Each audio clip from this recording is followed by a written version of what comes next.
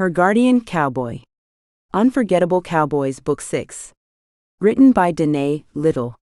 Copyright by Danae, Little and Little Publishing. All rights reserved. Chapter 1.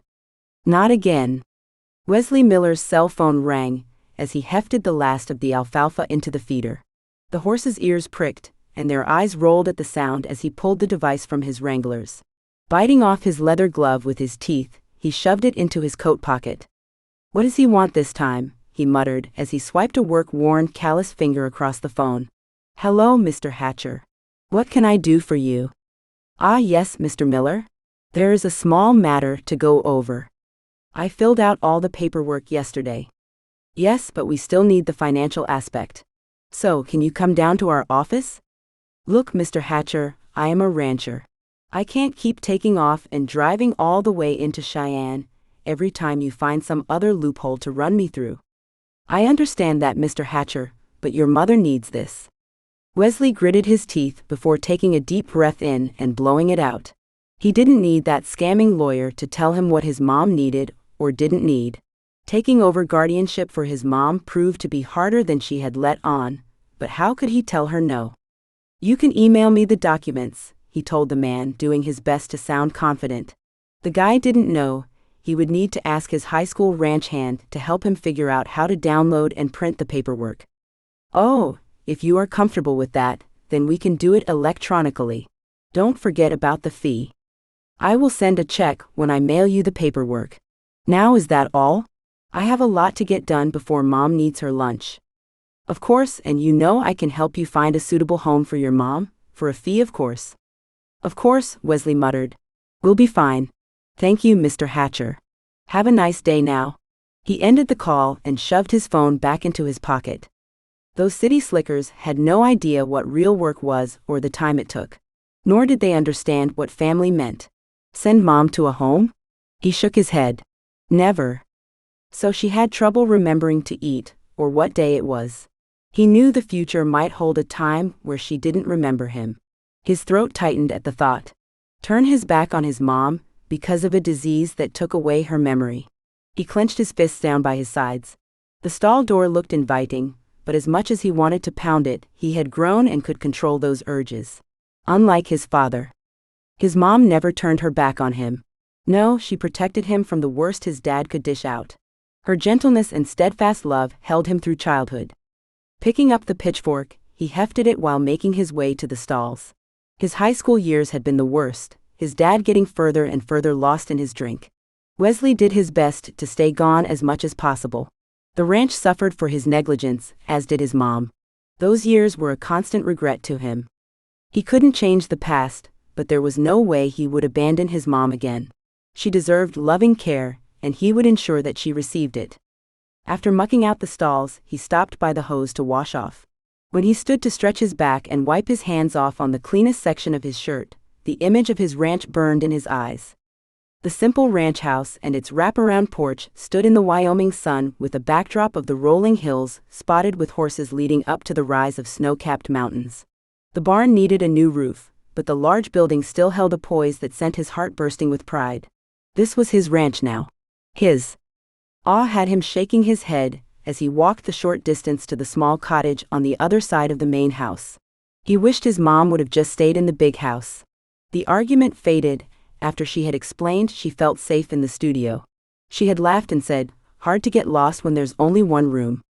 At the doorstep, Wesley straightened his shirt, scuffed his boots across the welcome mat, and took off his hat before tapping on the door as he let himself in.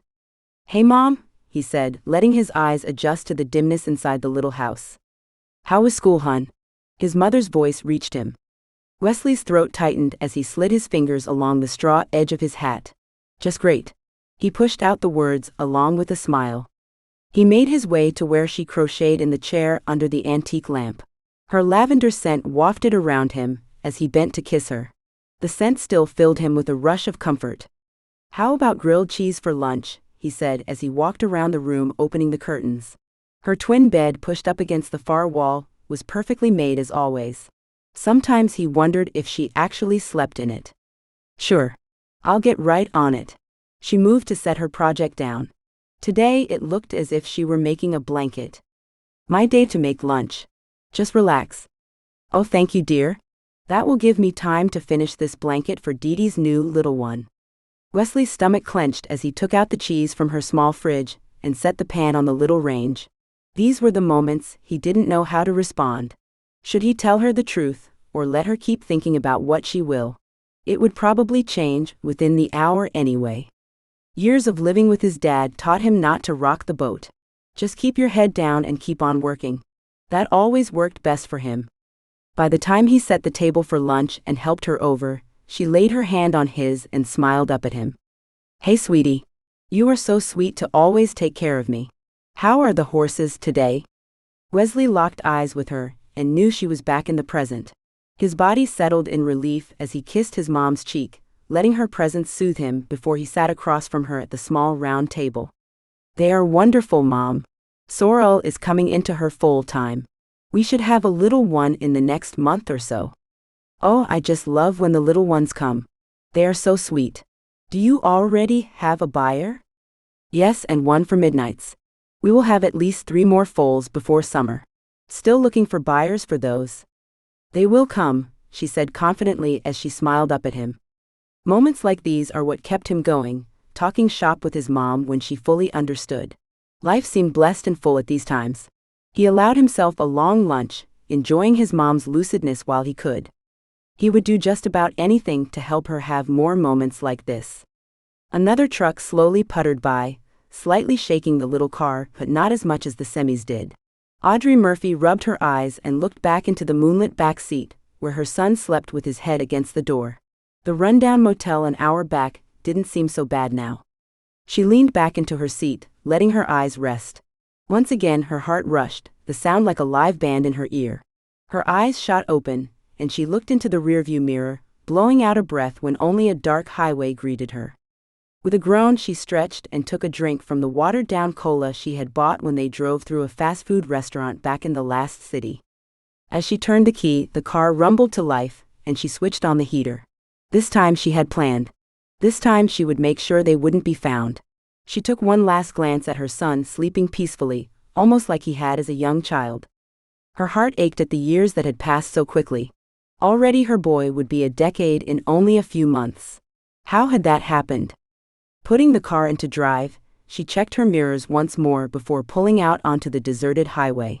How had any of this happened?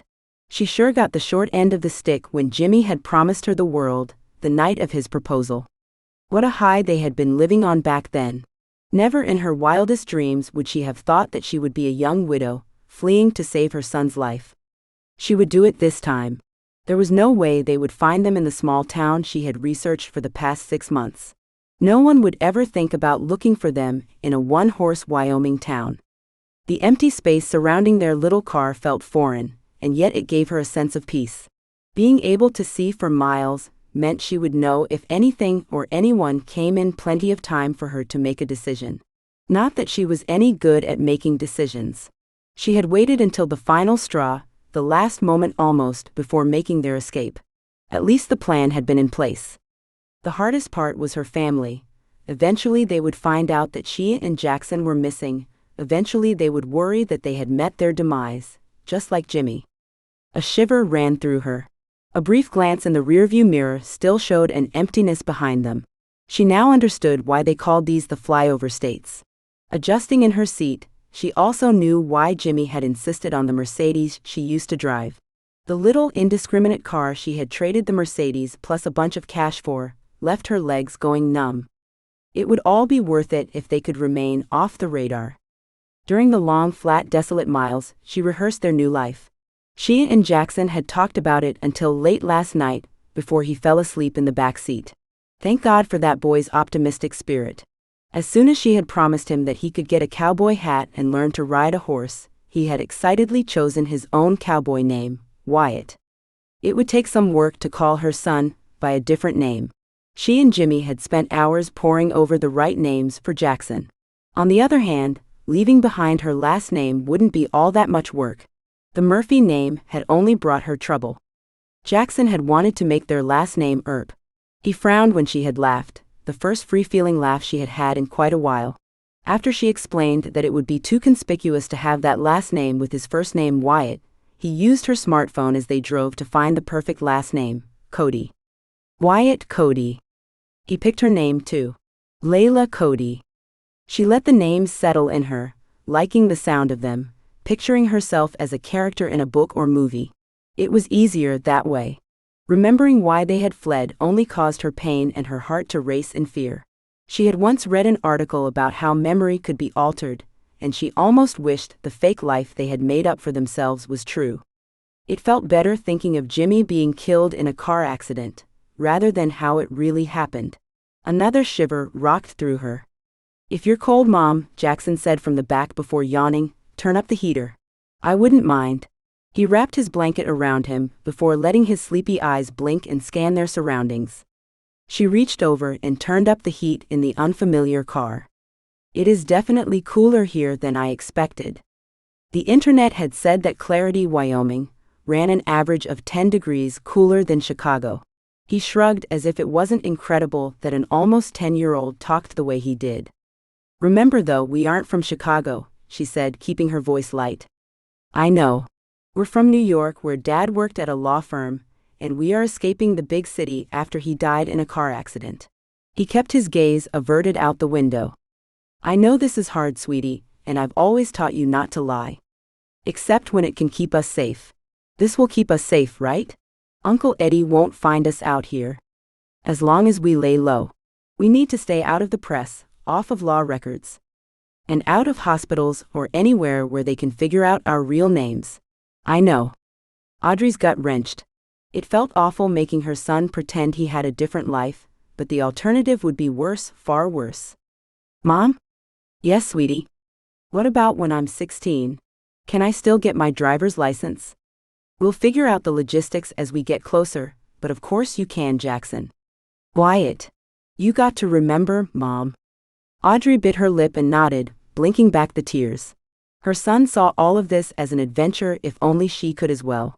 She thought about the fake ID in her wallet. By no means was she a professional forger, but she had watched enough fake IDs being made to have one that would pass. She even made a Wyoming ID. "How much farther?" her son asked, squirming in his seat. "It's a couple of hours. We'll stop at the diner ahead so you can go to the bathroom, and we'll get some breakfast." "We have enough cash for that?" "We have plenty. I told you not to worry about it. I'll take care of you, sweetie. And I promised Dad and Uncle William I first would take care of you." He crossed his arms as his lips thinned in seriousness. "We're going to be okay," she promised, praying that her words would prove to be true. She would do anything to keep her son safe. Chapter 2. Wesley pulled at his collar and glanced around the tiny doctor's consult room. His mom sat amiably in the chair, her hands folded on her lap and a pleasant smile gracing her bare lips. She never had been one to wear makeup, even for church on Sunday. She didn't need to. His throat tightened as he watched her, the smooth lines between the wrinkles around her eyes and mouth showing how much she smiled, even with the tough life she had led. She had been so faithful to her husband and to him, even though neither of them deserved it. The tightness within him pushed him to a point of needing to stand and pace the tiny room. How long would they make them wait? "Sit down, Wesley. You'll make the doctor nervous." His mom's voice reached him, along with the touch of humor in her sparkling eyes. Wesley sank back in the chair, sitting on just the edge and tapping his foot. At least she was having a coherent day. That made these doctor visits so much easier. "All your chores will still be waiting for you when we return. They aren't going anywhere." She let her hand rest on his bouncing leg. There was still strength in that hand, a strength he wanted to keep there. Finally, the door creaked open and the doctor walked in reading a pamphlet. He continued to ignore them as he finished, and then pulled his reading glasses down, sat on his stool and looked at them both. Wesley clenched his jaw to keep the impatient words from flying out. "Mrs. Miller, it's good to see you again. How are you today?" "Oh, right as rain, Dr. Bishop." His mother's sing-song voice sounded as pleasant as if nothing was going wrong with her. "Glad to hear it." "Wesley," the doctor acknowledged him with a nod. Wesley kept his mouth shut and nodded back. This doctor delivered him and saw him through all his childhood illnesses and broken bones. "So, I just spoke with your neurologist. He is recommending this state-of-the-art drug. He tapped the pamphlet. After some brief research, I think he is right. This is the way to go for you. It may ease some of your symptoms and possibly slow the progression of your memory loss. Wesley went still and his eyes strained with intensity. It may stop it from progressing. I'm sorry, Wesley. There is no way to stop it, but this relatively new medicine may slow the progression. Wesley's mind felt in a tornado. No way to stop it, but slowing it would at least give him more time, right? What are the side effects? He asked. The usual with these types of medication: nausea, fatigue, loss of appetite. Nothing serious? Wesley asked, taking his mom's hands in his. Nothing you need to worry about. The only thing that does concern me is the amount of the copay. Since it is a new drug, your insurance won't cover much. You will still have to come up with an extra $300 a month. It's fine, son. I don't need the medication. His mom patted his hand. Wesley felt like a horse kicked him in the gut. He spent every penny they made to keep the ranch running. His dad had left them in a tight spot, and though Wesley had done his best, the ranch still barely covered the bills. He had actually been looking to find work when his mom became ill. He couldn't leave her, and he couldn't afford to hire someone to watch her while he worked. $300 might not seem like much to some people, but to him it would mean cutting back in several places somehow. He had already cut back so much. With the Colts coming, he would have a little extra, but not much. His mom squeezed his hand, her heartache shining in her eyes. She would do anything if the positions were reversed. He wasn't about to let her down. Prescribe the medication, Dr. Bishop. But Wesley, I will figure it out, Mom. He kissed the top of her head as he rose to shake the doctor's hand. Thank you, Dr. Bishop. I wish I could do more for her, son. You gave us hope. That is quite the feat. Wesley helped his mom out of her seat and lent her his arm as they walked from the office. She squeezed his arm, ducking her head and not speaking until they were settled in the truck and headed out of town. Wesley, how will you ever do this? I don't want you going further into debt for me. I won't, Mom. I don't know how yet, but I'll take care of it. You don't need to worry. You just need to focus on staying as healthy as you can. He spent the rest of the drive going through inventory in his mind and places he might be able to cut back. Spring was here, so he wouldn't need to spend so much on hay, though of course he had already allocated that extra money to go toward a new roof for the house. When they pulled up into the gravel driveway, he had only come up with an extra $100 a month. He needed $200 more. I will help you with the chores today, so you still have time to make it to see your friends tonight. Leaving her never felt right, but she always insisted. He would wait until she was resting in bed for the evening before meeting up with the guys for a soda down at the pub. He no longer drank, knowing how much it interfered with his control and thinking. Then he thought, not going out every Friday could save up to another $40 a month. That would get him pretty much halfway there. I think I'll stay in tonight, Mom, he said, and then exited the truck before she could reply. Yet as he helped her out, she met him with her hard stare. Wesley Lyle Miller, you will not stop your life on account of me. Now I'll be fine.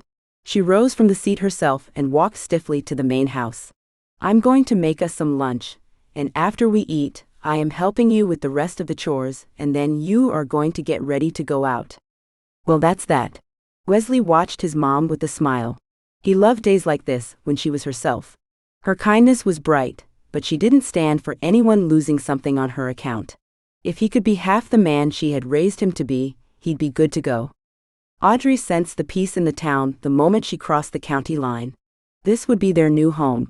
Whatever she had to do, she would make it happen here. Jackson, she clenched the steering wheel. Wyatt would excel in a small school and more time in the fresh mountain air. She rolled down the windows, even as cool as it was, and breathed in deeply. What are you doing, Mom? Smelling the mountain air. It reminds me of summers with my grandparents. I thought they lived in Florida. They do, but they used to live in Idaho. Oh, so why aren't we going to Idaho? I thought about that, but I wanted someplace no one could tie to us. Jackson nodded. Nostalgia created an ache in her heart as they drove down the quaint clapboard Main Street. Look, there's a Western clothing store. Can I get my hat now? She smiled, but she kept her eyes scanning for the bed and breakfast she had found online. When she made the reservations, the kind lady told her they were just past town on the left. Town wasn't big, and the last storefronts already showed in the distance. After we get settled in, we can walk through town, get some lunch, and buy some gear. Cowboy gear, he shouted, bouncing in his seat. Look, there's a cowboy right there. Audrey quickly glanced where Jackson pointed. A tall man in full-up cowboy gear helped an older woman into a truck. Her heart softened. That right there was what she loved about cowboys. It distracted her almost to the point of passing the bed and breakfast, but she made the turn just in time, pulling into the back gravel parking lot. Good thing she no longer had her Mercedes. She would worry about the paint and scratching bottoms over the ruts. This old car maneuvered them like it had been born on a dirt road. Her hands only slightly shook after turning the car off and looking back at her son. Well, are you ready to start our new life? Sure am, ma'am. Wyatt Cody, at your service. He tipped his pretend hat. All Audrey wanted to do at that moment was bring her son in her arms and hug him close to her. He wouldn't allow it, she knew, but the longing never ceased. When the bell chimed above the door, it only sent more waves of rightness through her. People from the city didn't belong here, and wouldn't even think of looking in such a small town. This was their chance. A woman close to her age came out into the lobby with a baby on her hip. Well, hello. You must be the Codys. Audrey opened her mouth to correct her as Jackson tugged on her arm. She smiled, wrapped her arm around her son's shoulders, something that became easier the taller he became. Yes, that's us. Wonderful. We just finished preparing your room, and have the cot all set up for your little man. Follow me. You don't want to get the paperwork and payment finished first? Audrey asked. The woman shooed the thought away with a wave of her wrist. There'll be time for that. By the way, I'm Jenny and this here is little Hadley.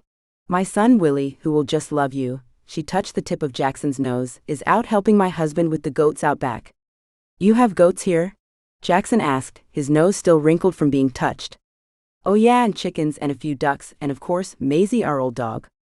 They have farm animals in town, Mom? Well, we're at the edge of town and actually have a couple of acres out back. Of course, Willie would love it if we got a horse. Jackson's eyes lit up and he looked up at her.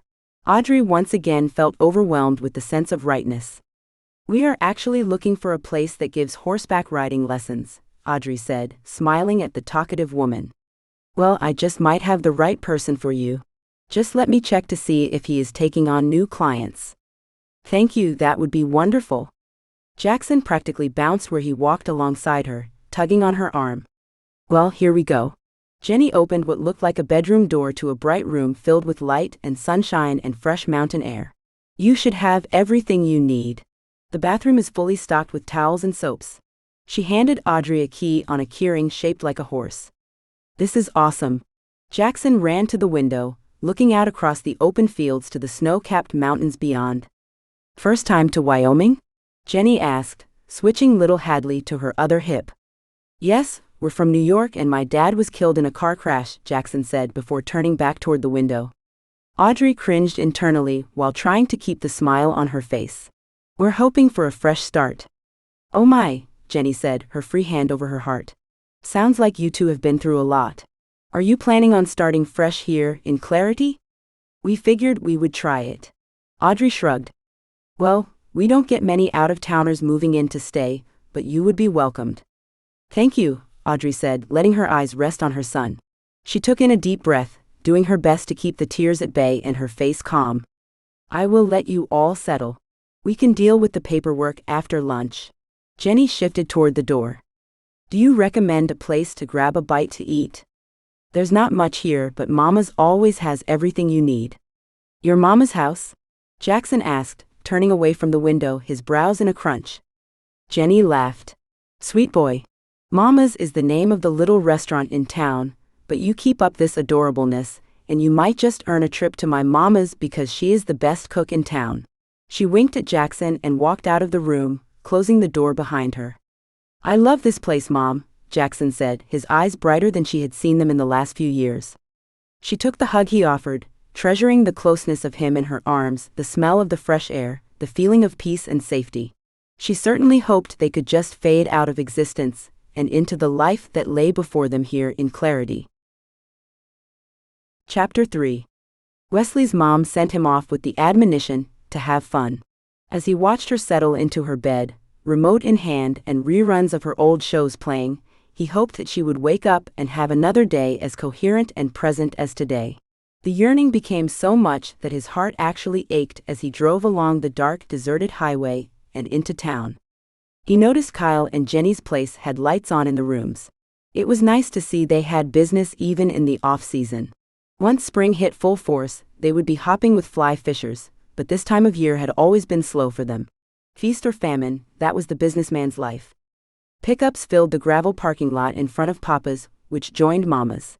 Where Mama's had the good wholesome cooking for meal times, Papa's kept it all going after dinner with greasy fried appetizers, drinks, and the latest game blaring over the televisions. He sat in his truck for a moment, doing his best to shove the stress of the day back so he could enjoy a good time with his buddies. It used to be them and their girlfriends, then wives, but now the girls stayed at home to put little ones to bed, and the boys had the evening to themselves. Wesley selfishly liked that better.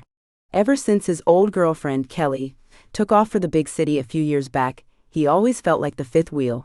Of course, the girls would try to hook him up with this friend or that friend, but slowly all those friends hooked up with others in town or moved away. He got to thinking he was better off alone, and that was easier to believe when he didn't have happy couples in front of him. With a sigh, he shoved the creaking truck door open and ambled into the pub.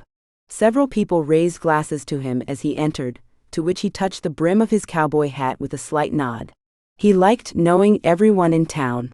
It kept him on the straight and narrow, knowing whatever he did would get back to his mom and his pastor. He didn't understand how people could live in a city, see people all day long and never once talk to one or even know them. "What has you all up in your head?" Logan asked, as he slumped into the booth across from him. "Nothing." "Whatever. You have that contemplative, scrunched eyebrow thing going on." His friend laughed. "Where's Kyle?" Wesley asked. Logan nodded toward the bar where Kyle grabbed 2 drinks and headed their way. "What's going on, man? Your mom okay?" Kyle greeted, as he handed Wesley a glass of cola. "What's with you two? Your women made you all soft?" Wesley asked, feeling his brows crease more. What had gotten into him? "Well, Jamie wouldn't agree with you there. That girl says I have no emotional IQ, whatever that is." Logan shrugged and took a long pull from his glass. "It means you don't let her talk enough," Kyle said with mock intelligence. "She talks constantly," Logan guffawed. Wesley listened to their marriage complaints as his chest constricted. "Just one more reason I am happy single. I don't need a woman constantly yapping my ear off and wanting me to be all mushy." "You're not immune, Wesley. You'll get one sooner or later." Logan leaned forward. "And when you do, I can't wait to make fun of you getting all gushy-wooshy." "Like that would happen," Wesley muttered. He never got all sensitive or puppy-doggish with Kelly. It wasn't his style. Yet if he had, maybe she would still be here. He pushed her out of his mind. Her loss. Speaking of finding someone. Kyle raised his eyebrows.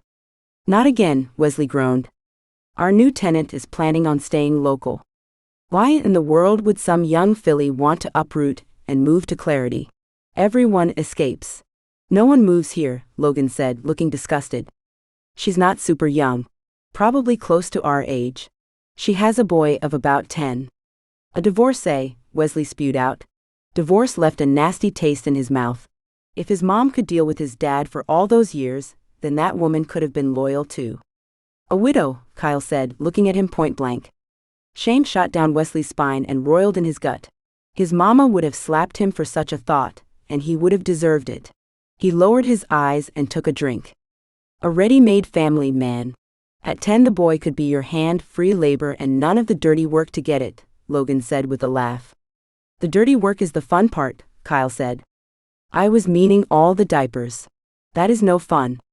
Wesley wrinkled his nose at the thought of changing diapers. He had never really thought about having kids, but a hand on the ranch teaching a boy skills, that left an emptiness in his chest, a gap that felt as if it needed filling. "No thank you," he said, despite the sensations tearing at him. "I got Brock coming to help me in the afternoons and on Saturdays. That's all I need." The high schooler worked hard, learned fast, and had been an asset. Yet, the boy only had a few more months before he took off for college. Well, even if this gal doesn't become a love interest, she could help your pocketbook. Wesley snapped his attention back to his friend, leveling him with a hard gaze. What do you mean? She pays in cash and doesn't seem to be limited. What does that do for me? Wesley didn't like the thought of taking money from a widow, even if she did pay in cash. Her boy wants riding lessons. I don't do lessons. Yet Kyle met his hard glare. You don't have to say anything. We know money's tight. Jenny's been telling you for years to offer lessons or trail rides to our guests. Yeah, man. You shouldn't waste all your rodeo riding talents. Logan chuckled with mirth. Wesley didn't even glance at his friend, who seemed to be in a harassing mood tonight. Logan knew the rodeo was a sore spot for him. When his dad died, he had to give up his scholarship to Laramie. His roping skills had given him a full ride, a ride he never got to take. He gave all that up to take care of his mom and their ranch. You have more than enough knowledge to teach a kid how to ride. I only met the boy for a moment, but he was respectful and eager, Kyle said, leaning forward as if he knew Wesley actually considered it. If it wasn't for the added cost of this new medication, he wouldn't even think about it. I wouldn't even know what to charge, he muttered. Old man Holiday charged $50 when he did it. Since he had his heart attack, we've had to send guests out of county for trail riding and lessons. At $50 per lesson and one lesson a week, he would have exactly what he needed to cover the rest of his mom's medication. The thought calmed his churning stomach, but he stressed if he should trust something that came with such perfect timing. It seemed too simple. Fine, he grumbled, hoping he wasn't signing up for something that would come to bite him in the backside. Yes. Jenny is going to be so happy with me. Why you? It was Wesley that agreed. Exactly. She'll give me the credit and the award. He winked at Logan and slapped Wesley's back. I'm not saying I'll do everyone. Just the boy, he said. For now, Kyle said and raised his glass. To Wesley, the horseback riding trainer. Hush, Wesley looked around at the people who had turned at Kyle's outburst. I don't want it getting around. Too many of the boys have asked me to train their sons to rope. Logan scratched his head. I don't get why you don't profit from that. I mean, you could be making bank. Wesley just glared at his friend. Of course, he wouldn't understand. The guy had no idea how much he had lost when he gave up rodeoing. He had no idea the pain that ripped through him every time he saw a rodeo flash on the televisions on Friday nights. Teaching someone to rope would be like ripping that wound right back to the quick. No, the riding lessons with this boy would be difficult enough, but for his mom, he would do it. Good morning. Jenny greeted Audrey and Jackson brightly as they tentatively walked into the kitchen. Come on, don't be shy. Breakfast is just about ready. Thank you. May I help with anything? Audrey asked, twisting her hands in front of her after motioning Jackson to sit next to Jenny's son. You're a guest, silly. Just relax, and I'll have the food to you in a jiffy. As soon as I sit down, I'll tell you the exciting news I have. Audrey sat next to her son on the bench of the table that looked like a fancy picnic table. Willie quietly sounded out some words from a small book, and Hadley made a mess in her high chair as she gummed what looked like a pounded-up banana.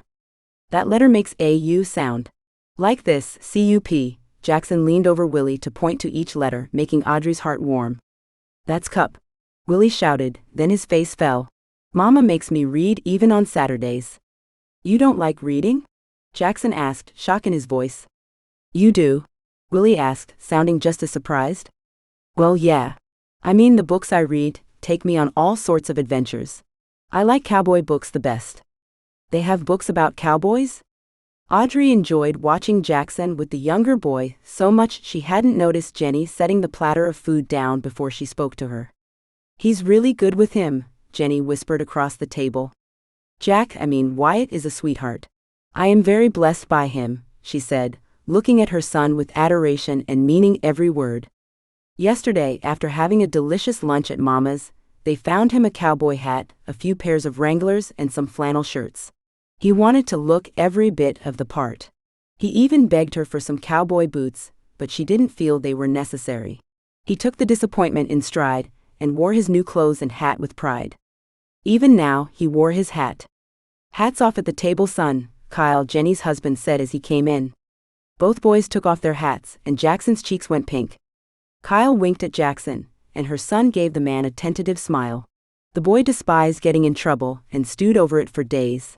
Audrey's gratitude for the family grew by second. "Have you shared the news yet?" Kyle asked, his eyes lingering on his wife. Audrey remembered when Jimmy had looked at her that way. It had faded over the years, a bit. She always blamed it on the stress he acquired when made to join the family business. "I was just about to." Jenny's excited voice drew Audrey from her ponderings, and she gave her host a gracious smile. "The man who gives riding lessons is available, even today if you would like." "Today?" Jackson's mouth dropped open and he grabbed her arm. "Can we do it today, Mom? Please." I don't see why not. It will help us to become more accustomed to the town." "Oh, Wesley doesn't live in town. He's about 15 minutes down the highway. Most of our residents live on the outskirts," Kyle added before stuffing a bite of eggs in his mouth. "That's not a problem. It would take us a lot more than 15 minutes to get across the city back home." "New York, right?" Kyle asked. "Cheh."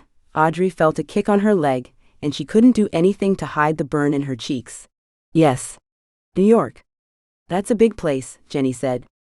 "Yes, too big," Audrey said, though she thought it not big enough to get lost in.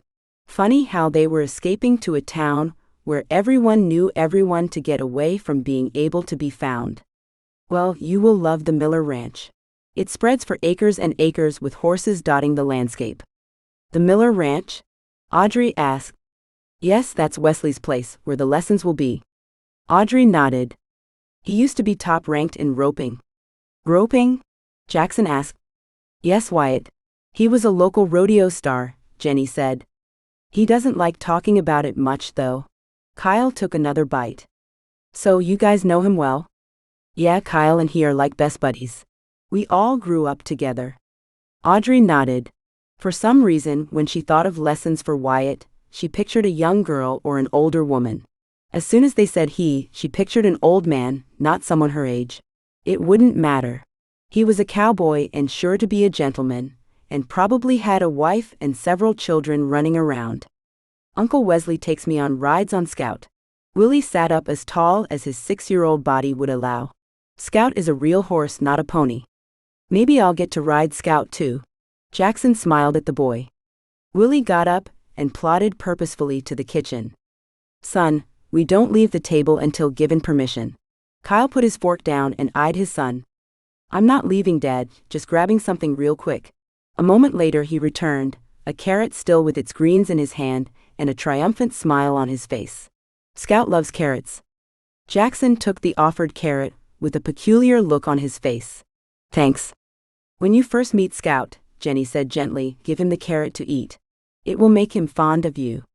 "Oh, I've seen that on movies before." "You mean you have never seen a real horse?" Willie stared at him with wide eyes. "Sure, I've seen them. I've just never met one." "Good way to put it." Kyle dropped his utensils and napkin on his plate and sat back. "I imagine that not many horses live in big cities like New York. The policemen sometimes ride on them, but you aren't allowed to touch those ones." "It has been ya." Audrey pushed out a cough, wondering how she would ever pull off their new identities. "Excuse me," she said and took a sip of water. "Wyatt has always wanted to ride a horse, ever since he was as tiny as Hadley there." "Well, today Wesley will make your dream come true," Kyle said as he stood. "Thank you for the lovely breakfast."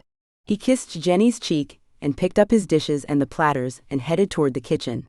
"I'll let Wesley know you'll make it. About 10 sound good?" "Wonderful, thank you." Audrey smiled, hoping her gratitude for this family shone brightly. "Are we your only boarders?" "Right now," Jenny said with a shrug. "The months after Christmas and before spring really hits are usually slow." "Oh, would it be easier for you if we paid for a second room since there are 2 of us?" "I'm sorry. I thought you didn't want Wyatt in a room by himself. That's why we set up the cot. We can set up a separate room for him." Wyatt's eyes opened wide and his face paled slightly. "Please don't go to the trouble. 1 room is fine for us. I just wanted to help out if things were tight." "Oh? No, we prepare for these slow months. You are too sweet, Layla. Jenny dropped her hand on top of hers. You are going to fit in right at home here. You're already acting neighborly. The compliment brought heat to Audrey's cheeks, as did the brief desire to correct Jenny with her real name. This was harder than she thought, and now she felt like she was deceiving these generous people. She thought about that deception as they drove out to the Miller ranch. Jackson, no Wyatt. She decided she had to start thinking of him with his fake name to help her remember and not embarrass them or give their identities away. Wyatt read the directions to her as they drove down the long highway. There's not much to it, Mom. We look for Wilson's Wabbit sign. Haha, that's funny, and Miller Ranch is the next right. Doesn't sound difficult at all. Thank you, Mom. Audrey caught his eyes in the mirror, making her own mist with gratitude for her son. Thank you. I'm the luckiest mom alive to have you as my son. He rolled his eyes, but she saw joy fill them. You always say that. I always mean it. There's Wilson's Wabbits. Do you think he is a rabbit farmer? It sounds like it to me. I bet you could ask Jenny or Kyle when we get back. Or maybe that Wesley guy that's going to teach me to ride. There's the ranch. Look, Mom. Wow. Wow was right. The green pastures spread for what looked like miles until they faded off into the hills. The mountains looked like they were close enough to touch. She pulled to a stop at the Y in the long driveway.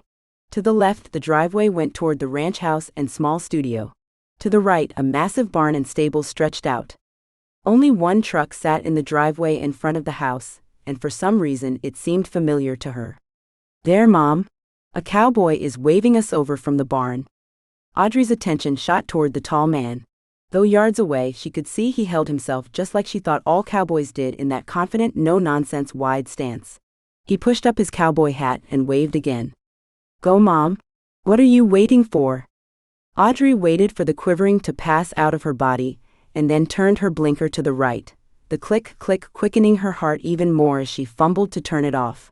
When she parked along the fence, she dared a glance at the cowboy strutting toward them with an amused smile gracing his full lips. Holy cow, Wyatt was getting lessons by John Wayne himself. If there ever was a quintessential cowboy, this man fit every image. Chapter 4. At the sound of gravel popping under tires, Wesley's heart jumped, speeding at a gallop. Irritation built up inside of him, making him itch and burn at the same time. This was just for the money. He didn't care that Kyle said the woman was hot, or the thought of having a ready-made family created a hole inside that yearned to be filled. The lady sat at the Y like a deer caught in headlights. She didn't even know how to drive.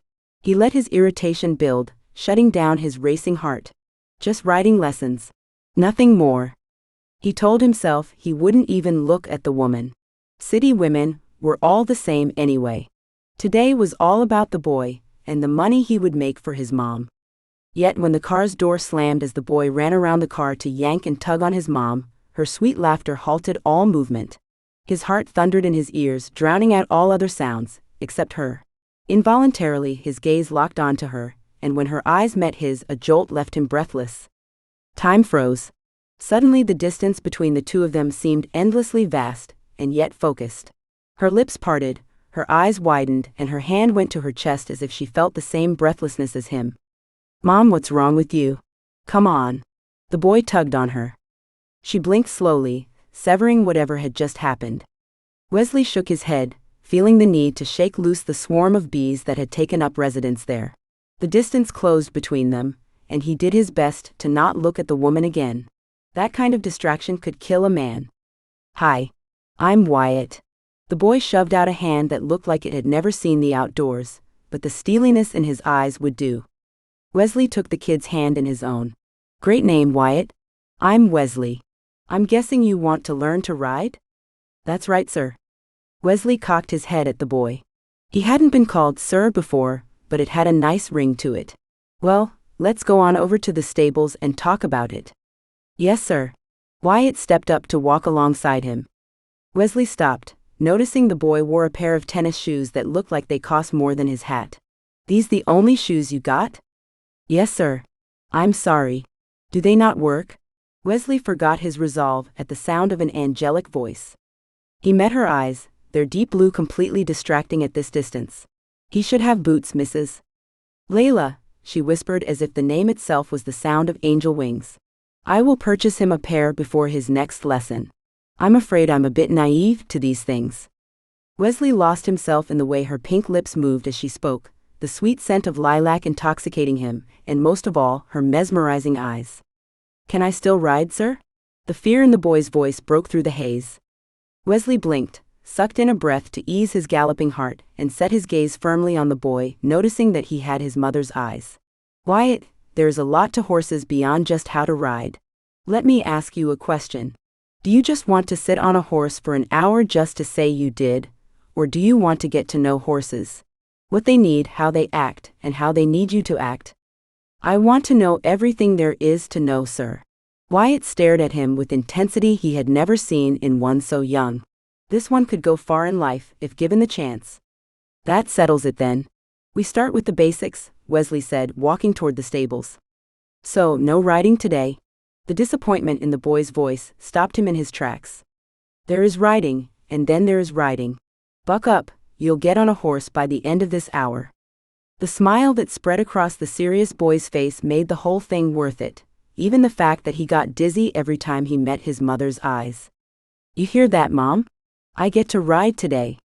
I'm very happy for you, sweetie. I'm sorry I didn't listen to you about the boots.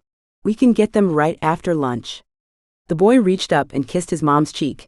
I'm the luckiest kid in the world. Wesley turned away, unsure of why his throat all of a sudden tightened and his eyes burned. He took long strides into the stable, noticing the soft plodding of the boy practically running to keep up. He could sense Wyatt's mom following behind. Should we set your mom up with a chair in the shade? He asked the boy, needing her to give them space. He couldn't think with her sweet scent and azure gaze on him. She would rather sit in the sun, the boy said in all seriousness. Oh well. Actually, I would love to watch and learn alongside him. I can pay extra if needed. He did it again. He turned to meet her beautiful eyes and lost himself. Squashing the greedy thought that popped up, he knew he would never let himself live with taking money from this woman that wasn't earned. The thought of having her so close, though, made his skin burn and his mind whirl. What was it about her that made him so uncomfortable? The woman opened her purse and rifled through a wallet. Wesley tried to swallow, his mouth all of a sudden so dry that his tongue felt stuck to the roof. Before his voice worked, she held out 100. The lesson is only 50, he finally got out. 50 for each of us. She held his gaze. Are you planning on riding? Unable to help it, he scanned her flowy pants and slippers of shoes. Well, no, not today at least, she said, her cheeks turning a beautiful pink. As you can see, I am not suitably dressed. Then it's only 50, he swallowed, whether you choose to watch or not. 9 inches, well, I don't have change, so. She thrust the bill toward him. Ma'am, I won't take extra money, but I will put the other 50 toward Wyatt's next session if that would work for you. She nodded and he took the bill, careful not to touch her long, slender fingers made to play the piano, not work on a ranch. Mom, look. Wyatt called as he held out a carrot to Scout. Sweetie, you need to ask Mr. Wesley before you feed his horses.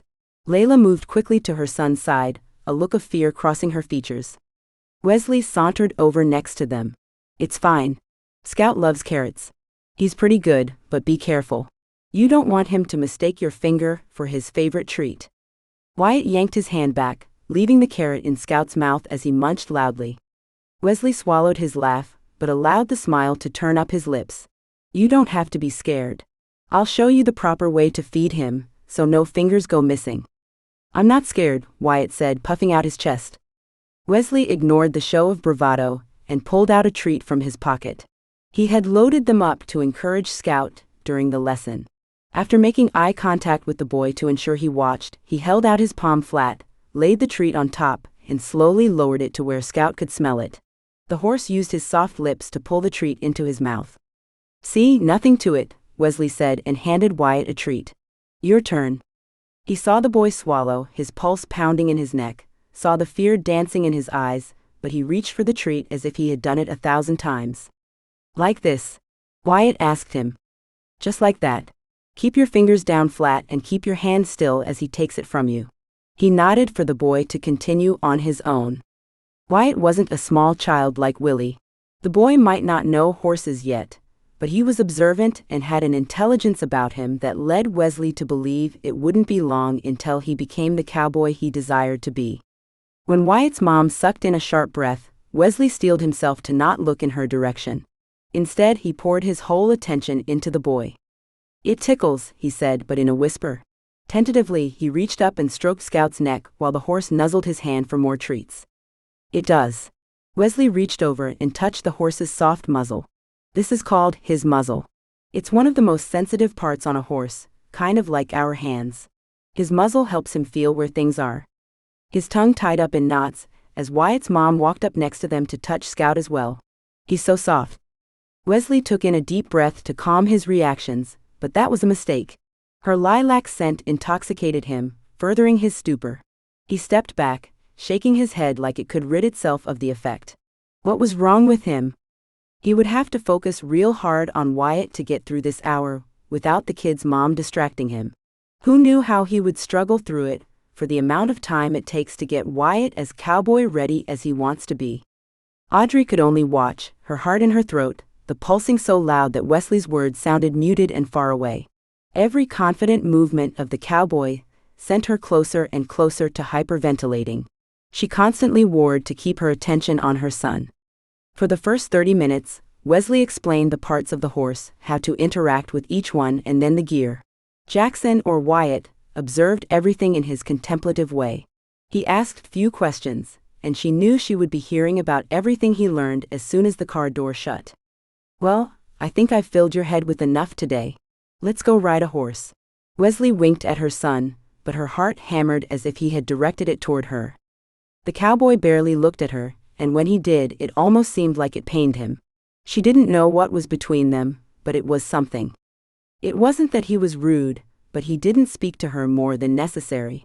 Which was probably for the best, being as she felt like a clumsy, tongue-tied schoolgirl whenever he did look at her. The important part was that he was amazing with Jackson. She watched her son instantly taken with the cowboy. Seeing Wesley giving him so much of his full attention meant the world to her. The cowboy could ignore her all he wanted, as long as he kept treating her son like he was the amazing kid he was. Jackson tugged on her arm briefly, his smile so big it looked like it stretched wider than ever before. For a moment, all else faded. Seeing her son this happy made nothing else matter. It had been too long since he had been able to experience such pure joy, and that was something he deserved. "Ma'am, there's a bench just outside the round pen. It would be best to watch from there." "Oh, okay," Audrey said, her eyes instantly shooting back toward Jackson. "I'll be fine, Mom," he told her, and she treasured the fact he said it with respect and concern, rather than bratty as if his ego had been damaged. "Mr. Wesley knows what he's doing." "I do," Wesley said, a slow smile turning up his lips in a way that pulled at her heart. He turned away after only a brief moment, and looked toward the horse, who he soothed expertly. "And Scout does too. Don't you, boy?" Not that Scout needed soothing.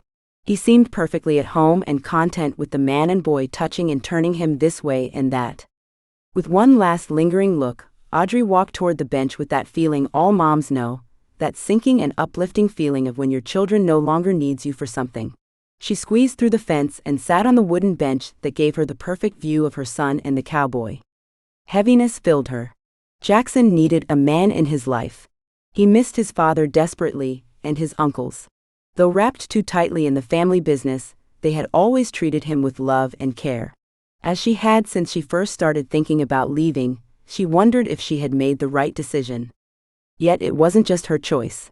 She and Jimmy had many late-night discussions, and this is what they had decided on, keeping Jackson out of the family business, no matter the cost. Involuntarily, her eyes filled. Jimmy may have become distant in the last few years of his life, but she had loved him, and his loss left a giant hole in her even years later. "Well, if this doesn't bring back memories," a woman's voice said from behind her. Audrey sucked in a breath and wiped at her eyes before standing and turning toward the person. Bethany Miller. The woman who held out her hand was not the young, gorgeous wife Audrey had expected, but an older woman whose hands looked like they had worked alongside the men on the ranch for her whole life. "AUD," she bit her cheek out of frustration. "Layla Cody. Nice to meet you." "Likewise," Bethany said as she sat down on the bench. Layla sat back down as well, but only after she glanced back toward the house for any sign of more people. It's just me. I enjoy watching kids learn horsemanship. There's a special bond between a horse and human. It's like these majestic animals give us a glimpse into the spiritual world. God sure outdid himself when creating horses. Audrey found herself watching the woman in wonder, before Jackson yipping quietly brought her attention back to her son. He sat astride Scout, his smile a beacon that she swore called angels. At least she hoped it did, a whole squadron of angels to keep him from getting hurt. He was her whole world. Handsome guy, Bethany said. Reminds me of my Wesley at that age. I'm so glad he has a son now to call his own. Audrey didn't want her heart crashing with the news. She was a widow and planned to keep it that way. Nothing needed to distract her from keeping her son safe. Where's his son now? What do you mean, dear? Bethany asked. The sound of confusion in the woman's voice made Audrey look at her closer. Her eyes seemed a bit unfocused. Something felt different, but she smiled and asked again. Wesley's son? Is he somewhere with his mom? My son would love to meet him. Well, silly, he's right there, she pointed to Jackson. Don't you see him? Audrey's mouth went dry as her heart raced. That's my son, Jack Wyatt. Exactly, Bethany nodded like that explained everything. He's a doll, isn't he, and look how well he's doing. Such a natural. Thank you, Audrey said, sitting back on the bench and turning her focus to her son, who was riding like an expert. She didn't know what had just happened with Bethany, who she presumed was Wesley's mom, but it wasn't worth fretting about. The lady only gave the sense of kindness. She wondered if she was like her great-aunt, who had always thought she was her mother, but she was in her 80s and Bethany couldn't be more than 60. That's right, Wyatt. Sit tall, put your weight in your heels. Good. Wesley's deep voice brought her back to the moment. Her son was living his dream. He was riding a horse. She pulled out her phone and searched for the photo button. It was just one of those cheap pay-as-you-go phones, but that's all she needed now until they settled. She had tossed her phone, that she knew the Murphys tracked, out the window before they left Chicago. After taking a few shots, she laid the phone in her lap and watched her son's happiness. She would make sure that this joy continued. He deserved a life of happiness and freedom, even if it took everything to give it to him. This is such a perfect place to raise a family. Don't you think, dear? Audrey let her gaze scan the ranch, noticing the settling that happened within her as she did. Yes, a great place for a family. I only wished I had been able to give Wesley siblings. He's quite the gift, you know. I'm sure he is, Audrey said, letting her eyes travel to the cowboy. He looked over at them with an unreadable expression, but his shoulders stiffened and his attention seemed unfocused. May I try the reins now? Jackson asked, drawing Wesley's attention back toward him. Wesley went on to instruct him on how to use the reins properly. I still pray that this ranch will be full of little ones one day, a bunch of little cowboys and cowgirls running around and stirring up the dust. That would be quite the sight. Don't you want more children, dear? Audrey was caught off guard. She took a moment, watching Jackson before replying. He had always asked for a brother or sister, but as soon as Jimmy joined the family business, he had put a halt on having any more. It had been the plan, but life happens. Don't give up. You are still young. There's plenty of time for you to have more. Audrey pushed a half smile to her lips. More children meant marrying again, and that wasn't something she could consider right now. She didn't want to go into that with this kind, but peculiar woman, so when she saw Wesley instructing Jackson how to dismount, she stood and walked to the fence. Wesley spoke to her son in a low voice, only the music of it traveling to her without the words. The smile on Jackson's face told her all it needed to. Wesley tapped the edge of Jackson's hat before leading Scout into the stables. Mom? Did you see that? I rode a horse. I did so well, Wesley thought I had done it before. The hug he gave her was worth everything. She would have paid Wesley $1,000 to have this moment right here. Chapter 5. Wesley groaned and pushed his horse into a trot, and then a gallop. He focused on the cool air whipping his cheeks and causing his eyes to water. Finally he could breathe again, his body floated above his horse, his breath came freely and his mind cleared. Good boy, Champ. You still got it in you. Wesley leaned forward to rub Champ's long, graceful neck. He and the horse went way back, and he couldn't deny the sting of memories that made themselves known while on his back. Times of crowds cheering, ropes whipping and sliding in his hands, the smell of the dust as he wrapped up the steer. Yes, memories that bit, good memories tainted with the taste of failure and resentment. Yet he would still take those over the preoccupation that filled him as soon as he and Champ eased back toward the barn, and the arena, and the bench where she had sat, her blonde hair blowing in the breeze, her penetrating blue eyes watching his every move, and her sweet scent blowing past him with each gust of wind. His stomach twisted. The freedom from his mind's new preoccupation had been a blessed break, but now she was back, and he would have to figure out how to either live with it or shove her from his mind. Neither strategy had worked thus far, and 3 days in, it made him wonder if he had lost his sanity. Wesley enjoyed the sensation of jumping off Champ. The pounding as his boots hit the dusty ground sent waves of excitement through him. Some things never died. It might have been a decade since he competed, but whenever he jumped off a horse, it could have been yesterday. He tied Champ up to the hitching post and uncinched his saddle, tossing the cinch and straps over the top before hefting it off the sweaty animal. Sharp tang of horse filled his nostrils, soothing his nerves. That scent could cure just about anything. Yet as he took the saddle into the barn, lavender mingled with horse, and that, he realized, was the most comforting scent he could think of. Peeking over the saddle, he saw his mom feeding treats to her horse, Buttercup. The mare's wrinkled muzzle nestled into his mom's hands, as if she too missed the time when she would ride every day. "Hey Mom," he said as he dropped the saddle onto its stand. He stood back and waited, holding his breath. "Hi hun. Did you have a good ride? I was just telling Buttercup, it had been too long since we went for one." Wesley breathed out. To some, hearing your mom talk to horses might be disconcerting, but to him it was normal and comforting.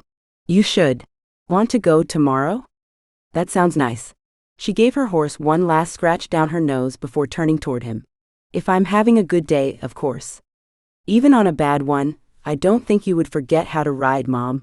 You were born on a horse." "Well, not quite, but pretty close." She laughed, memories sparkling in her eyes. "You were too, you know." "I do," he said with a smile as he leaned up against a post. "So dear, when is that pretty blonde coming back with her son?" Wesley's smile dropped as quickly as he pushed off the post and grabbed a brush for Champ. "Tomorrow." His mom said, following him back outside and watching him in that way of hers while he brushed down Champ. "Don't me, Mom. Picking up Wyatt as a student is helping us pay for your medicine, that's it. I appreciate you doing that." "I know you do. That's not why I said it. I don't want you getting your mind wrapped around something that it shouldn't." "Why shouldn't it? Is she married?" "She didn't look at you like a married woman should." Wesley peeked over Champ's back at his mom's too innocent face. "What do you mean, she looked at me like?" He shook his head. "Never mind, it doesn't matter." "So she is married?" "Yes." "No. Her husband passed." He glanced at his mom as her hand covered her mouth. "How young to be a widow. That poor thing." "Well, she's not poor and I'm not going there, Mom. So you can just stop your fantasizing." He said the words gently. His intention wasn't to offend her, but he knew how her mind worked, and it constantly tried to find him a suitable wife. "She's young still, pretty, kind, and it seems you really connected with her son." "Mom," he warned. Fine. I'll go make lunch. I'm just saying, sometimes God lands something right in your lap, so you can't ignore it, that's all. You're not getting any younger, you know."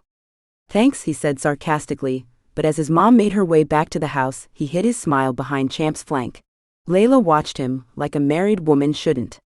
By the time he put Champ out in the pasture, he kicked himself for letting his mind get wrapped up in the city girl all over again. It didn't matter how she looked at him. He wasn't going there. The last thing he needed was a distraction. He had too much to handle without a woman pulling at his attention and adding to his demands, no matter how mesmerizing her eyes were, or how sweet she smelled, or how amazing her son was, or if she looked at him like she might be interested. Audrey read the same ad for a third time. What was wrong with her? He was just a man. Sure, he was a handsome, confident, strong, and silent cowboy, but he was still just a man. She focused on Jimmy, but he wasn't here and hadn't been for a few years now. The old resentment came bubbling up, and frustration filled her. She had worked so hard to forgive her late husband. After all, it wasn't his fault they killed him. Yet, it was his fault that he hadn't been more honest with her from the beginning. "Mom? You okay? You got that look again." Wyatt looked up at her from the floor where he did his schoolwork. She worried about his posture, bent over papers on the floor like that, but it was how he liked to do it, and he didn't complain. "I'm fine, sweetie. There's not much to rent around here is all. I thought I had it all planned out, but the house I was looking at is no longer available. We'll find a place. Maybe it will even have a barn like Mr. Wesley's. Then we can get our own horses." Audrey pushed the paper away and dropped down to Jackson's side. "All in time. First a place for now. Then a job for me. School for you. Then we can look into buying something, somehow." She thought about her stash slowly dwindling down. She knew where to get more, but it meant going back to the city to get it. When the time to flee crashed into her world, she couldn't afford the chance of picking up the money before they left, and now she may never get her hands on it again. She sent up an apology to her husband. He had made her promise to take it with her. It would have been too dangerous to go into the middle of the city at that moment. As it was, they had only minutes to spare. Her son's life was more important than money. She could find work and save up for a place like anyone else. "I like it here," Jackson said, interrupting her internal dialogue. "I'm glad, sweetie." She looked out the window. The sun shone beautifully today, and though it wasn't quite spring, looking out the window you wouldn't know. "I do too." A freedom lived in the expansiveness, and the mountains stood protectively over them. Rightness settled within her, and she knew she picked well.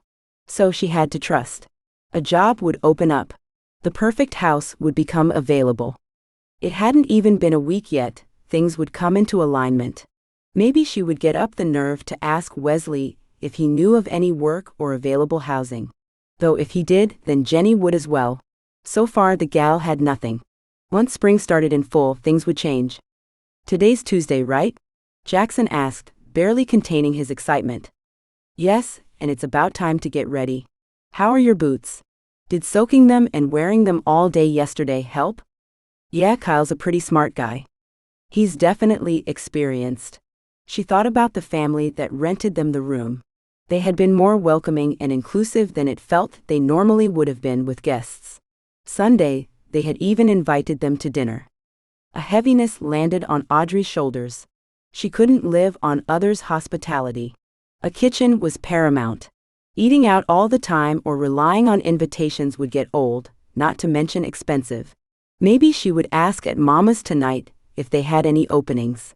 Of course, she would have to figure out what to do with Jackson while she was working. She pushed a smile on her face when she met her son's concerned gaze. "Do you think I'll get to go for a real ride today?" Though his excitement was evident, it almost seemed like he tried to distract her. "I think Wesley will let you when you are ready." "What about you, Mom? Don't you want a ride?" "Sure, but I already know how. So maybe when you are ready for a longer ride, I'll pay to ride with you. Then I will learn really soon. It's the best feeling in the world. I feel like a king sitting way up on Scout's back." "I remember," she said, and she did. Learning to ride during summers at her grandparents' was the highlight of her trips out there. "Tell me about your grandparents," Jackson urged. "You have met them," she said, ruffling his hair and standing to start getting things ready. "I mean before they got old and moved to Florida." Audrey's mouth fell open before she laughed. "Jackson, it's not polite to say they got old." "Mom," he looked back at the door. "You have to remember. In private, I will always call you by your real name, my son. I need that. You need that." "Then you won't ever remember," he grumbled. She shrugged. "We can say Jackson is your middle name, and I choose to call you that sometimes. It's the official stuff we have to pay attention to. Like at school and no hospitals or police or anything like that." "Exactly," she said, but inside the thought made her quiver. If they found them this time, what would they do to ensure they never tried to escape again? Her blood went cold with the thought. She had to be more careful. Jackson eyed her as he tugged off his shirt and pulled on a flannel one just like Wesley's that he had begged her to buy when they went in to get his boots. After he was dressed, he shoved his cowboy hat on like he had seen Kyle do as he left the table. He hooked his thumbs into his belt loops. "Don't I look like a real cowboy?" You look as handsome as ever, Cowboy, but you're missing one thing all cowboys need, or so I'm told. She looked pointedly at his socked feet. Well, those, I'm told, he smiled, have to be left outside. See, a well-mannered cowboy already. She tipped the edge of his hat, before going to grab her purse at the bedside table. Catching a glimpse of herself in the mirror, she realized those 5 pounds she lost since fleeing made her jeans fit that much better. She tugged on her blouse and shrugged as she covered it with her jacket. She shouldn't be worrying about looking nice for Jackson's riding instructor, yet she blushed when she remembered the first time their eyes connected. Something happened then, not something she had thought about, not something she had wanted, and definitely not something she had planned for. In fact, she didn't even know what that something was. It's not like he flirted with her. Flirtatious men she was accustomed to. Wesley was the opposite. He actually kind of ignored her, acting almost as if it pained him every time they interacted. Still, that first unexpected moment, it was raw, unfiltered, and powerful. And she hadn't been able to shake it. Even 4 days later, driving back up his driveway, her heart raced as she wondered if it would happen again. It didn't. Wesley barely poked his head out of the barn before waving them in. When they entered, he kept himself busy brushing Scout while talking Jackson through the procedure. I got it, Mr. Wesley. I've been rehearsing in my mind ever since you taught me the first time. Audrey opened her mouth to direct Jackson to be more polite, but the confident grin on Wesley's face stopped her. All right then, Cowboy. Let's see you do this. Wesley handed him the brush and leaned back against a post, arms crossed. His eyes barely brushed hers. The amusement in them danced until they met hers. He quickly pulled his gaze away and focused on her son. Jackson went through the whole grooming routine. He even checked each hoof as Wesley had shown him how 4 days ago. Now the saddle, right? Yes, and I'll get that for you. Then I will put on the saddle blanket. You know, I bet I could saddle him even if I am shorter than you. I bet you could, buckaroo, but let's leave some things for next time. You'll advance me right out of a job. Wesley chuckled and tapped Jackson's hat. No way, I want to keep learning until I have learned everything there is to know about being a cowboy. That, Wyatt, is a lifelong lesson, Wesley said seriously. Jackson visibly swallowed, but he didn't let down his gaze. Seeing him stare down the cowboy had Audrey covering her mouth to keep the giggle in. Whether the laugh was from a boy being so sure of himself or from embarrassment, she really couldn't tell. When her hiccup caused those steely eyes of Wesley to run across her, she swallowed all humor. Wesley's gaze didn't stay on her long, but she felt its fire for days afterward. The man perplexed her, and so did her reactions to him. Chapter 6. Yes, I understand. Thank you, Doctor. Wesley set down the house phone, leaving his hand resting on the receiver and letting his head hang. The world weighed down his shoulders. In the last 2 days, his mother had deteriorated, and fear consumed him. The medication should arrive today, but as the doctor said, there would be a transition period. Yesterday, he had brought his mom her lunch only to find her studio empty. He had searched for her for an hour before a neighbor called to say they saw her walking on the highway and pulled over to see if everything was all right. They had brought her to their house, calling him to come to get her. Wesley slowly shuffled to the guest bedroom in his house. His mom slept peacefully in the bed, even though it wasn't even 3 yet. What had caused such a quick deterioration? If this medication didn't work, he would have to figure something out. He couldn't take care of the ranch and watch his mom the entire time. Obviously, he couldn't leave his mom alone anymore. He rubbed his temple. Wesley shifted his weight before turning to make his way back down the hall, thinking about grabbing a painkiller on his way out to go over finances. He needed to find a way for a caretaker to come here for a few hours a day, and to increase Brock's hours in order to cover his loss of time. Wesley. His mom's frail voice stopped him. He turned back into the doorway to find her eyes, hoping they were clear. He let out a sigh of relief as he walked toward her and sat on the edge of the bed. Hey, Mom. This time was bad, wasn't it? He nodded, his throat swelling and closing off his ability to talk. This is too hard on you, hun.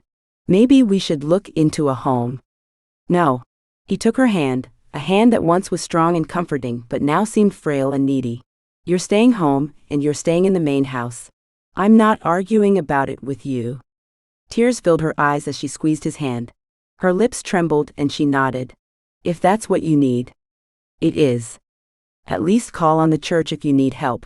I bet Betty would come sit with me here and there if needed. Betty would be here every day, if you allowed her. I'm not sure even your kind heart could stand that much chatter on a regular basis. Oh, she isn't that bad, her mom said with a little chuckle. Gravel popping in the driveway caused them both to look toward the window. He smacked his forehead. I completely forgot about Wyatt's riding lesson. You go, hun. I'll be all right. I'll find a show to watch. You watch TV? His mom shrugged. I have to find something to do in my old age. Now go. Your student and his lovely mother are waiting for you. He eyed his mom as he rose. Don't look at me that way. You need a woman. Someone needs to take care of you. I take care of myself just fine, Mom. Oh yeah. Looks like you dyed your shirt pink again and you're losing weight. He bent down and kissed his mom. Do you want help getting to the living room before I go out? I'm not an invalid, she said, waving him off. Go and be nice to that lady. Wesley looked back at his mom more than once as he left. He didn't feel right leaving her like that. What if she walked off again, or found some other kind of trouble? Hesitating at the door, he thought about locking it, and then chastised himself. The locks were meant to keep people out, not in. There he is. Wyatt shouted from near the barn and ran toward him. Despite his worry, Wesley felt the smile creasing his features and his stress lessening. That boy made it difficult to not enjoy the lessons he thought he would hate.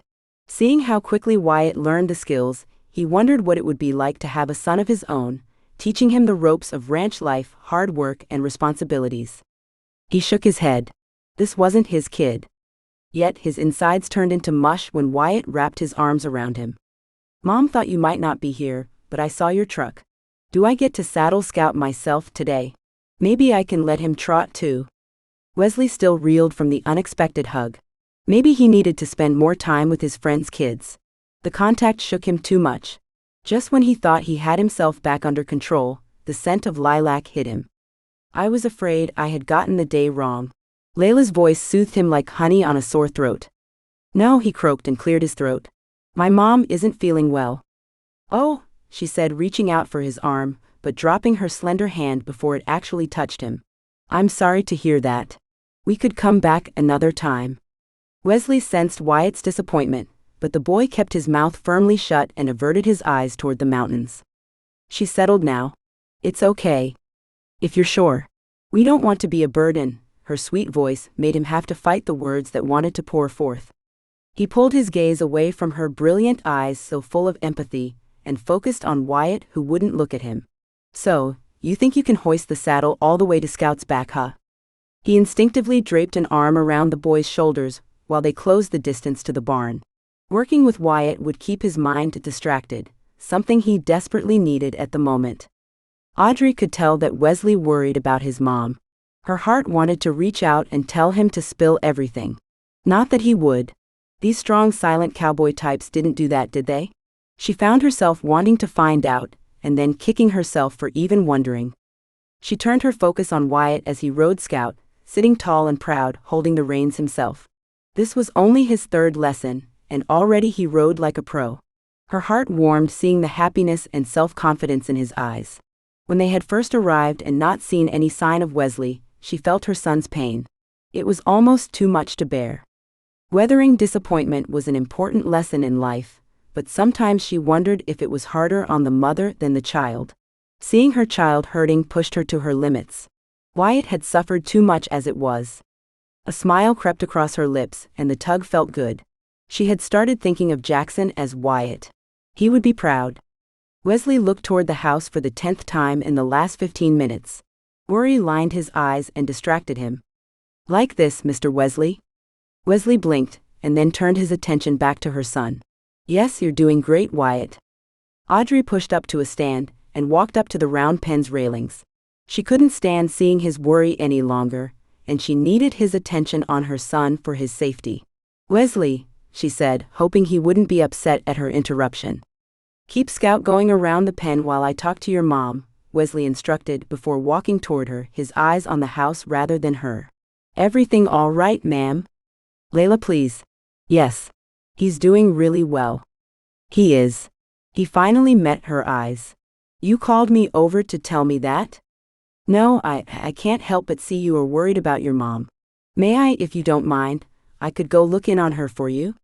Wesley blinked and looked at her as if seeing her for the first time. His shoulders relaxed and his lips twitched at the corner. Actually, that would be really helpful. She should be in the living room or in the bedroom on the right down the hall. Okay, she said, feeling useful as she started walking away. Let Wyatt know, please. I will. And Layla? She turned back toward him at the musical sound of her fake name on his lips. At that moment, she wished she could hear him say her real name. Would it sound just as magical? My mom, she has Alzheimer's. It's no problem. My aunt had it too. We'll be fine. Thank you, he said before turning back toward Wyatt. That's right, keep your heels down and use your weight to direct him. Audrey's hand swept up the worn, smooth handrail to the covered porch. The wraparound deck had the same welcoming feel as her grandparents' home in Idaho. She knocked lightly on the door as she stepped into the cozy home. Giving her eyes a moment to adjust after being out in the bright sun, she looked around the house. The kitchen was to the left, a hall to the right, and the living room in front of her. On the couch, Wesley's mom sat there staring at the remote. Hello, Bethany, Audrey called to the woman as she approached. Oh, hello, dear. Do you know how to work these things? She held out the remote, as if it had been contaminated, and glanced at the TV playing a commercial. I can give it a try. I'm Layla. Your son is giving my son riding lessons, she said as she took the remote from her. That's lovely. I'm so glad Wesley has decided to train other ropers. His talent is too great to waste. I'm sure it is, Audrey said with a smile. She had learned with her aunt that it didn't pay to argue some small facts of life that really didn't matter. What kind of show are you looking for? Show. Yes, on the television. Oh, I don't watch it much.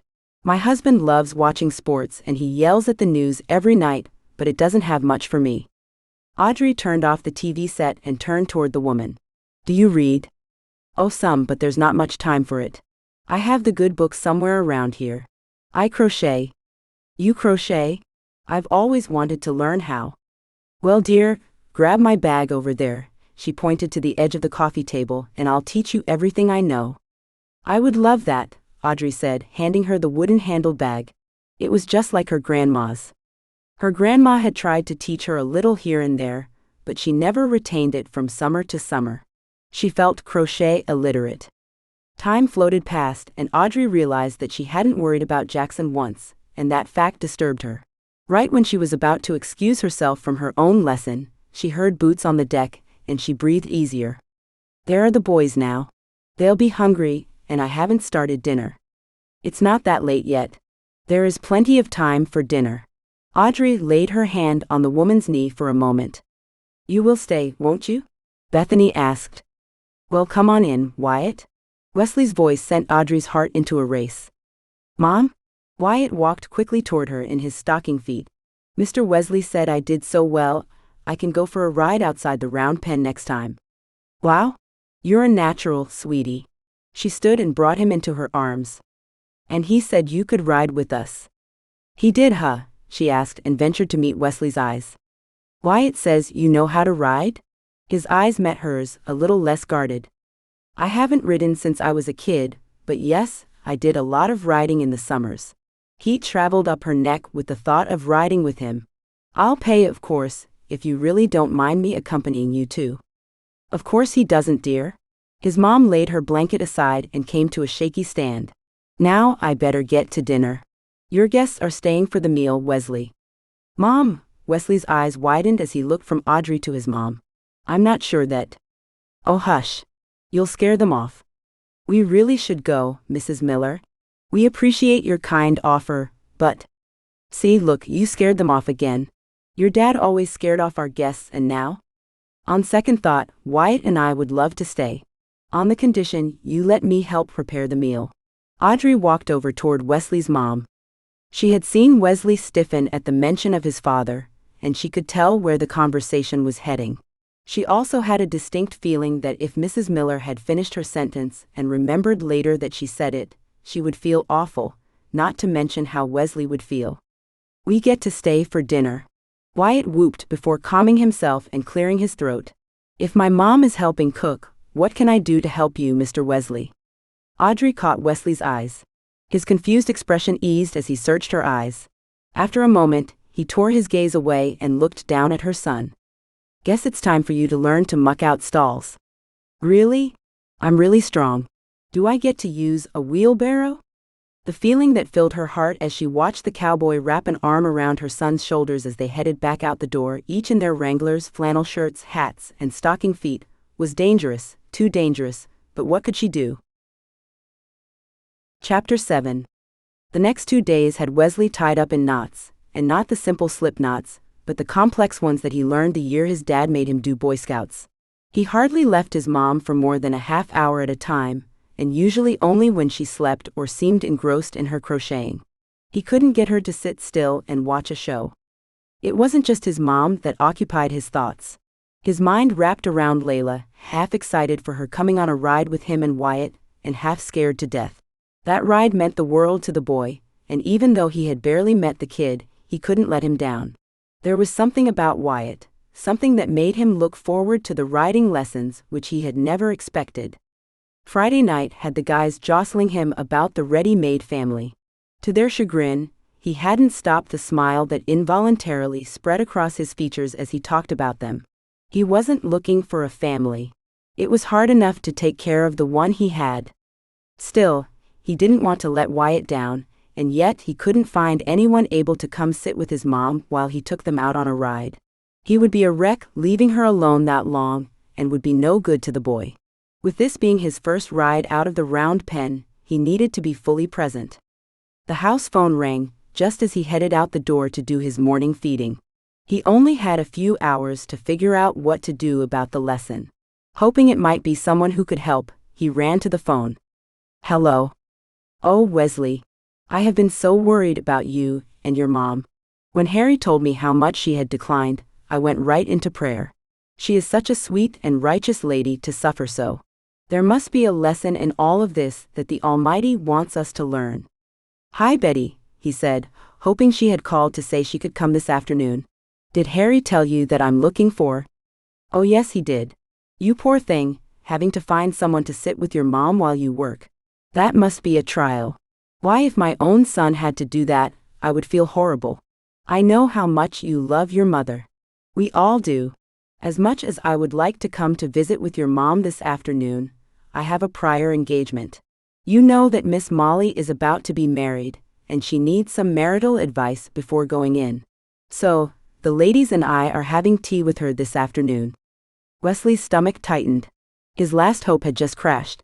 It made him nauseous to think of having to call and cancel, but he couldn't see any other alternative. He could compromise with a round pen lesson, and have his mom come out and watch with Layla. Layla?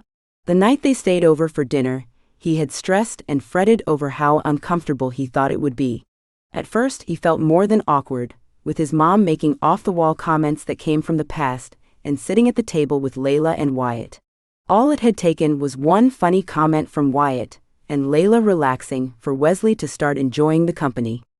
Dinner usually consisted of him and his mom, or more often he got his mom fed and resting, then he ate cold food in front of the TV. He just couldn't bring himself to eat at the table by himself. Hello, Wesley dear, are you still there? Betty broke into his wandering thoughts. Yes, sorry, Betty. He realized that he hadn't heard much of what she said, after she mentioned she couldn't come out today. So, does tomorrow after the social work? Tomorrow, Wesley thought. Yes, it was the first Sunday of the month, which meant the social after church. That would be around 2? Normally is, isn't it, dear? I could visit with her until 4 or so, and then I have to return to start dinner for my husband, you know. He always wants a roast on Sunday nights, even after he stuffs himself at the social. That man can eat. I bet you understand that, don't you? Running a ranch is hard work, and you men need your sustenance. 2 to 4 would be wonderful.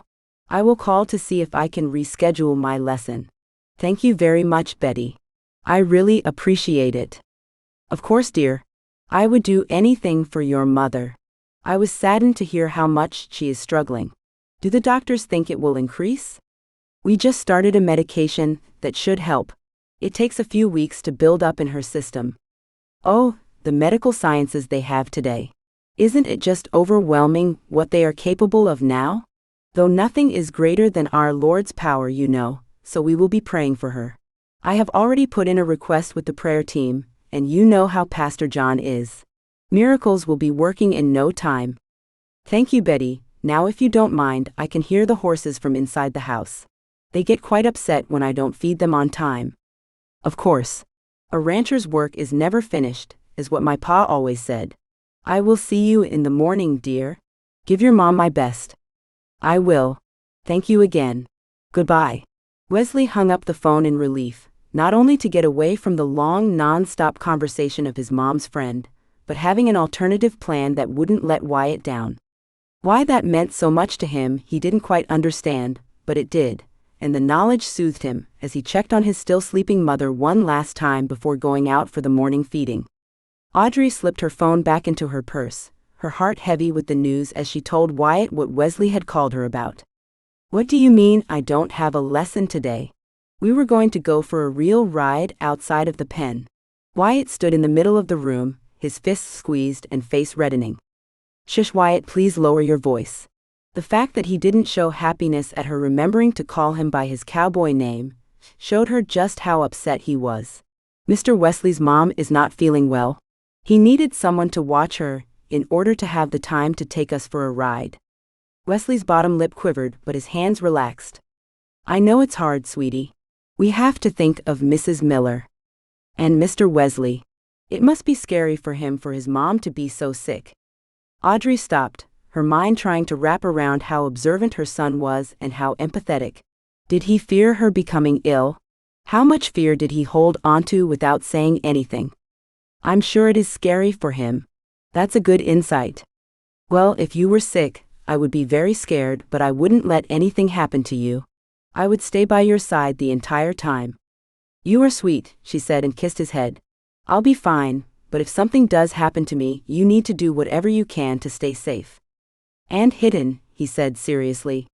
She nodded, allowing the fear of him alone without her to wash through her, but quickly pushed it aside, for the overpowering feeling could easily send her over the edge. Will I get to have any more lessons ever? Oh, sweetie, you didn't let me finish. He found someone to stay with his mom Sunday afternoon. That's tomorrow. Right, she said, feeling awful. He had thought he would never get to go riding again. Well, that's no big deal. You got the right attitude, kid. She ruffled his hair and wrapped an arm around his shoulders. Now we better get out to breakfast before Jenny puts it away. We slept in this morning. I like sleeping in, he said with a smile. She did too.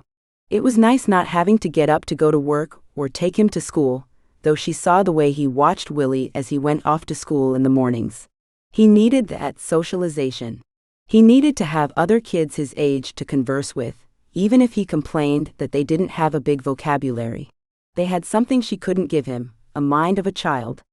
Good morning, sleepyheads, Jenny greeted them as they came in. There's still plenty of pancakes and eggs left.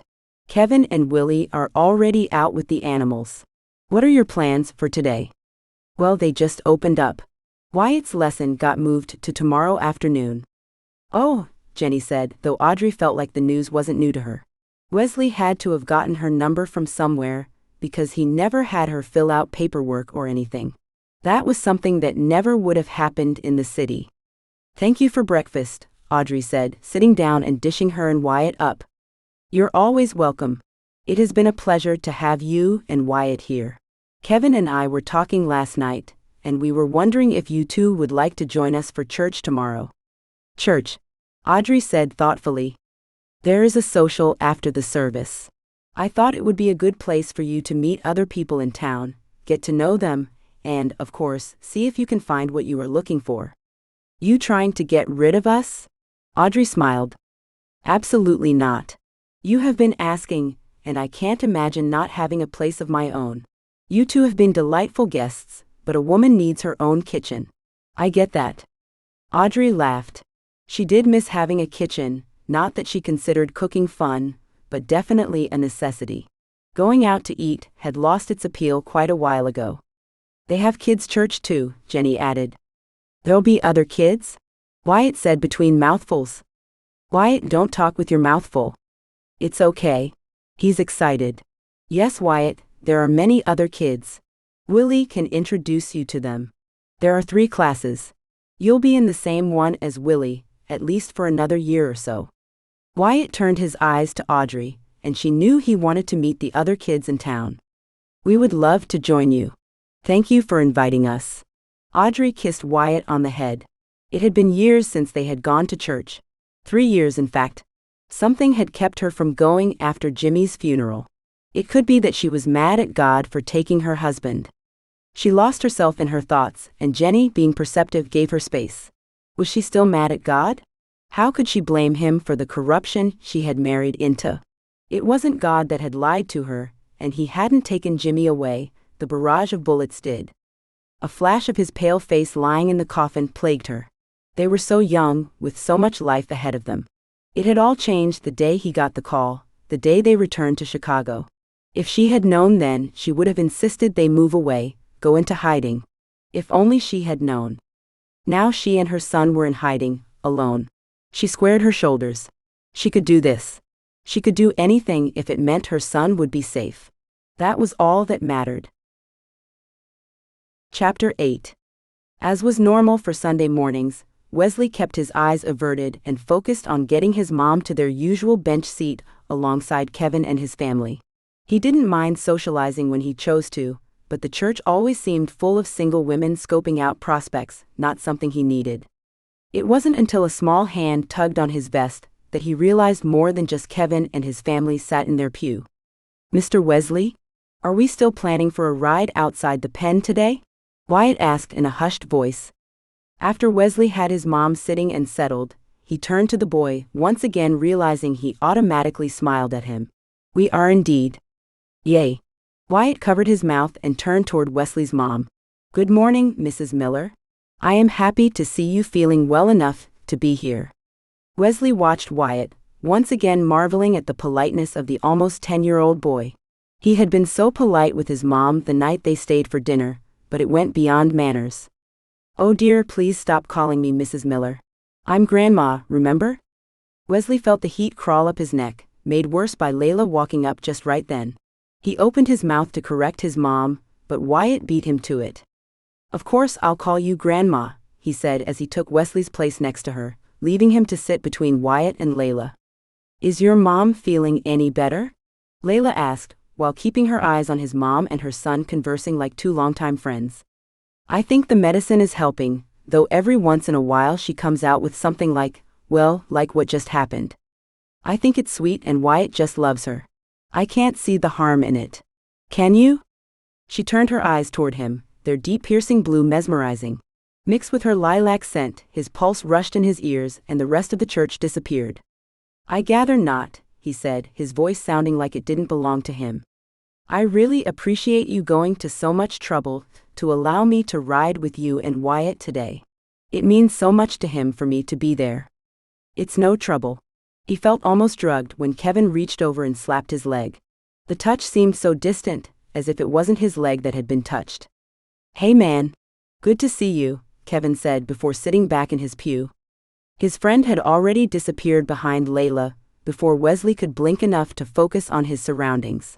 The room came back in a rush, and the shy smile Layla offered him made him wish that the rest of the world had stayed away. How would he concentrate on the sermon with her sitting so close to him? He should have Wyatt move back between them. As he turned to tell the boy he could move back next to his mom, little Willie pushed in front of him. Hi, Uncle Wesley. Could I sit next to Wyatt, please?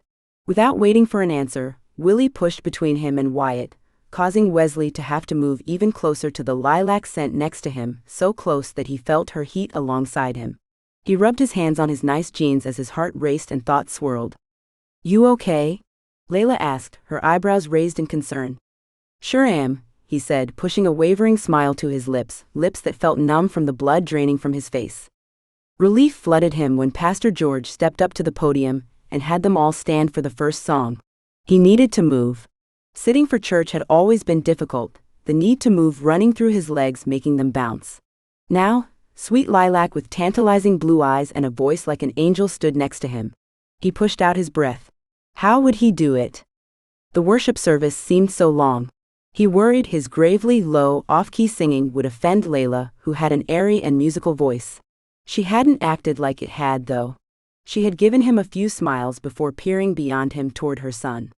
When Pastor George finally invited the kids to head to Sunday school, Wesley felt his legs jumping in need of movement. Would you like me to walk with you, sweetie? Layla leaned over Wesley to ask Wyatt. Having her head inches away from his nose pushed him past his limit. I'll take him. He squeezed out from behind her and smiled down at the boys. Ready? Yeah. Wyatt leaned over to kiss his mom, and then followed him out the end of the pew and toward the classrooms. Even this far away, he could still smell Layla's lilac scent, but at least her heat was no longer against him. He didn't have time for this type of distraction, plus she was a widow. She still wore her wedding band. Her heart would never be completely his. He shook his head, unsure of how or why those thoughts had even filtered through. This is where we go, Willie said, grabbing Wyatt's hand and tugging him. You good? Wesley asked Wyatt. Yes, sir. Thank you. Will you come pick me up at the end? Wesley blinked a few times. I imagine your mom will. How will she know where to go? Wyatt asked, slowly being tugged into the room. Please show her the way. Okay. Sure thing, he said, sensing the boys' anxiety over it. The boys disappeared into the room, but Wesley found himself peering in to ensure Wyatt settled in all right. He didn't understand the tug on his heart from the kid, or why he still stood in the hallway. Hello, Wesley. Brittany stood in front of him, her overpowering perfume pushing out the lilac scent that he had thought was permanently implanted in his senses. Hey, your day to help with the kids? Sure is. I've got to get my fix, until I have my own. Wesley nodded and stepped back. Why did women always talk about kids with him? I'll leave you to it then. Her hand reached out to touch his arm. You're coming to the social, right? Can't imagine Mom wanting to miss that. You are so sweet with her. Well, she's my mom, Wesley said with a shrug. How else should he treat his mom?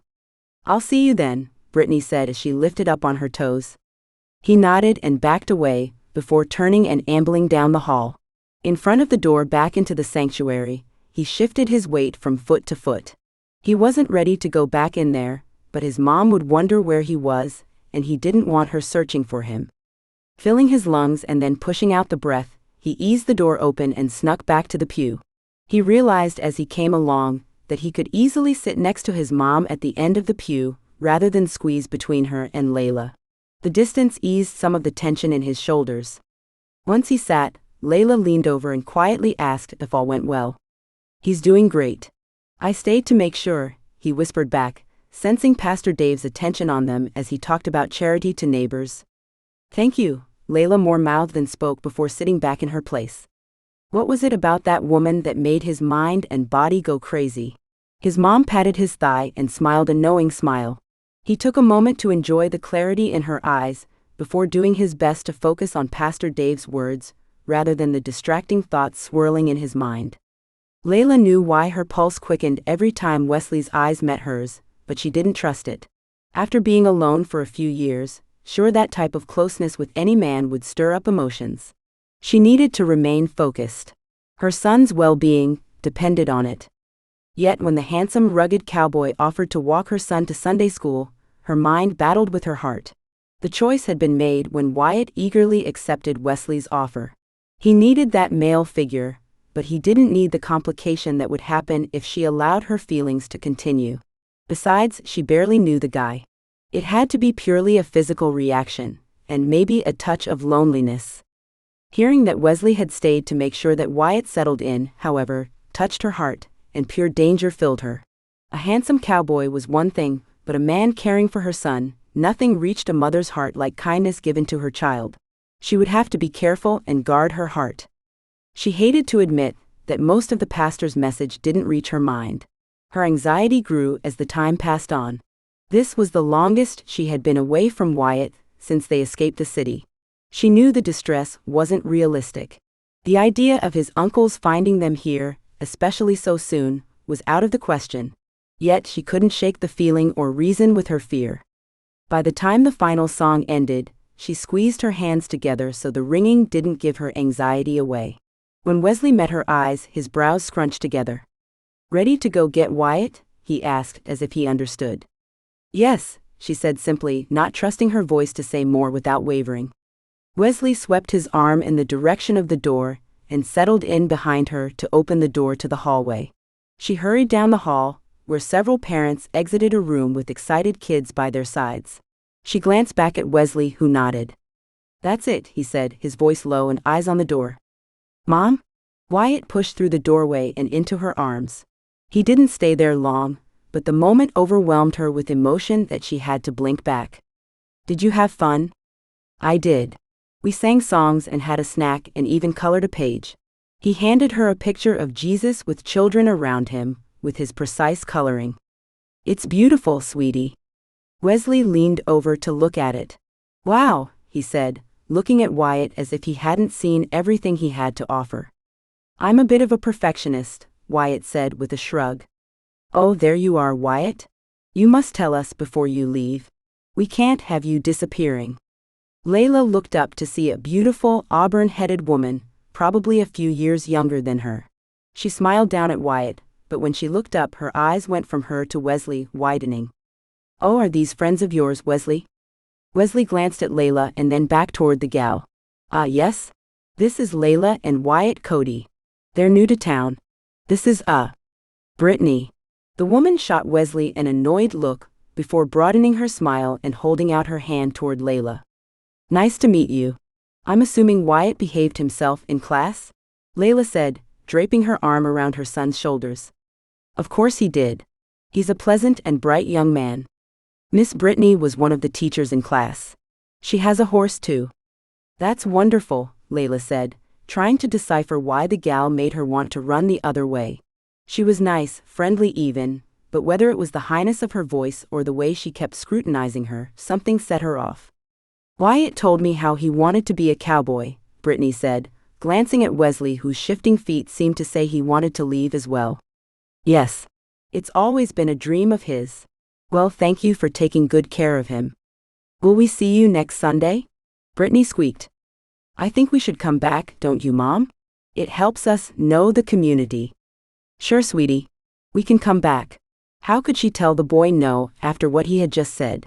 "Tell Miss Brittany goodbye, and let's go find Willie and his family." "Bye, Miss Brittany." He waved at the woman and then grabbed Wesley's hand as well. "Willie said there is a social after church.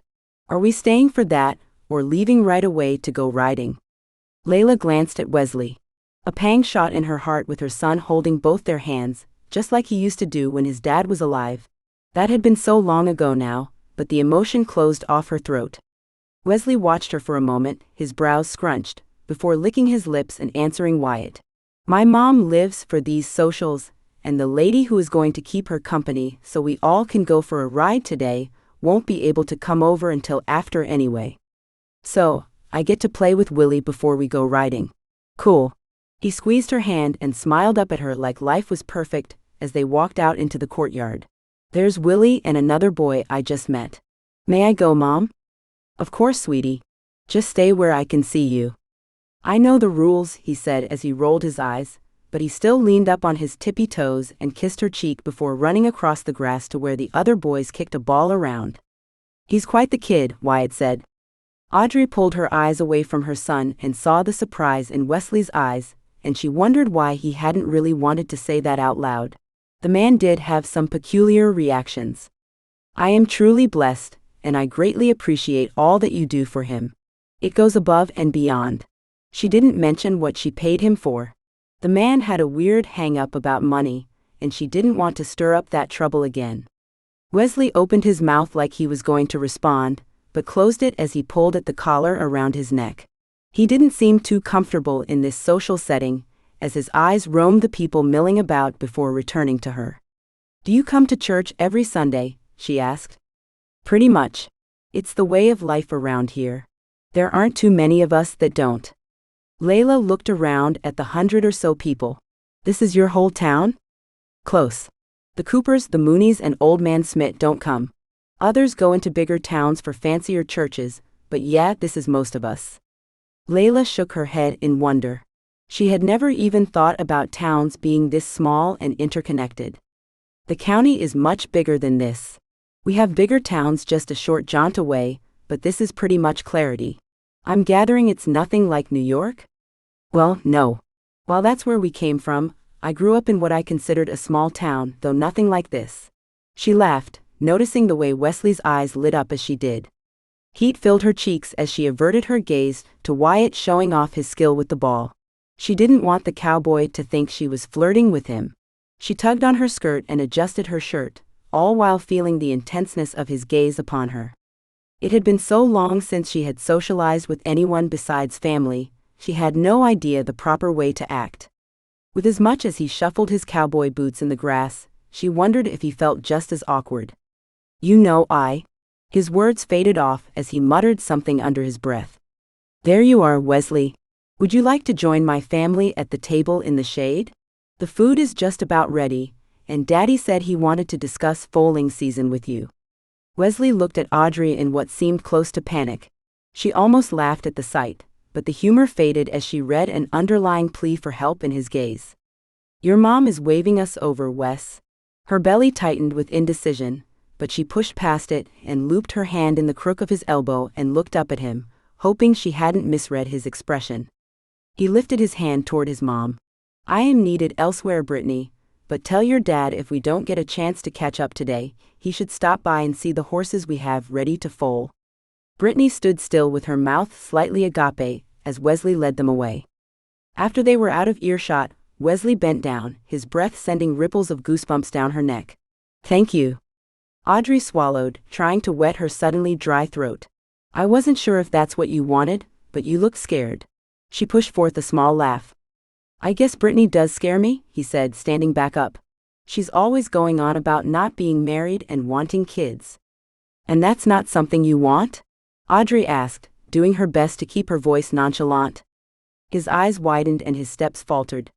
That wasn't a pressured question, and it really isn't none of my business. You should relax, cowboy. She let her hand slide off his arm, and she nudged into him playfully before heading toward her son and keeping her face hidden. You would have thought she had just proposed to him, the way he stumbled. She snuck a glance only to see him still watching her, a perplexed expression on his face as he sat next to his mom. He actually was kind of cute, all flustered like that.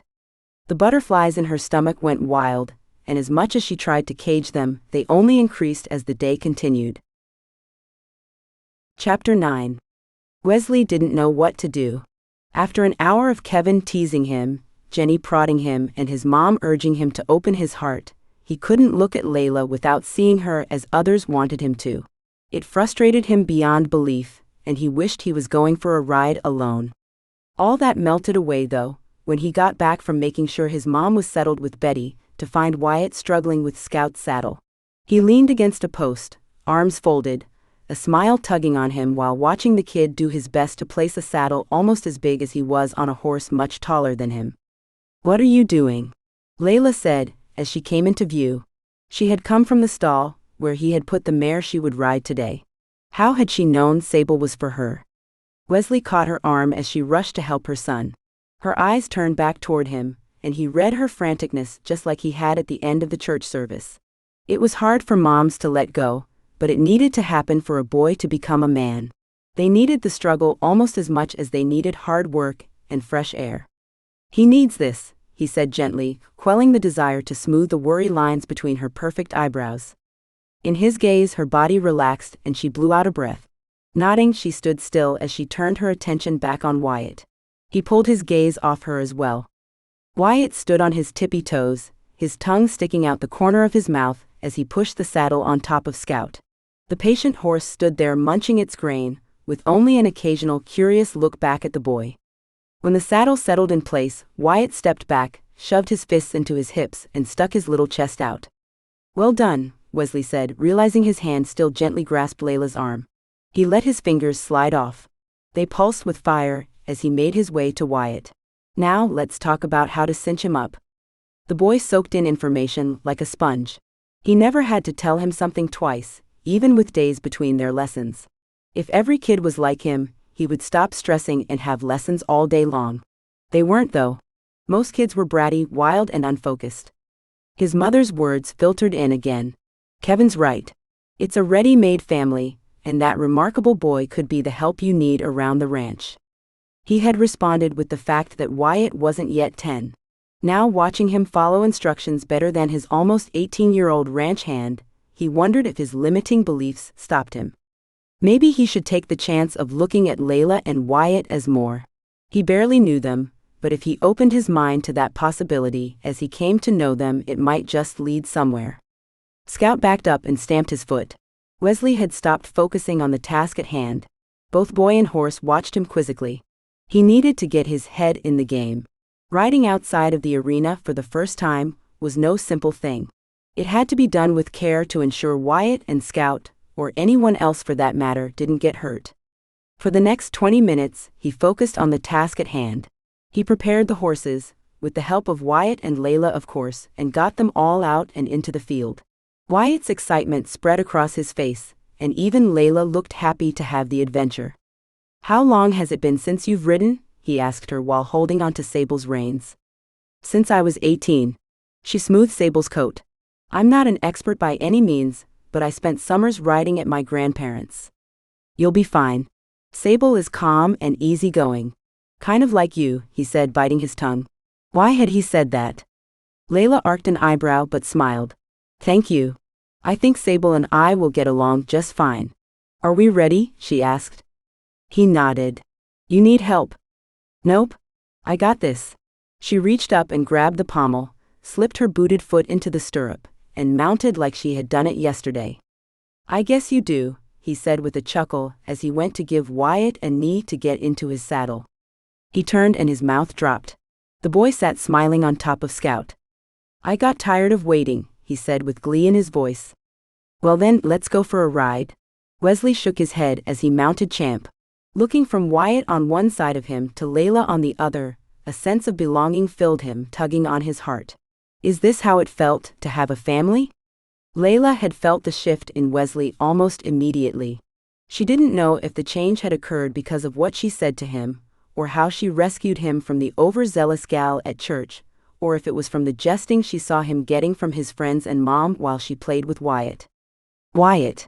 It hadn't taken long for her to start thinking of him with that name, though she longed to call him by his given name.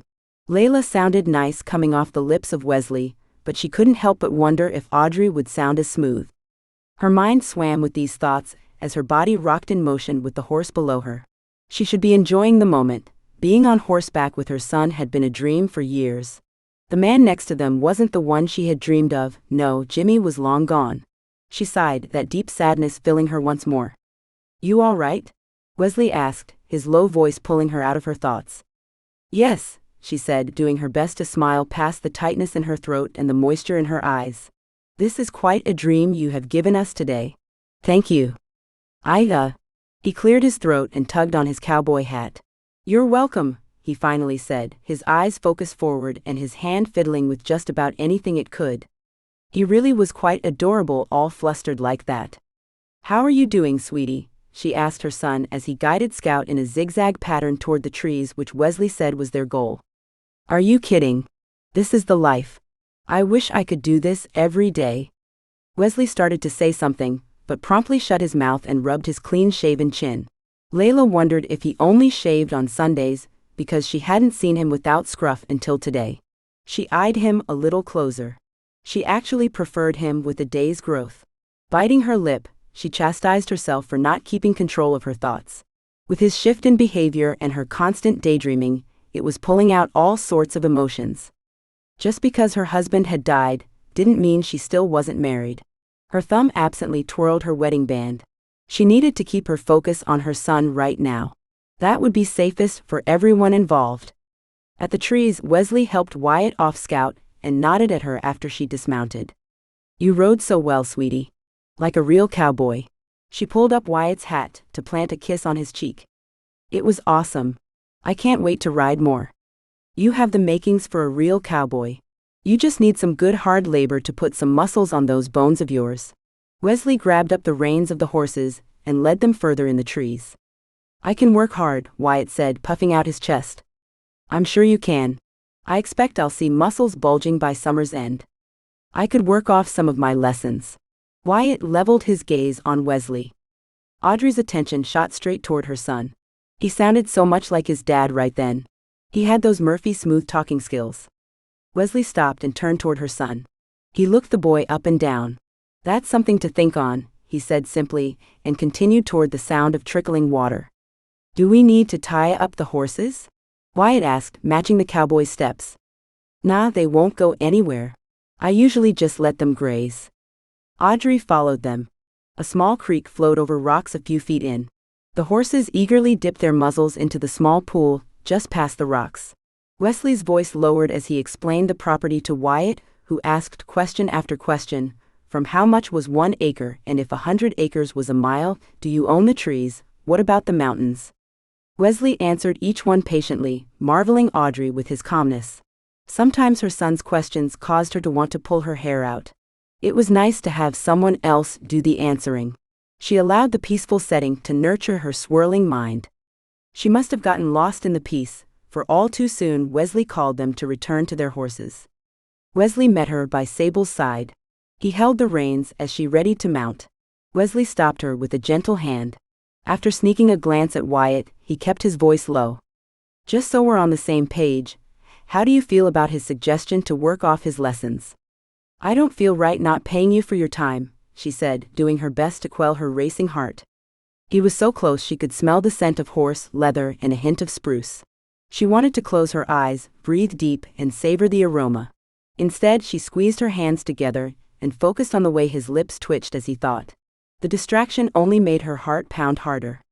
How about trading for extra lessons, or longer ones? Audrey glanced at the sun as it sank toward the mountains. Like today? He shrugged, his lips now stretching into a smile showing his even teeth. It's a special day, he said, and she swore his voice lowered an octave. Look at me. Wyatt called. Audrey quickly tore her eyes away from the cowboy too close to her, in more ways than one. Wyatt had an arm stretched out wide, leading Scout in a large circle. You remembered that trick, huh? Wesley asked. Yeah, I saw you doing it when we first mounted back at the stable. You're doing amazing, sweetie, Audrey said, before turning to grab the pommel of Sable's saddle. Wesley took a step closer, closing the little distance between them. Just so the record is clear, I would train your son for the joy of it. He's a remarkable kid. Thank you, she said, biting her lip and doing her best to keep her eyes on his and not on his lips only inches from her. He nodded and stepped away as if it pained him to do so. Her hands shook and knees trembled as she pulled herself up into the saddle. Her mind wouldn't stop. It ran scenario after scenario on how this could go, both good and bad. These thoughts kept her so preoccupied as they approached the stable, her legs still shook. She kicked out of her stirrups to move her legs around, hoping to get them to stop before she had to walk on them.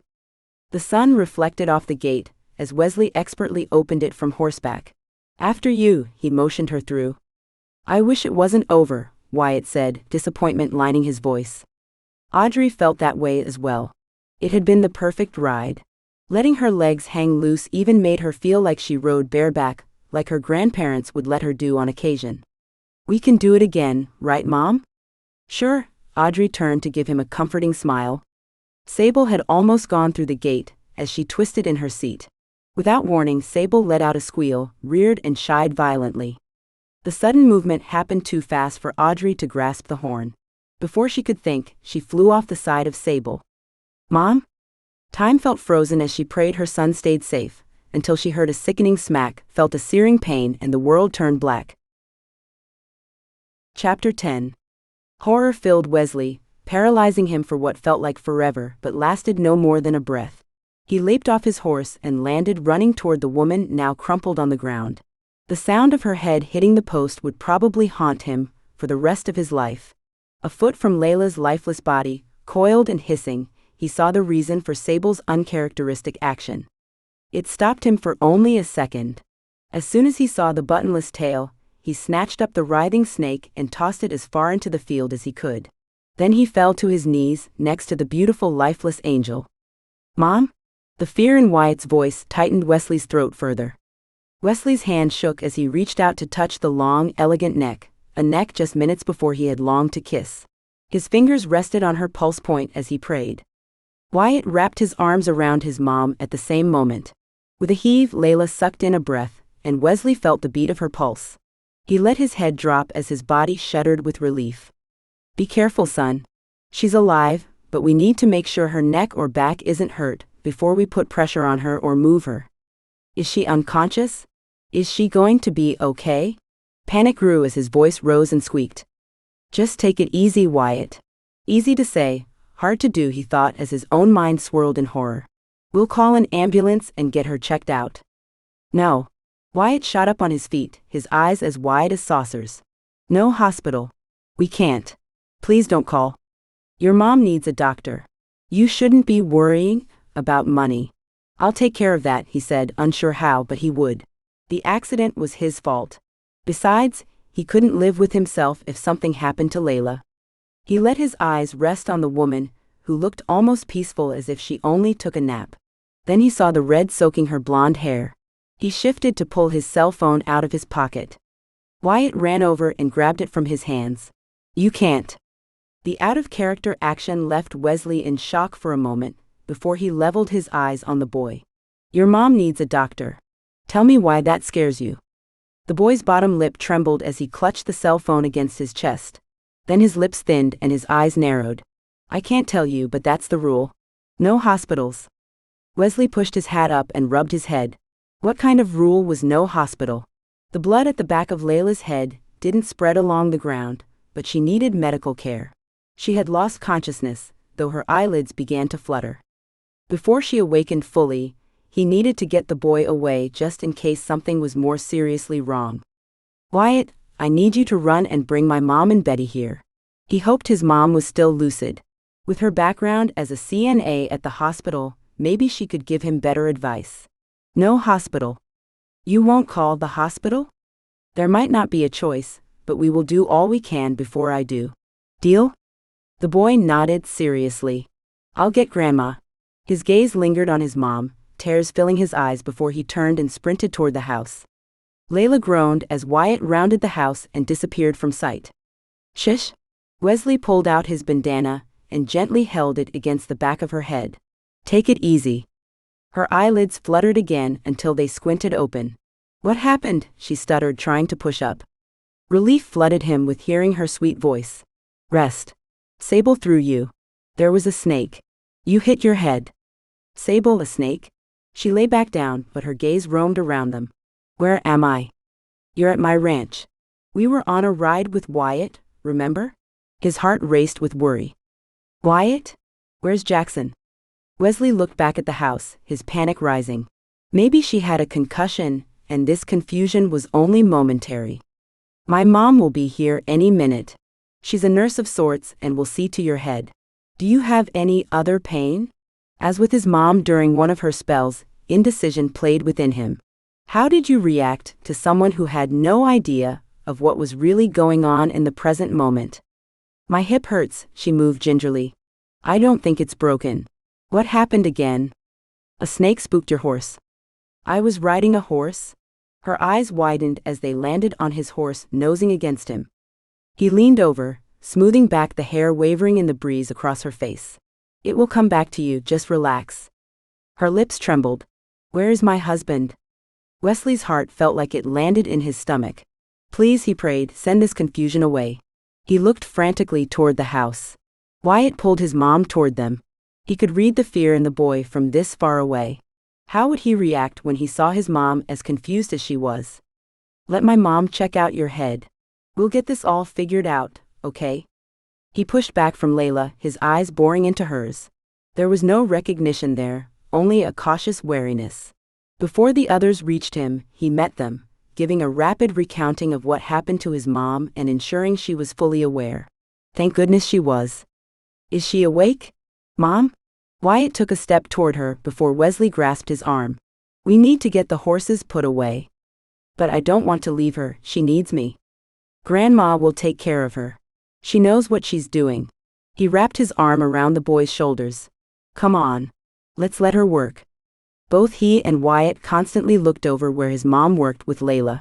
By the time the horses were safely unsaddled and put out to pasture, Layla sat up. The look on her face didn't settle the anxiety growing inside of him. He looked down at Wyatt. The boy's lip trembled as his stiff back told him how much he held in. She's sitting up. So she must be okay. You won't make her go to the hospital now? I'll go ask. I'm coming with you. I want to be with her. Wesley couldn't come up with something else for the boy to do. As he neared, both his mom's and Betty's eyes met his, and he knew they didn't have good news. His mom pushed to a stand, whispered something to her friend, and then met them. Your mom's going to be okay, dear. Why don't you go with Betty and get her some water? But Come on, honey. Help this old lady back to the house, Betty said, taking his hand. Wyatt reluctantly let himself be pulled away, his head swiveling to look at his mom until they disappeared around the house. She doesn't need stitches, but she definitely has a concussion. I would feel more comfortable if we took her to the county hospital. Me too, but Wyatt is adamant. There is a story behind that amount of fear, and I don't think it's just about money, he whispered. I'll call Dr. Wickerson. Maybe he would make a house call for an old friend. Thank you, Mom. I'm so glad you're here. I'm glad I'm present, or at least I think I am. I called her Layla, but she says her name is Audrey. Audrey? Her name is Layla, at least that is how we know her. Phew.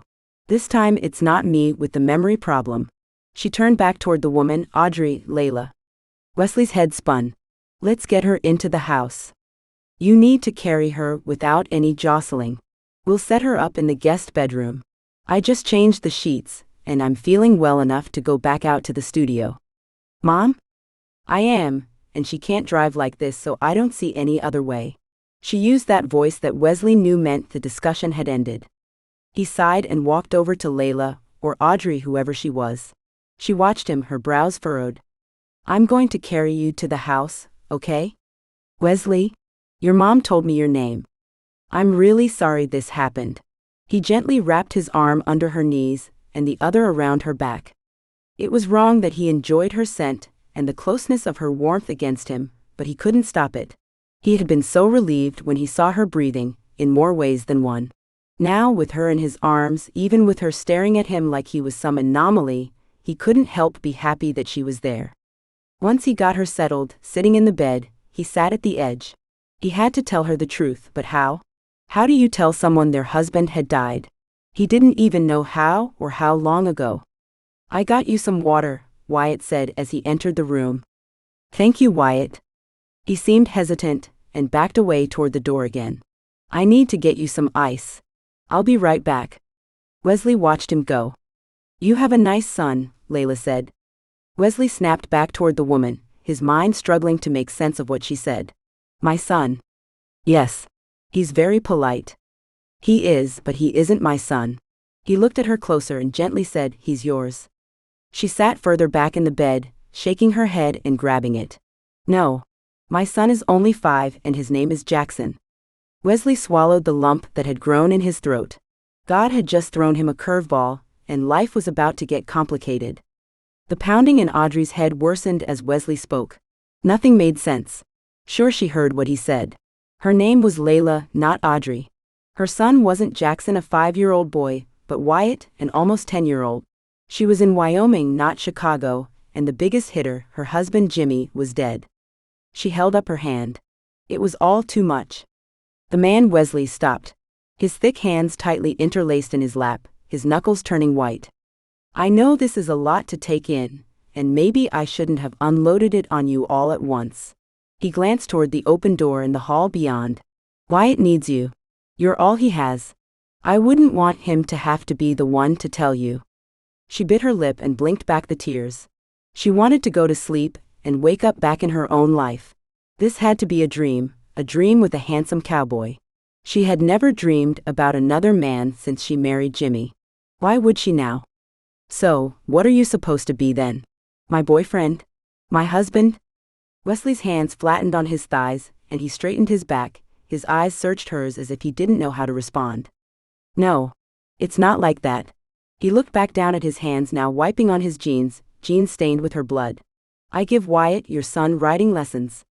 But we were all riding today. She rubbed her temples. Wyatt wanted you to come with us. It was his first day outside the round pen. I am really tired. Can you? I just want to rest.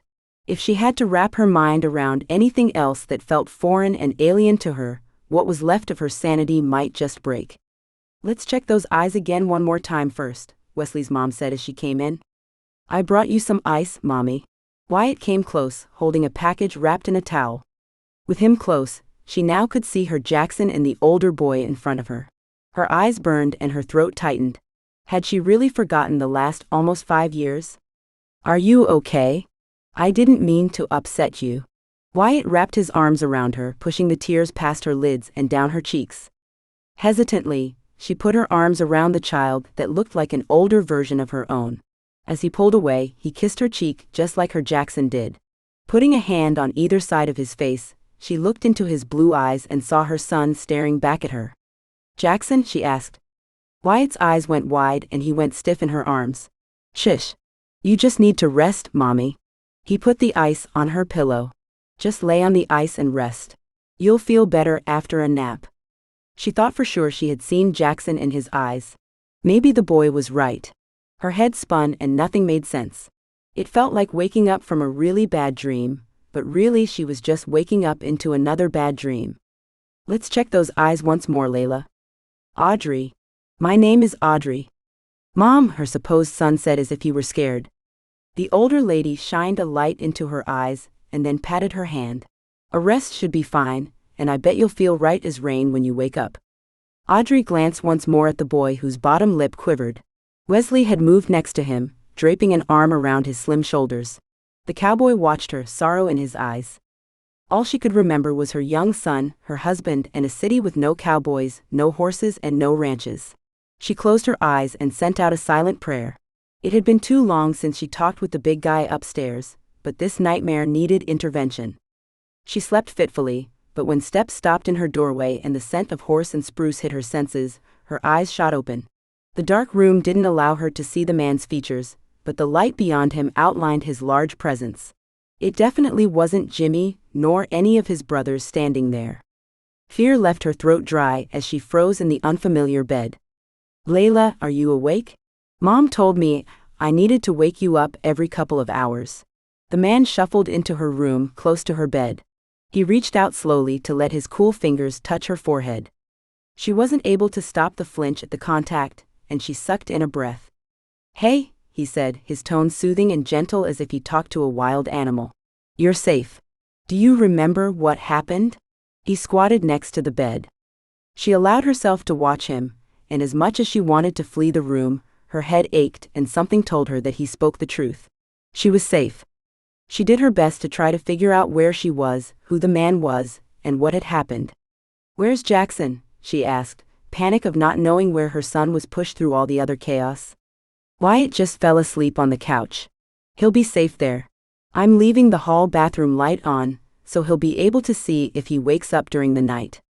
A flitting of a memory of him telling her that her son's name was really Wyatt, and he was actually 9 and not 5 passed through her. She must still be dreaming. I need to go back to sleep, she said. When would this dream end? Of course, he said as he laid a heavy hand on hers. It's going to be okay, Layla. I'll take care of you both. He squeezed her hand and stood, watching her a moment before silently leaving the room. Audrey shut her eyes again, willing herself to wake from the dream that wouldn't let her go. A little while later, someone padding into the room woke her again. Small hands reached out to her before pulling back the covers. The boy crawled into bed next to her, curling up against her body and wrapping a little arm around her neck. Jackson. She wrapped an arm around him and breathed in his hair. Yes. Her son crawled into bed for comfort, just as he did every night. The nightmare had ended. She relaxed knowing her son was safe in her arms, and they would wake to her normal world in the morning. Except they didn't. The cowboy checked on her 2 more times during the night, his mussed-up hair standing on end. Each time she wrapped her arms back around her son, snuggled with her in bed, and hoped to wake to a different scenario. When the light finally snuck in from behind the curtains, she woke to a strange room. Her heart raced as the long night filtered through her. She looked down at the boy in her arms, surprised by his long arms and legs. With a gentle hand, she brushed back his hair to look at his face. So grown up, and yet she saw her son in the high freckled cheeks, the full lips parted in sleep, the long dark eyelashes and the cute upturned nose. His lips smacked as he stirred. His arm reached out for her. "Mommy," he murmured. "I'm here," she said past the lump that had grown in her throat. "Are you still hurt?" As he asked, she became aware of her pounding head and her body aching, especially her hip. "I'm hurting. Hey sweetie, can you tell me what happened?" He pushed up on an elbow and looked at her, his brows scrunched. She couldn't believe how much he had started looking like his dad. "Your horse bucked you off and you hit your head."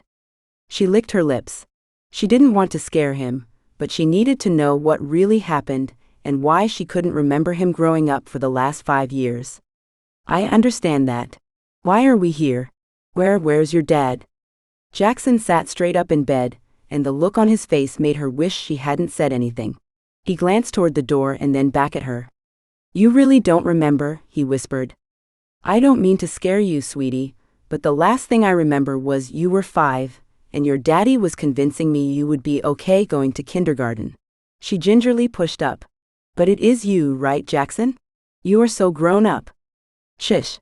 You can't call me Jackson anymore." "But that's your name." "Not anymore. We had to find a new life with new identities. We can't be found." "Why? This doesn't make sense. Your dad and I." "Dad is in heaven." The shock tore through her as her heart broke and she choked on a sob. If Jackson hadn't looked like he was about to cry himself, she would have hounded him with questions, but she couldn't do that to him. "Mom," he stared into her eyes, his voice serious, "you have to remember our story. You're Layla Cody and I'm Wyatt. We're from New York. Dad died in a car accident. We came here for a fresh start. We?" He stopped suddenly at the sound of a door down the hall opening. "Please." She nodded, causing her head to throb even more. As much as she wished she could wake up from the nightmare, it didn't look like that would happen. In the meantime, she couldn't stand to see her son suffer like this. She would have to do her best to make this as easy on him as possible, until she figured out what in the world was going on. Chapter 11. Guilt sat like a heavy rock in the pit of Wesley's stomach. He knew the feeling. It happened whenever he didn't meet the needs or expectations of his mom. It had happened every time he left her alone with his dad when he had been in a tirade. And now it centered around the woman in his guest room. Why hadn't he made her wear a helmet? Why hadn't he seen the snake? His mind swam dizzyingly with all the things he could have and should have done. It didn't help that he hadn't gotten much sleep.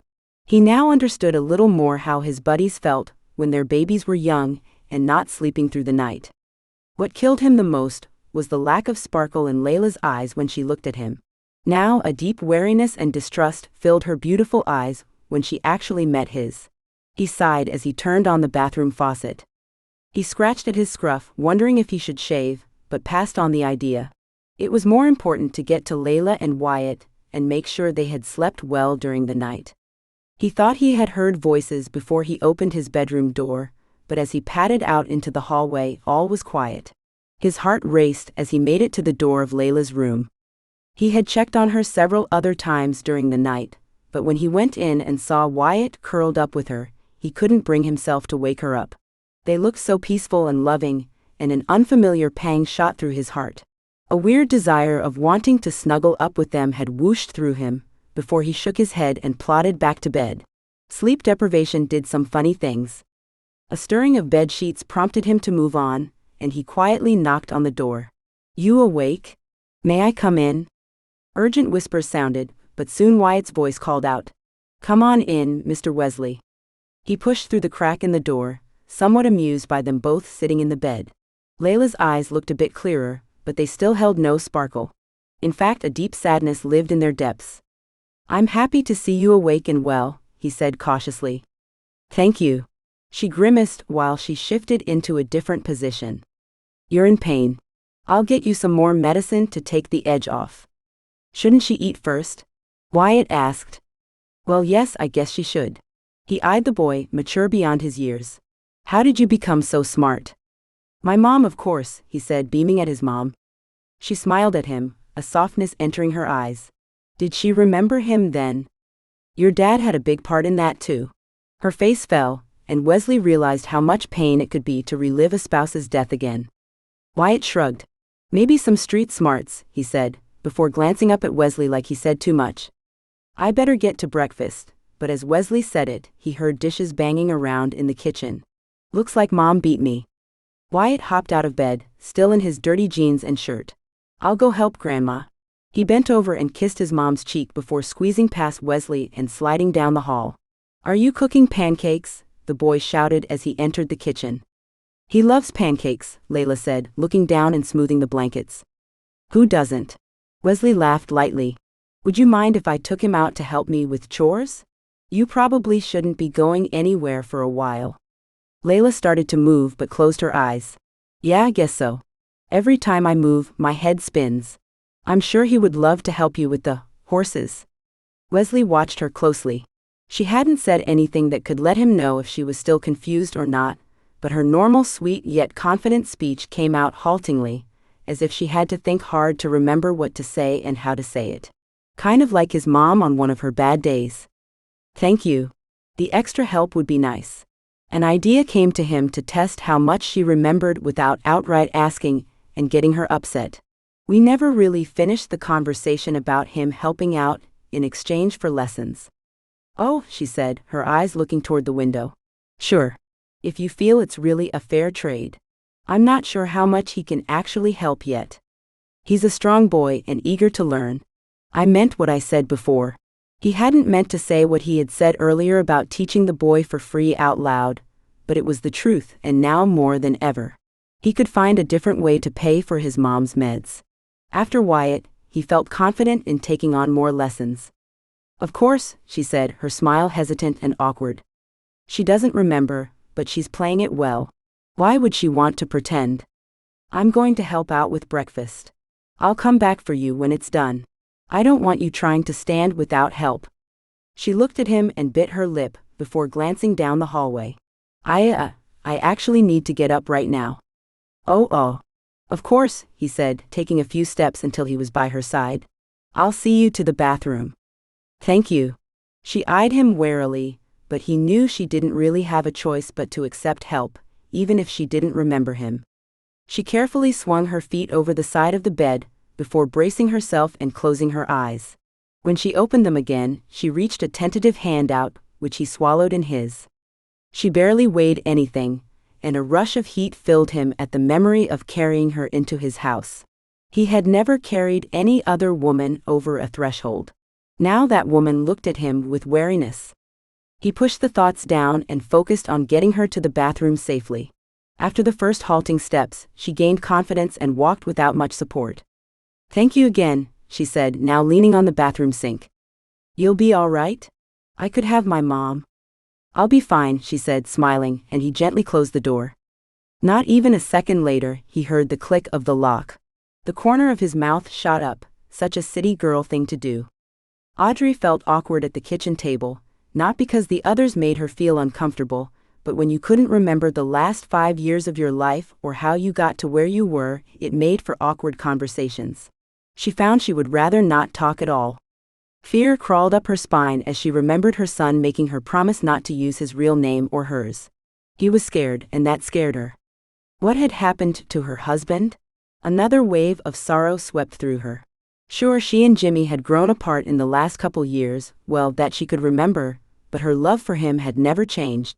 Now he was gone, and she had no idea how, why, or for how long. Had they had closure? Had it been sudden? The last thing she remembered, they had just moved to Chicago, so he could join the elusive family business he wouldn't talk much about. That's when things had started to change, but what happened? Layla? Wesley watched her, his eyes deep and imploring. Yes, sorry. What did you say? He asked if you wanted him to help you back to the bedroom, before we go out and take care of the horses. Jackson said, touching the side of her face as if he feared she would fade away. I'll be fine here, thank you. She pulled her son into her. After losing the last almost 5 years, she didn't want to miss any more. You be safe, Jack. Wyatt. I'll be fine, Mom. Mr. Wesley will be with me. He smiled up at the cowboy, who returned his grin. Something shifted in Audrey as she watched the interaction between her son and Wesley. Wrapping her mind around Jackson finding another father figure ripped her heart apart. She had to think about Jackson and the fact that for him he didn't just lose his dad. How long had it been? She wanted to make him stay and tell her everything, but she had to be the parent here and allow him a childhood. They walked out, each one kissing Wesley's mom on the cheek, thanking her for breakfast, and then watching Audrey until they rounded the corner toward the front door. They'll be fine. That boy is something special, I tell you. He reminds me so much of Wesley when he was that age. So serious and focused. Jack Wyatt is a serious boy. Always has been. He started reading at 3, and would immerse himself in books by 4. I know he was smart, but 3? My goodness. They talked for the next hour. After Wesley's mom finished cleaning, she settled across the table from her with 2 cups of peppermint tea. By the end of the hour, Audrey felt safe enough to open herself up and ask some questions. I don't live here, right? She asked, playing with her mug. Where do I live? Layla, I have memory problems, kind of like you. She winked. I can't always remember details like that. I can tell you what I know. Audrey leaned forward and the older lady did the same. You belong here. Having you and Wyatt here just feels right. I don't know the history, but I can tell you that. But I'm married. I don't even know your son, she said, trying to be gentle. You were married. I forget my husband died sometimes too. But I'm old. You're young enough to still need a man and maybe more children. More children? Audrey pushed back. This wasn't what she had been hoping for. I may be old and not remembering things correctly, but I know feelings. Just keep your mind and your heart open. She pushed up from the chair. Now come on, you need to rest. That boy of yours needs you, so healing is paramount. Audrey numbly let herself be led by the older women, and soon she was back in the bedroom she had slept in last night alone and in no mood to sleep. Her head did ache though, so she closed her eyes while her mind spun about what she should do. She had no way to prepare for something like this, and never thought she would wake up to a handsome cowboy in Wyoming, miles away from home, with the past 5 years feeling just as lost and distant. Eventually her mind gave way, and she fell asleep only to be roused by her son's laughter. Audrey stirred and slowly opened her eyes, immediately noticing the change in light. The sun no longer shone through the window, though the sky was still bright. It was so funny, Grandma. You should have seen it. Sorrel is so huge. Mr. Wesley even said I could help with the birth. Audrey's mind felt fuzzy and incoherent as memories, what she had of them, filtered through. There were other voices, but low and soft. Their words couldn't be made out. Thank you for lunch, Grandma. Mr. Wesley, would it be all right if I checked on Mom? Moments later, the soft pitter-patter of stocking feet approached the door. She did her best to sit up, feeling the soreness in her body even more now, and prepared herself mentally for seeing her 9-year-old son rather than 5. Yet when he came to the door, his larger presence still shocked her. How had he grown so fast? Hey Mom. You awake now? He asked quietly.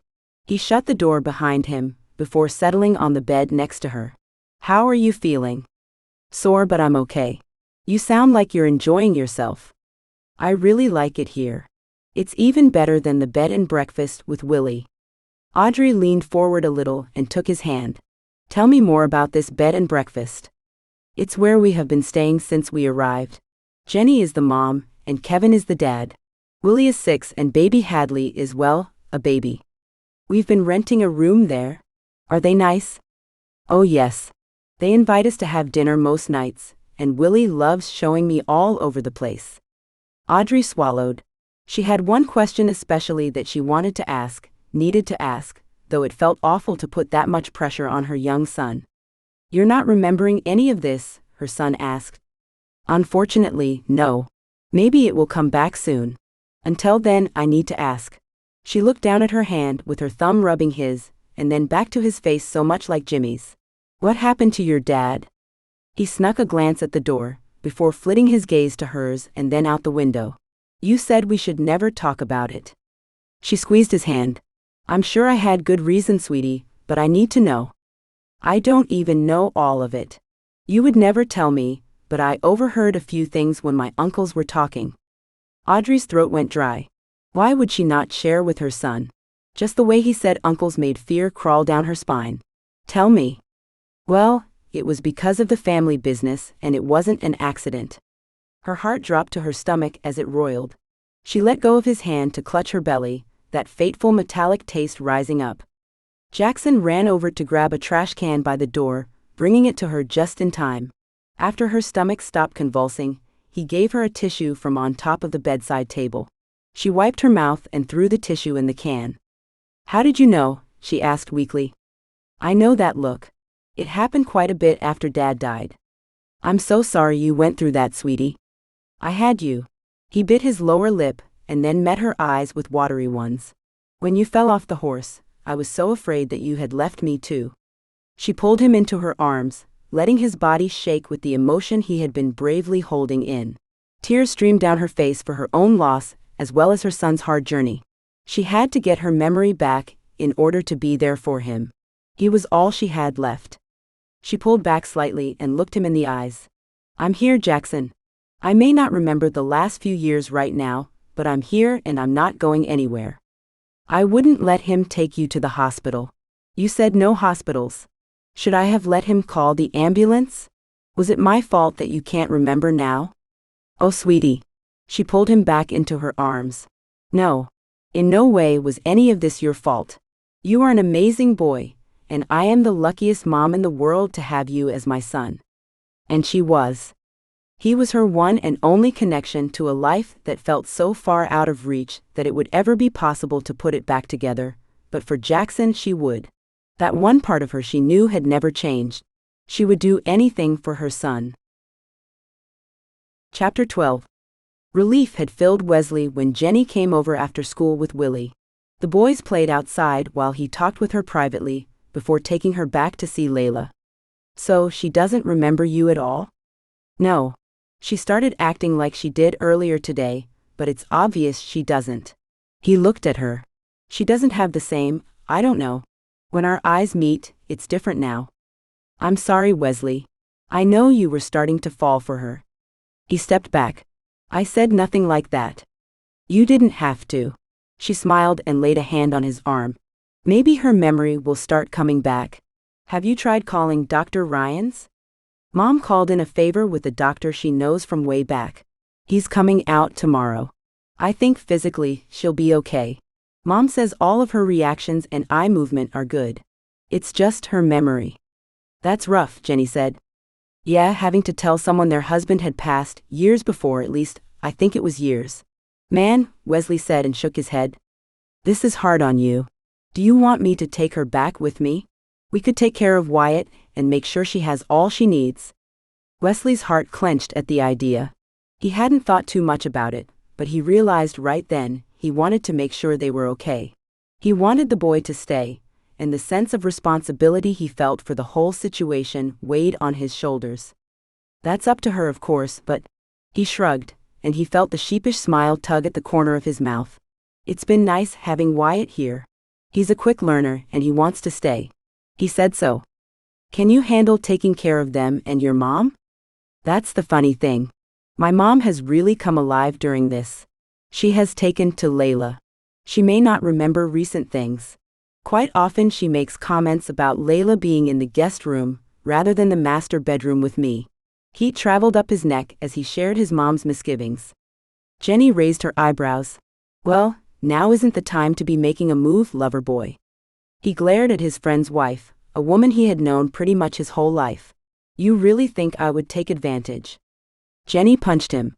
"Of course not, I was only joking. You had a chance before, I saw it in her eyes when she talked about you. The chance will come again, with healing." "Right. At this point she's grieving for her husband because to her she just lost him." "I can't even imagine that pain." She shook her head. "And I don't want to." "Yeah," he said. The closest he could come up with was when Kelly left him to go to the big city.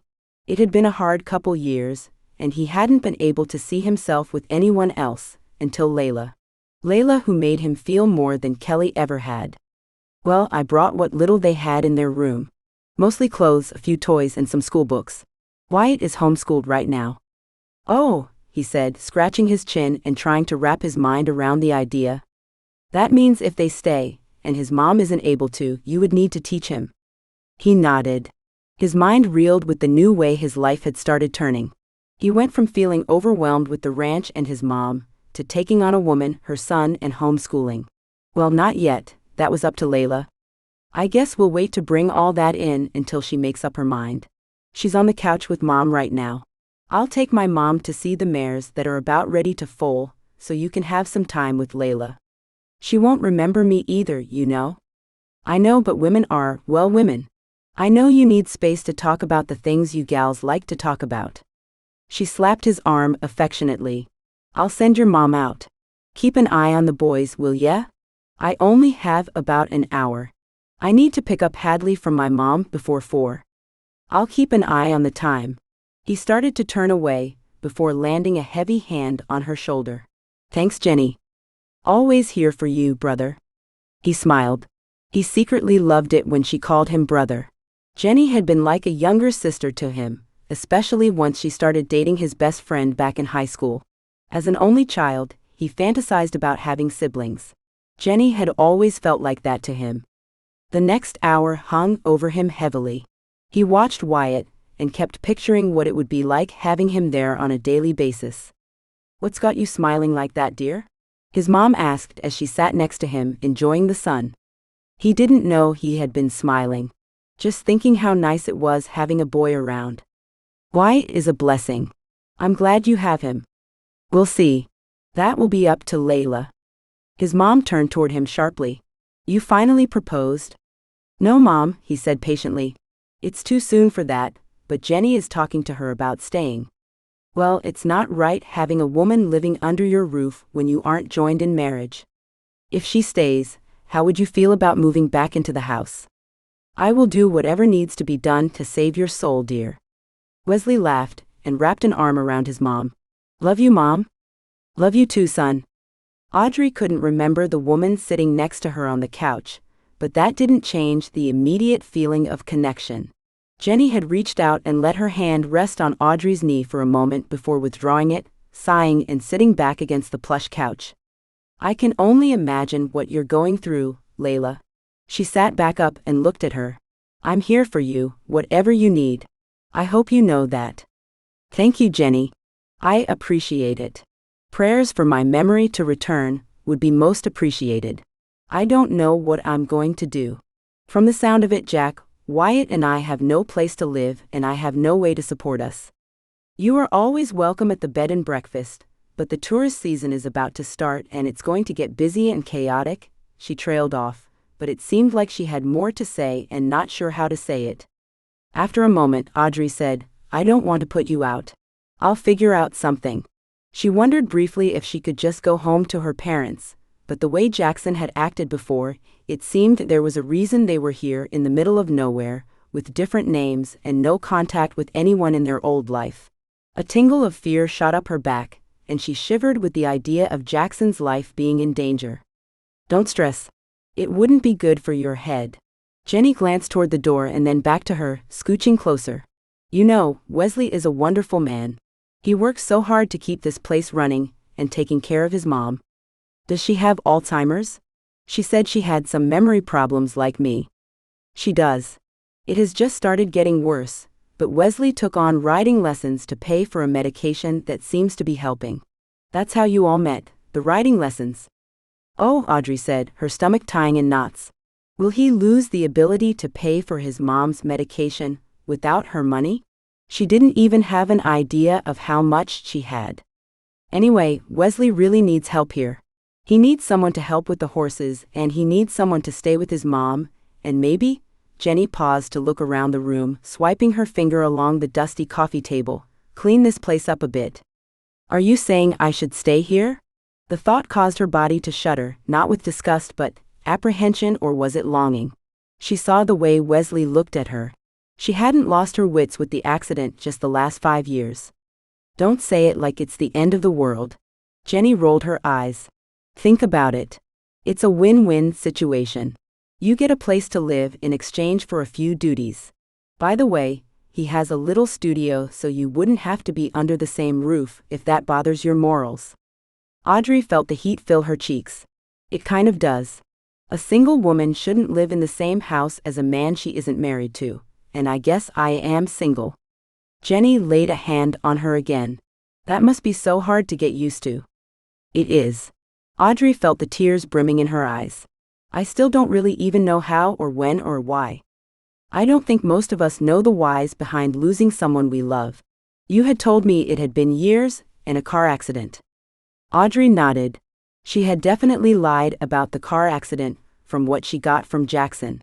Had she lied about the length of time as well? It all felt so raw. I'm not saying that you should forget your husband or start a relationship. I just think that it would be good for you to stay here in the studio, helping out by watching Wesley's mom and a few household duties, and letting Wyatt help out with the horses. It would be a good place for you to heal and hopefully gain your memory back so you can make a more knowledgeable decision. You're very logical, aren't you? Audrey asked Jenny, letting the corner of her mouth twitch into a small smile. Jenny shrugged. I like seeing my friends cared for and happy. And this would make Wesley happy? Oh yeah, she said, and then clamped her mouth shut as her eyes grew wide. You know, he really enjoys his time with Wyatt and everything. He has no kids. No wife? No. It's just him and his mom. Audrey nodded and bit her lip, running through scenarios and options. I should talk to Wyatt before I make a decision. Of course, Jenny said and then pulled her phone out. Oh my. I didn't realize it had gotten so late. The front door opened as Wesley ushered the boys inside. Do we really have to leave, Mommy? A boy a head shorter than Jackson said. That must be Willie. Unfortunately, we do. We need to pick up Hadley from Grandma's. Say goodbye to Wyatt and thank your Uncle Wesley. Thank you, Uncle Wesley, the boy said in a pout. You're welcome anytime, Will, he said. Willie wrapped his arms around Wesley and then hugged Jackson as well. We'll play again soon. Of course, little buddy. Goodbye, Miss Jenny. Jackson waved as he ran toward Audrey, sitting down close to her. I'll walk you two out, Wesley said, his eyes briefly meeting Audrey's before following Jenny and Willie out the door. So, that's Jenny and Willie. Audrey wrapped an arm around her son. Yep. You had fun. Sure did. Do you miss being there with Willie? Jackson leaned in against her while he pondered. I missed playing with him, but it's so much more interesting here. Mr. Wesley has been showing me all the inner workings of the ranch. I did real cowboy chores today. Real cowboy chores, huh? Uh-huh. How long do we get to stay here? I'm not sure. Jenny had some ideas? The front door opened as Wesley's mom came wandering in. You fall asleep and everyone just leaves you, Bethany said with a light chuckle. I'm sorry, Grandma, Jackson said, jumping up to take her hand and led her to the easy chair. Mr. Wesley said we should just let you sleep. I'm sure he did. Lucky I didn't wake up and wander off. You wouldn't wander, Jackson said as he sat back down next to Audrey. Hard to say these days, she said and then landed her gaze on Audrey. Looks like you two are staying for a while? We are? Jackson's excitement eased the pain in her heart. Well, I think that after one more night of observation, it would be more appropriate for you to stay in the studio. I will move back into the house. I don't want you to have to leave your home. Besides, Wesley and I haven't even talked about. About what? Wesley's deep voice cut in. She hadn't heard him enter the house and wondered how much he had heard. I saw you unloading her bags. His mom locked eyes with him, a determined expression. We talked about this. Audrey's chest tightened.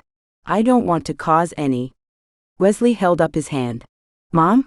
This is something that Audrey and I need to discuss, alone. Alone? Audrey gulped. Well, I'm going to go pack up my things so I'm ready to move back into the house. She fixed an eye on Audrey. I have a feeling I'm not the only one who feels that would be the right thing to do. Wesley's mom pushed up from the chair and started toward the door. She turned back halfway there. Do you want me to take Wyatt? Audrey wrapped an arm around her son. I appreciate the offer, but this decision concerns him as well. You're a good mom, Layla, she said before going out the door. I apologize for my mom. Sometimes she gets fixated on things. She's wonderful, Audrey said, really feeling that way. The woman had been direct and kind, and blatantly honest, a quality that she admired. Wesley cocked his head and silently watched her long enough to make her squirm. So, she said. So, Jackson repeated, looking from her to Wesley. We get to stay? Do I get to continue to help you on the ranch? Will you keep teaching me the cowboy way? Audrey watched the smile twitch on Wesley's face. His eyes did light up when he looked at her son. Here's my proposition, Wesley said slowly, his smile freezing and eyes softening as he turned toward her. You have been through a lot, and I can't help but blame myself for the accident. It's not your fault. Her mouth fell open with the thought of him blaming himself. If there is a way I could make it up to you, I would. I would give you your memories back and take away your pain. He slumped down into the chair his mom had vacated, before looking at her again. I can't. Jackson squirmed next to her, his excitement evident in his wiggly legs. I thought maybe we could help each other. You need a place to stay while you heal and hopefully have your memories restored. I need help with my mom. And the horses. That's where I come in, right? Sure, he said. Though I understand that you also have school work to think about. Jackson shrugged. That's easy peasy. I can get through it in less than an hour. Really? Really? Jackson nodded in pure manly seriousness. Audrey watched the interchange, doing her best to conceptualize what transpired between them, and what it would mean. What about Wyatt's lessons? She asked, thinking of Jenny's slip of information. He needed that money. Every day would be a lesson for him. About payment. Think of it as a trade. He will be working his tail off, learning how to care for the horses. You will be helping by keeping my mom from out of trouble while I work. I think I get the better end of the deal. What about rent and living expenses like food? Audrey asked, pleased she could think clearly enough to see deeper into the situation. Oh well, I just assumed that was a part of the deal and we would just eat meals together. If you don't mind? It would be like we're a big, happy family. Jackson bounced on the couch. A big, happy family, Audrey's heart hurt. What had happened over the last several years to make him yearn so much for something she always remembered them having? Chapter 13. A week after the accident, Wesley already had a hard time thinking of his life before Wyatt and Layla had decided to stay. Right now, he watched Wyatt groom Scout after a ride out to see the rest of the herd. The boy had taken to riding beside him, emulating his every move. It made Wesley hyper-vigilant about everything he did. Wesley smirked at the memory from a few days ago when Wyatt had used one of Wesley's choice words, which Wesley had never thought twice of saying before. Yet, the scolding Layla had given her son sent fire into his own face. Even his mom raised an eyebrow at the scene. Being firmly aware of what he said and did aside, Wesley wouldn't have changed a thing. The only misgiving he had was worrying about what would happen after Layla regained her memory. The thought of them leaving tore at his heart. He had no right to hope that they would stay, yet hope lived within nonetheless. Mr. Wesley, look at this. I can reach Scout's back now. Could you really have grown that much already? I think it's all the fresh mountain air, hard work, and security. The last word stopped Wesley. He set down the tack he had been repairing and walked over to the boy. Security, huh? That's an interesting thing to add. Wyatt shrugged, concentrating on brushing Scout. Wyatt, Wesley tried to pull the boy's attention toward him. He had done his best to not pester the kid with all the questions that had been plaguing him, but he couldn't let this opportunity slip from his grasp. Huh? Wyatt said, but wouldn't meet his eyes. I think it's time to tell me what's going on. What do you mean? Wyatt's voice squeaked. Do you trust me, Wyatt? Of course, Mr. Wesley.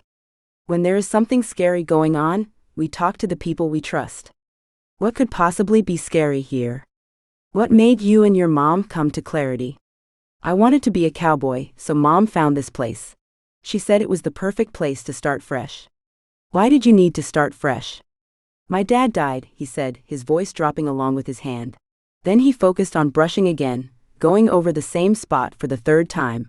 In a car accident, of course, and my mom and I just needed to leave.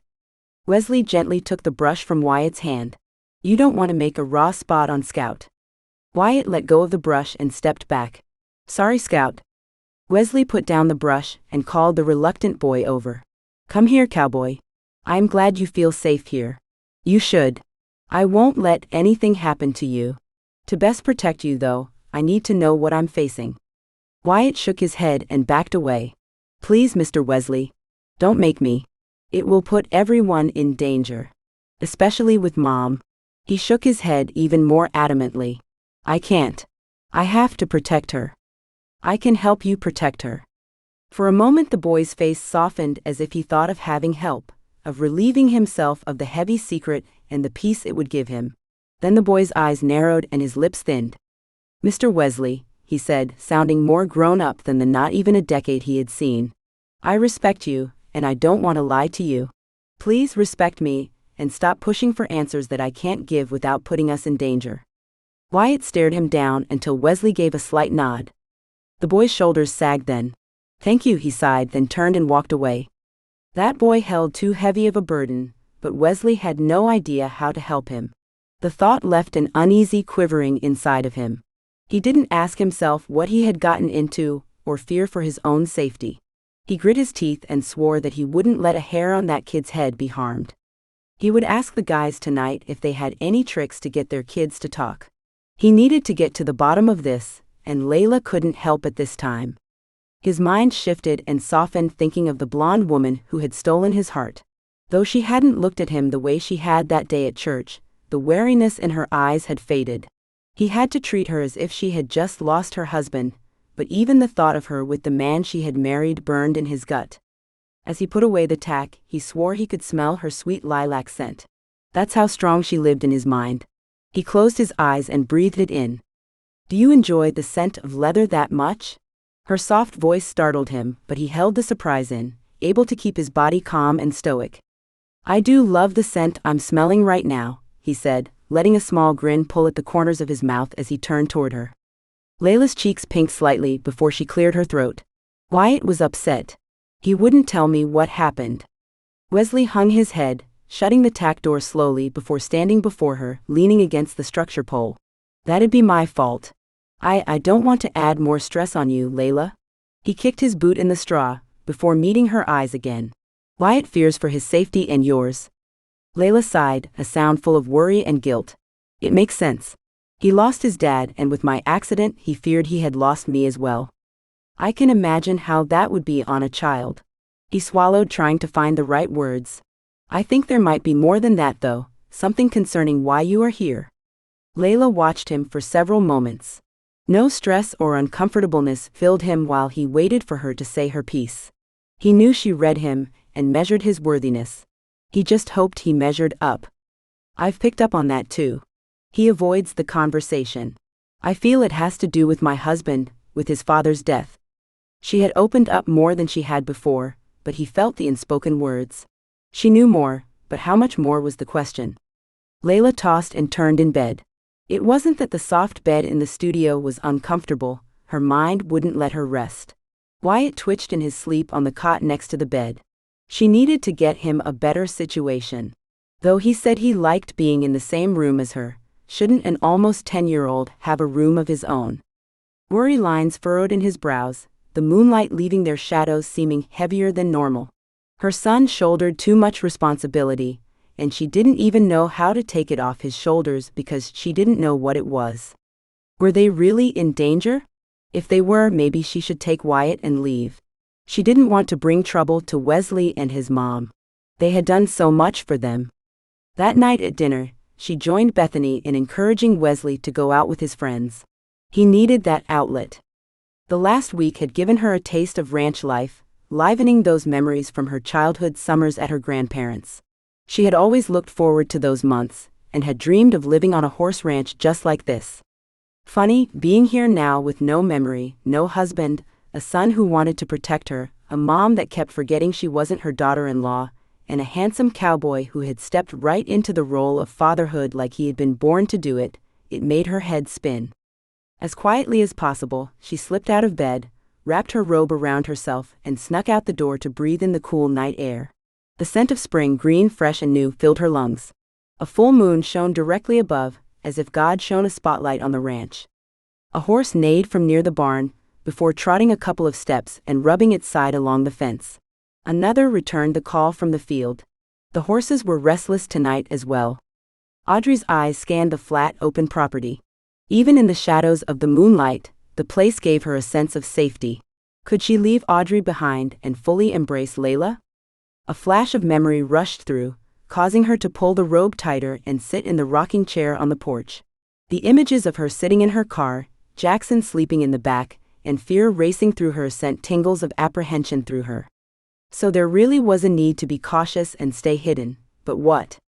The memory left her as suddenly as it came, but the tendrils of fear stayed behind. It made the shadows seem forbidding when they hadn't bothered her before. She almost went back inside, but she saw the lights from the highway and heard the rumble of Wesley's truck. How had she started to recognize that sound so acutely? Her mind told her she should go back inside, but the only movement her body made was to rock herself back and forth in the chair. She swore she felt the moment his eyes landed on hers. She couldn't know for sure, for he was hidden by the lights of his truck, which he immediately turned off as he pulled in. She felt it though, just as she felt the invisible force that pulled him to her as he exited the truck. His boots scuffed on the gravel as he swaggered like cowboys do toward her. At least that's how she liked to think of his walk, a swagger. He looped his thumbs in his pockets as he stood in front of her. "You're up late," he said in that wonderful deep voice of his. Jimmy hadn't had a deep voice like that. He didn't have the height, nor the build, nor the she clenched her fists. Why did she always compare the two men? It wasn't a good comparison. They came from vastly different worlds. "You okay?" he asked, taking one more step forward. A wisp of wind picked up at exactly that same moment, bathing her in his masculine horse and leather scent, of course with his own unique spruce accent too. "Couldn't sleep. Thought the fresh air would help," she finally responded. "It does have that effect. With the moon full it can also distract. Life at night is far different than the day." "That it is, but there is a peace to it. Though the horses are acting a bit agitated." "That's normal during a full moon though," his voice trailed off as he looked across to the barn. "It's just about time for Sorrel to birth." "Really?" Excitement fueled Audrey. Babies of any species were such a miracle to witness. "That excites you?" he asked, his eyes back on her, his head cocked, shifting his cowboy hat in a way the moonlight actually reached one of his piercing eyes. "Sure. Doesn't it excite you?" "Well, foals are our main source of income. So yeah, it's exciting and nerve-wracking, and well, prayer helps. It can be difficult to let go and trust. It's hard to not want to intervene, but these mares know what they are doing. Especially Sorrel. This is her fourth foal." "Fourth. Wow, that's a lot of babies." "Well, the foals usually leave the ranch within the year. Most of them are sold even before they are born." "Oh." Audrey's heart fell at the thought of being separated from Jackson. "Hey, horses aren't like us. They love their foals, sure, but it's natural for them to be separated, even in the wild." "It would kill me," she said in barely a whisper. "I get that. I don't have any of my own as you know, but," he trailed off as his gaze turned toward the studio where Jackson slept. "I can't imagine being away from them if I did." Audrey's heart filled. It should scare her that this cowboy had attached himself to her son, but seeing them together, the light in both of their eyes, it warmed her. A moment of the fear that had rippled through her earlier returned, causing her to shiver. "You cold?" No, I." She looked down at her fiddling hands, wishing she could just dump the whole load off her shoulders and let him support her. Jimmy had been good at that. She bit her lip, anger at her constant comparison fueling her. "I had the slightest memory." Wesley unhooked his thumbs and closed the distance between them. He squatted near her. "Tell me." His move actually comforted her, filling her with need and trust. She needed someone to rely on, someone to help her through this time, but was it him? The cowboy that well had been perfect and supportive, why not? "There's not much," she finally said. "Just fear. We were definitely running." She didn't really want to say this next part, but she felt like she needed to offer the option. "If we really are running from something, someone, I would understand if you wanted us to leave." Wesley shot up to his feet, causing Audrey's heart to race. It felt like forever before his low and even voice spoke. "Is that what you want?" She swallowed. She didn't really know what she wanted or what she should do, but she knew she felt safe here, and she knew her son had fallen in love with this new life. Her eyes pled into his, wishing for him to understand without her having to say the words. No. At the sound of her simple word, the cowboy's stiff body relaxed. A breath blew out, smelling of root beer and something spicy. He slowly crouched back down, almost eye level with her. You and Wyatt are welcome to stay. To Audrey it seemed like he had more to say, but the words that came out were enough. The words that followed melted her heart, almost making her wish she could leave Audrey behind. There is nothing in the world that could keep me from keeping Wyatt, or you, safe. Nothing. Chapter 14. Wesley may live to regret those words, but each one resonated with him. Any thought of someone harming Wyatt or Layla, a primal urge surged through him, pulsing with the need to pound something. He obviously had shocked Layla, for she sat there, eyes wide, red lips parted, completely frozen. He hoped the surprise was a good one, and he hadn't come off as an overprotective psycho. He had had enough jousting about that from his friends tonight. They didn't understand, though. They hadn't seen the fear darkening Wyatt's expression, or the frailty that Layla showed only in the moments she didn't think she was being watched. And now, seeing Layla shaking in fear from a memory, he dared anyone to try to hurt them. He needed to know more, but direct interrogation didn't work. At least his friends had shared some of their coercing tricks.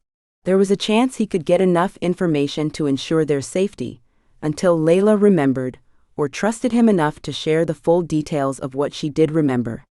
With the late hour, the intoxication of the full moonlight, he didn't even register his urge until his finger had gently touched her lips. When he realized what he had done, he pulled back, not immediately though, for it registered then that she hadn't jerked away. Wesley, I'm my husband, she started. He didn't want to admit the jolt of pain that shot through his chest when she mentioned her husband, her late husband. She had every right to mourn him, to stay true to him even in memory.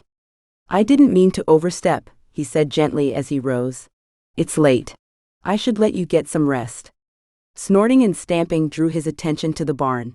That might be Sorrel. I noticed the signs today. Signs? Yeah, her teats had the waxy leakage, and she's been acting a bit agitated. Should we go check on her? Layla stood, her body now so close to his. You want to come? I would love to see a foal being born. The childlike excitement in her voice pushed past his embarrassment. He started to hold out his hand, but instead nodded toward the stables. Let's go then. A crash and fumbling came from the studio before Wyatt came stumbling out, pulling on his boots in mid-step. I'm coming too. No way am I missing this. Layla's eyes shot to Wesley's as they both sucked in a breath. How much had the boy overheard? Wesley would have to get used to little ears, picking up everything in their vicinity. Well, come on. Wyatt called, racing past them, still sleep clumsy on his way to the barn. Guess he hasn't outgrown his eavesdropping phase, Layla said, and he noticed the pink in her cheeks even in the dim moonlight. She slipped her boots on, completing her look. Do we ever? Wesley said, teasingly, hoping a little humor would lighten their walk. She glanced at him before setting her eyes straight ahead, wrapping her arms around herself. Sometimes as you get older you realize that some things you are better off not knowing.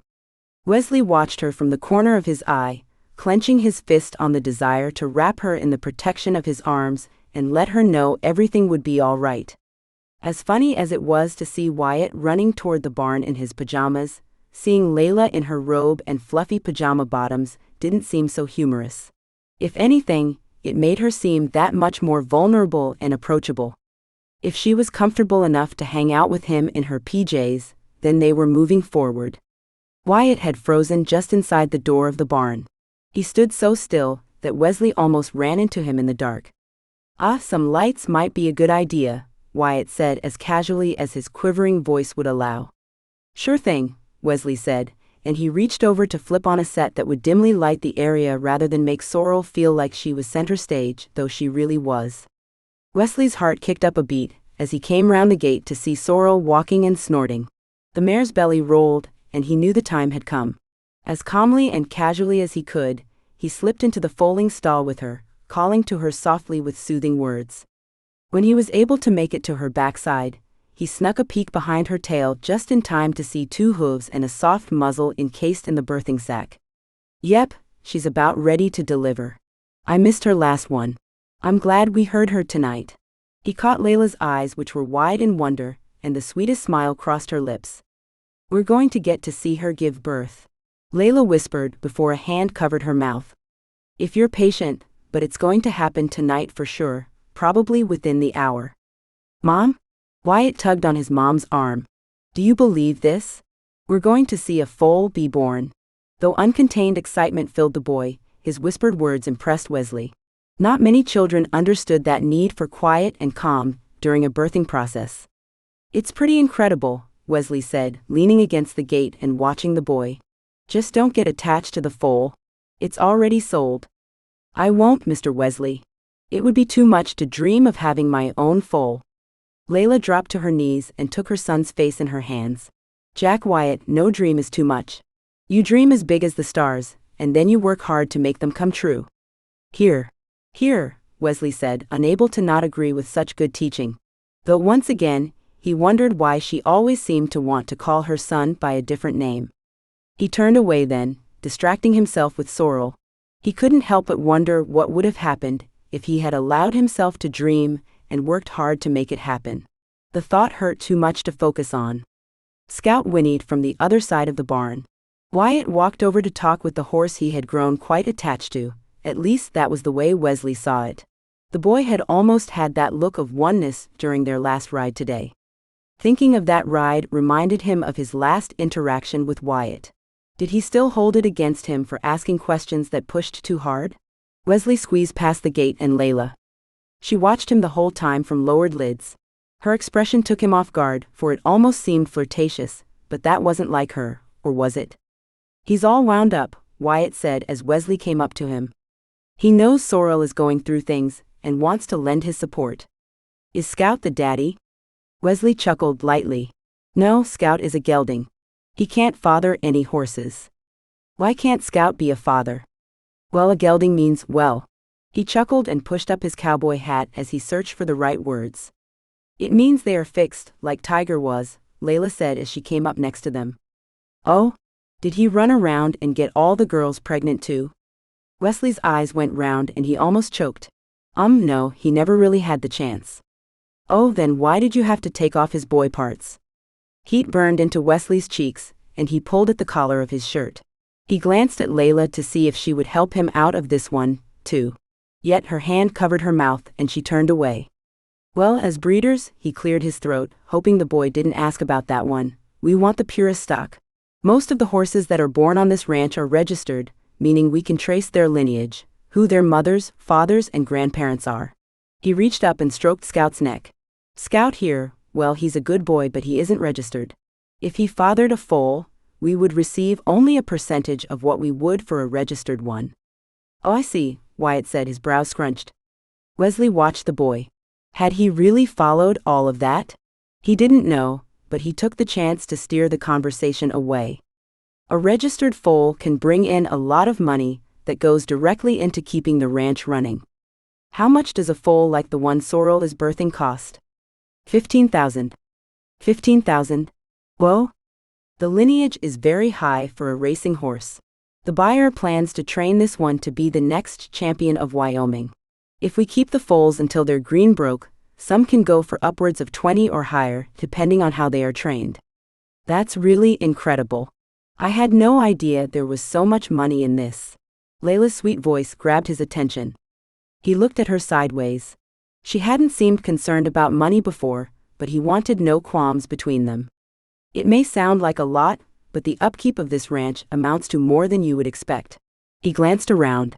It's a hard life with no days off and we barely break even, but I wouldn't change it for the world. Hard work builds character, Wyatt said with a nod. It sure does, son. Wyatt grinned from ear to ear. In many ways, it seems like a much simpler life. Layla glanced at him before scanning the barn. Physically hard maybe, but simple and purpose-driven and safe. He barely heard her last word, but it hit him like a sledgehammer. Safe.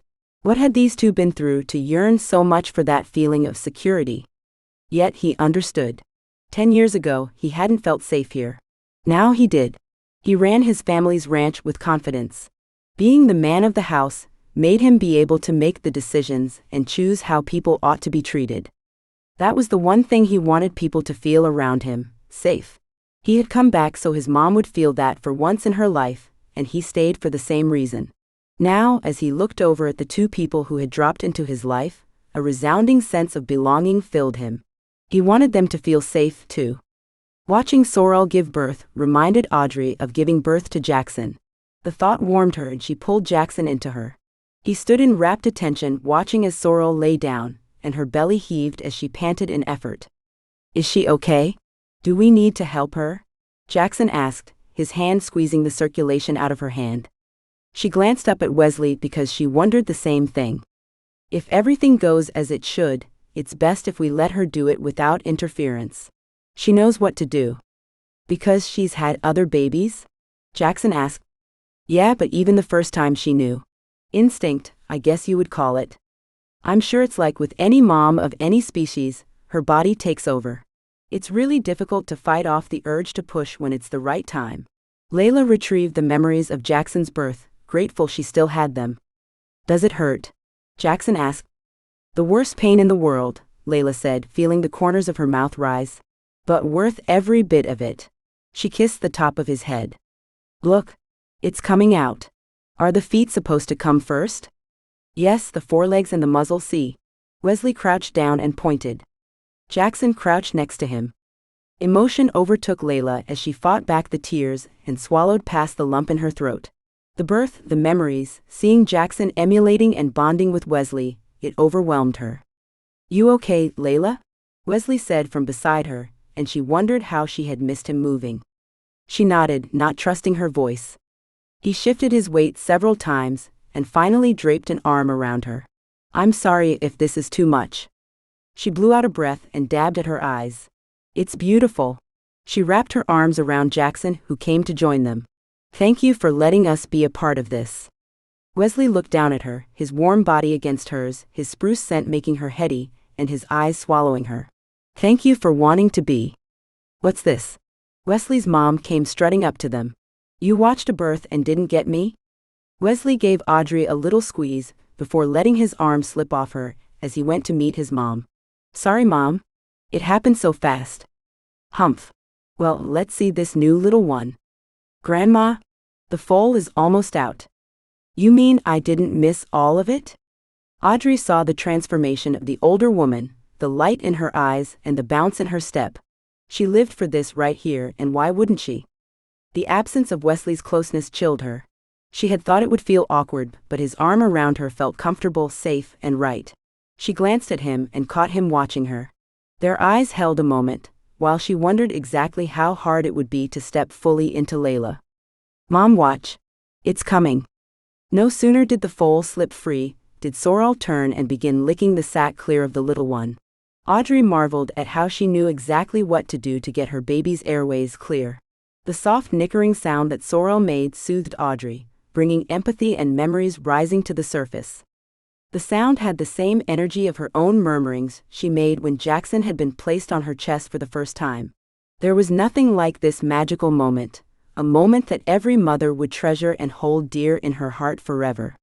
Gratitude filled Audrey then. Gratitude that she had only lost 5 years and not 10. To have forgotten the birth of her son would have been crushing and horrific. Audrey looked over at Wesley's mom as she locked elbows with her. It's something that you never forget, isn't it? Never, she said. The older woman nestled against her, as if having her there brought her comfort. Audrey felt so welcomed, valued, and truly cared for. Even if his mom might not remember exactly how she came to be there or her exact relationship with her son, she genuinely cared for her, and that felt so good. Audrey rode on the high as they all watched Sorrel mother her new foal. They felt like a family, sure a hodgepodge mix, but family nonetheless. She knew her yearnings were spurred on by the emotions of the event, but this time she didn't make herself stop the thoughts. She allowed the fantasy to play on without the guilt, and enjoyed the moment. Wyatt yawned and leaned into her, his eyes heavy. Is it over now? I have to stick around to make sure the foal nurses, but you should hit the hay. I'll need your help in the morning, and of course we will have our lesson. Okay, he said, tugging on her arm. Audrey looked longing at the foal. She had hoped to see the little guy wobble onto his feet for the first time, but her own child came first. Always. Okay, sweetie, let's get you to bed. I can take him back with me.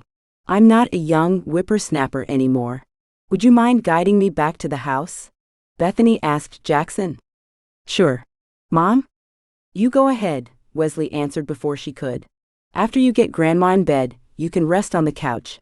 I'll carry you back to your own bed after we're done here. Audrey felt the pattering of her heart as her desires warred. Jackson had never put himself to bed that she could remember, though she couldn't remember much of the last 5 years, so maybe he did, but... It's okay, Mom. I got this. Jackson came over and kissed her cheek before turning toward Wesley. Good night and thanks for letting me see this. You were a great partner. Now rest up. Midnight will be ready for her turn in another week or 2. Jackson smiled and took Grandma's hand. She leaned over, talking to him in whispered tones as they walked out of the barn. Audrey's eyes followed them even after they disappeared. You don't have to stay. I just thought you wanted to, Wesley said from behind her. I do.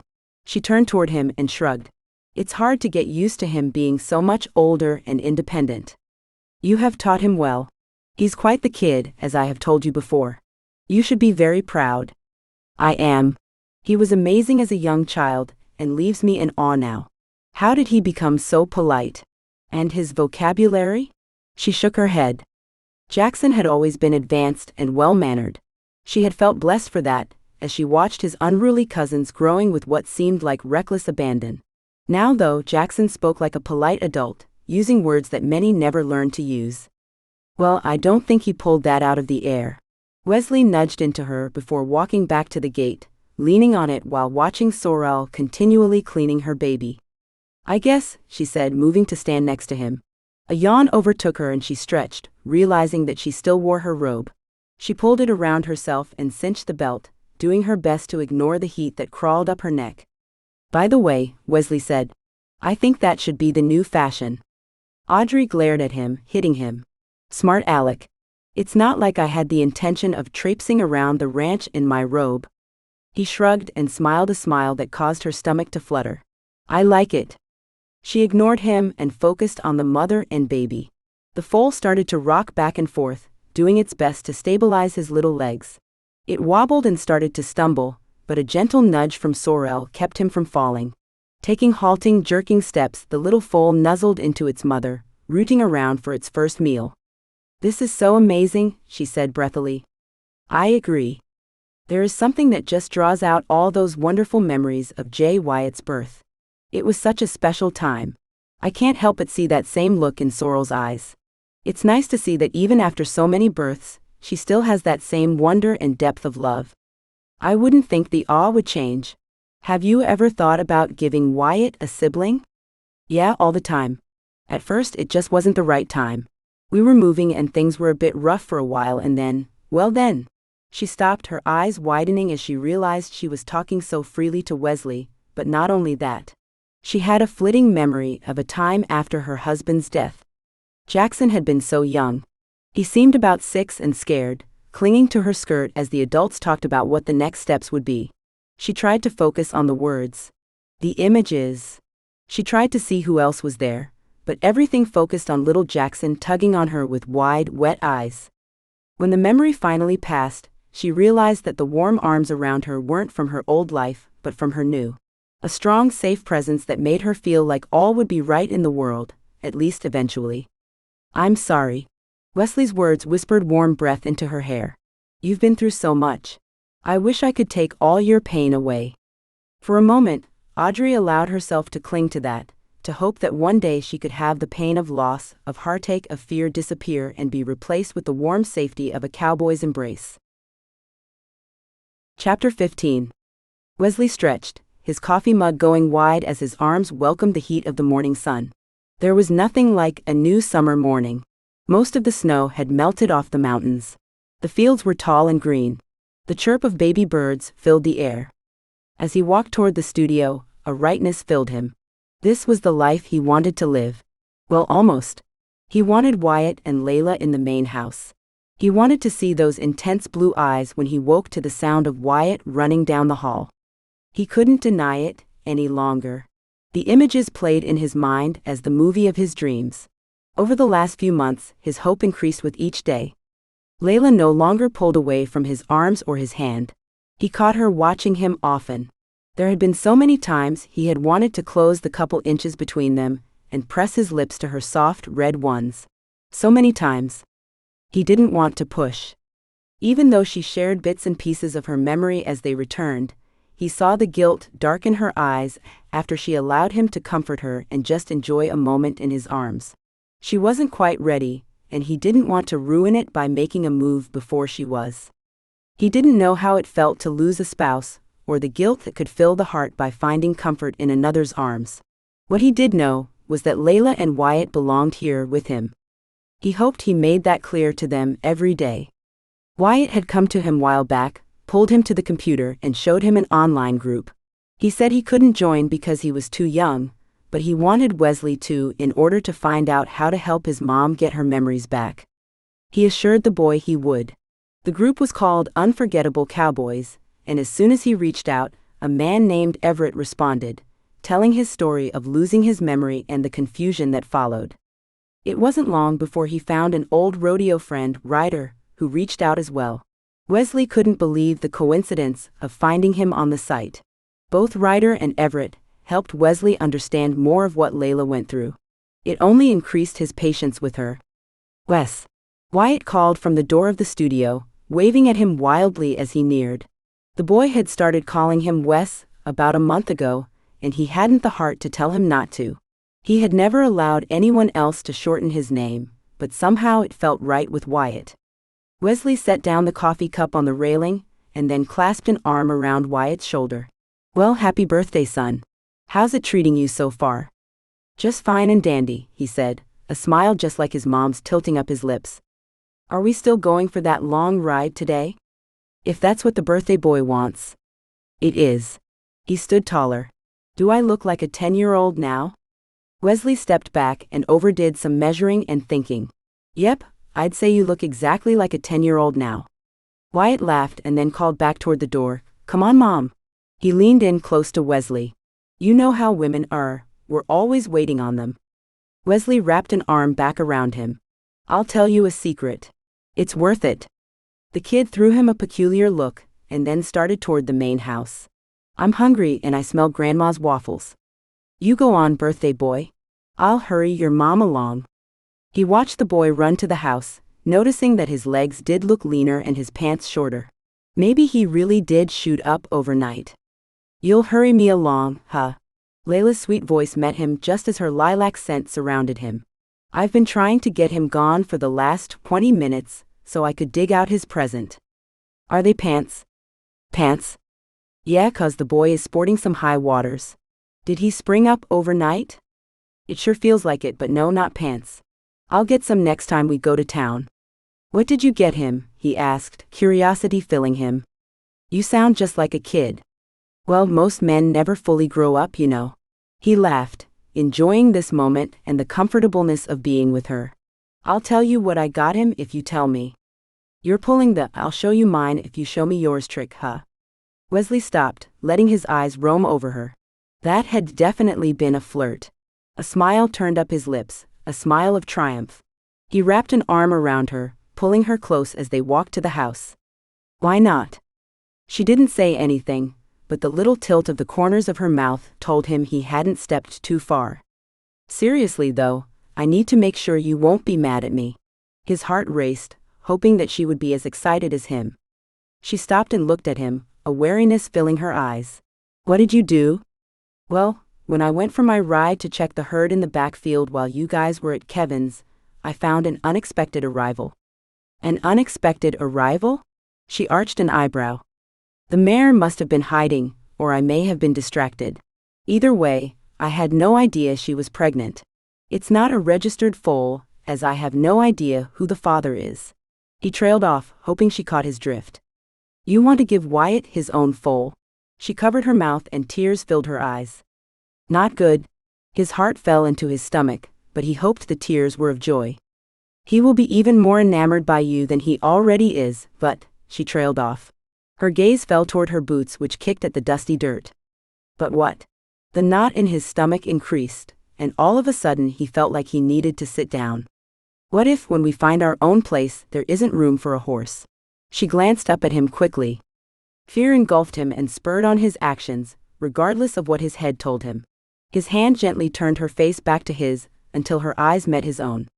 There's no need for you to find your own place. Call this your home. Layla's eyes went wide as tears filled them. Her mouth parted before she bit her bottom lip. Wesley, You don't need to say anything. You don't need to commit, or do anything you aren't ready to do. Just don't go looking for your own place.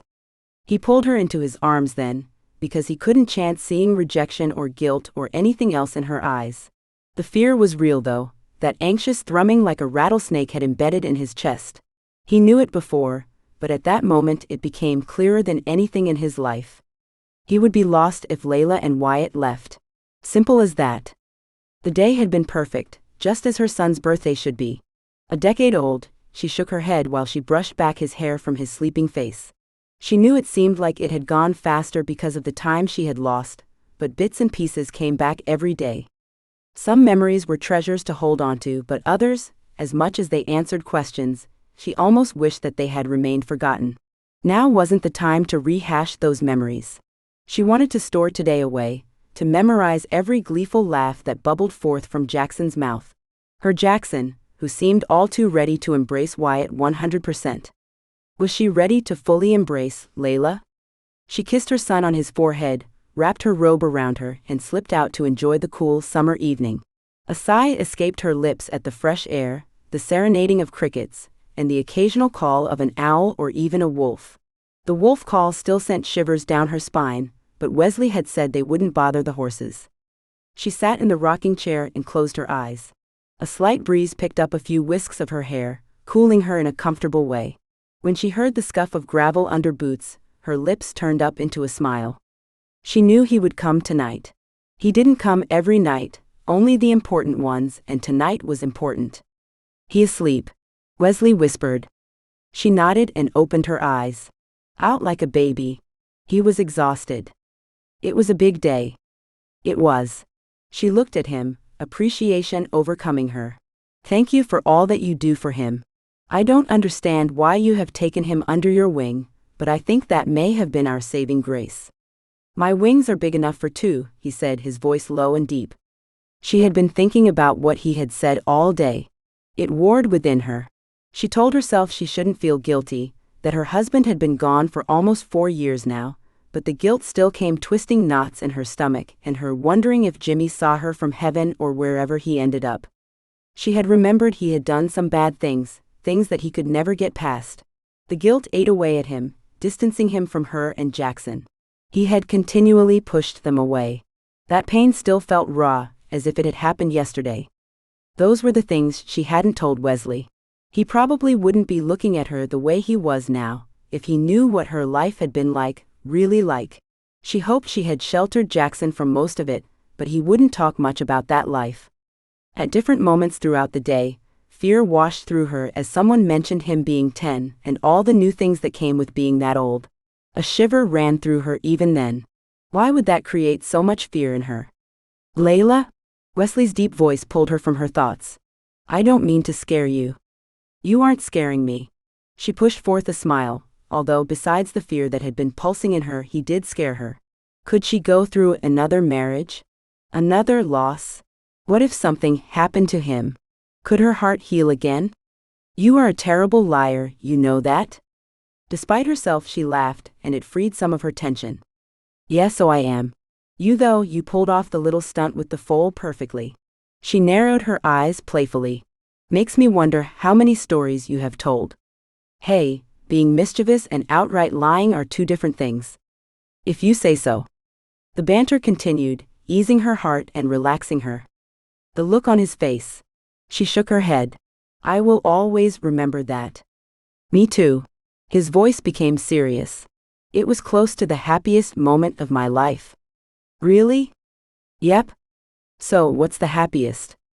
Oh well, that I'm hoping is still to come. Wesley, she started, knowing that she needed to tell him everything, and fearing that he would turn them away if she did.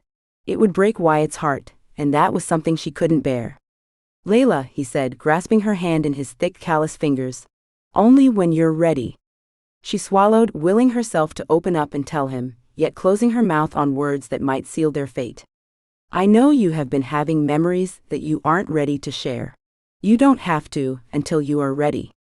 What if? She sucked in a breath and blew it back out. What if it's too much?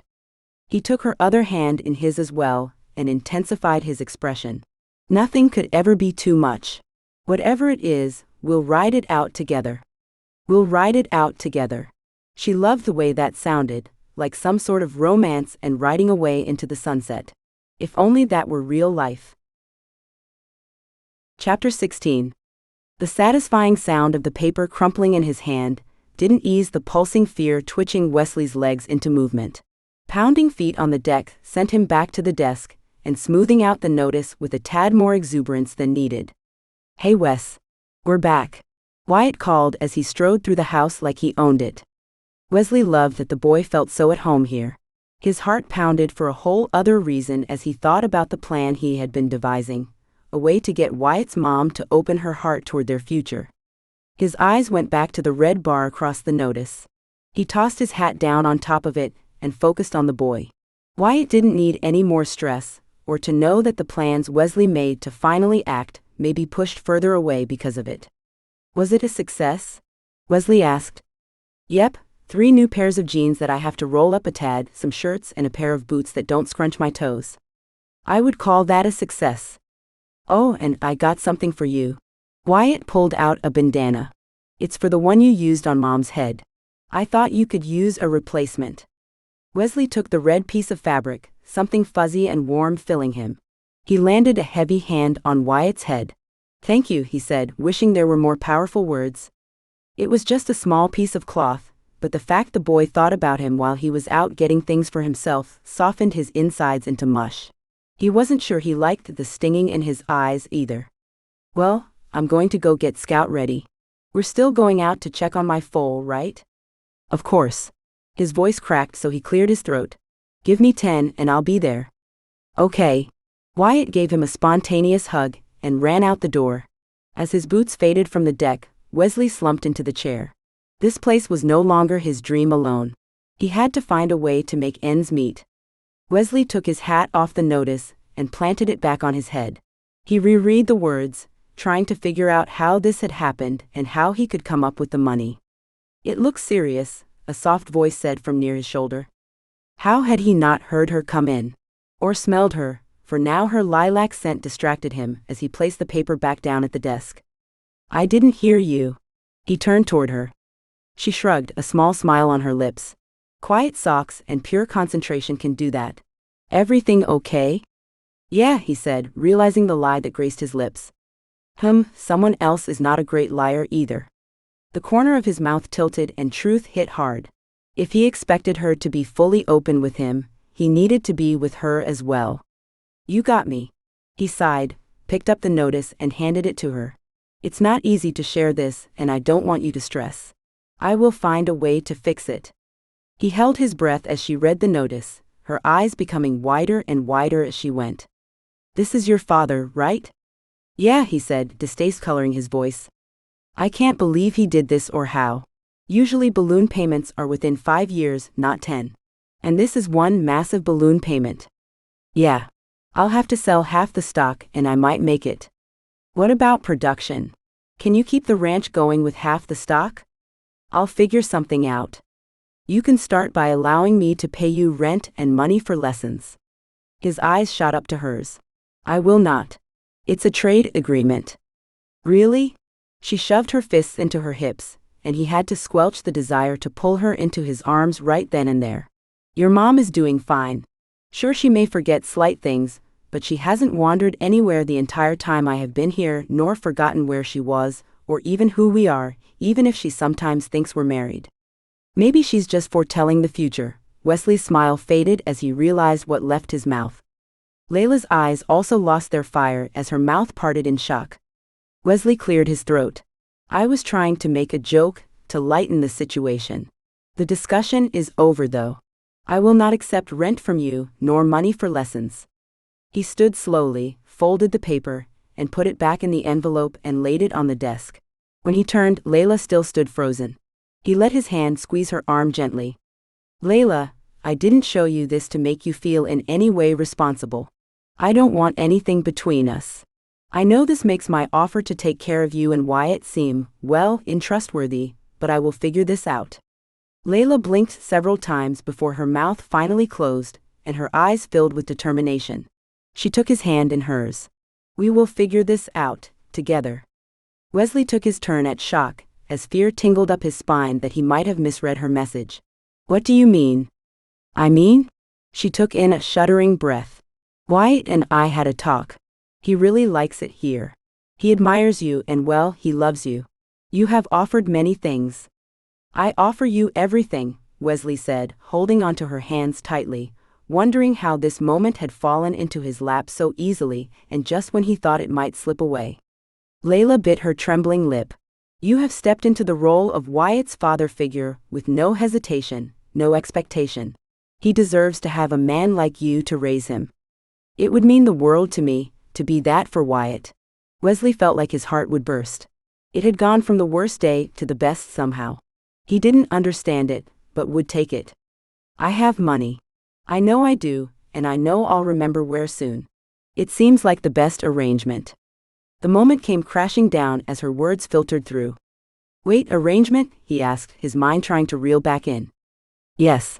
A marriage between us would grant you the money to keep the ranch going and give Wyatt a stable, safe place to grow up with a man to help him.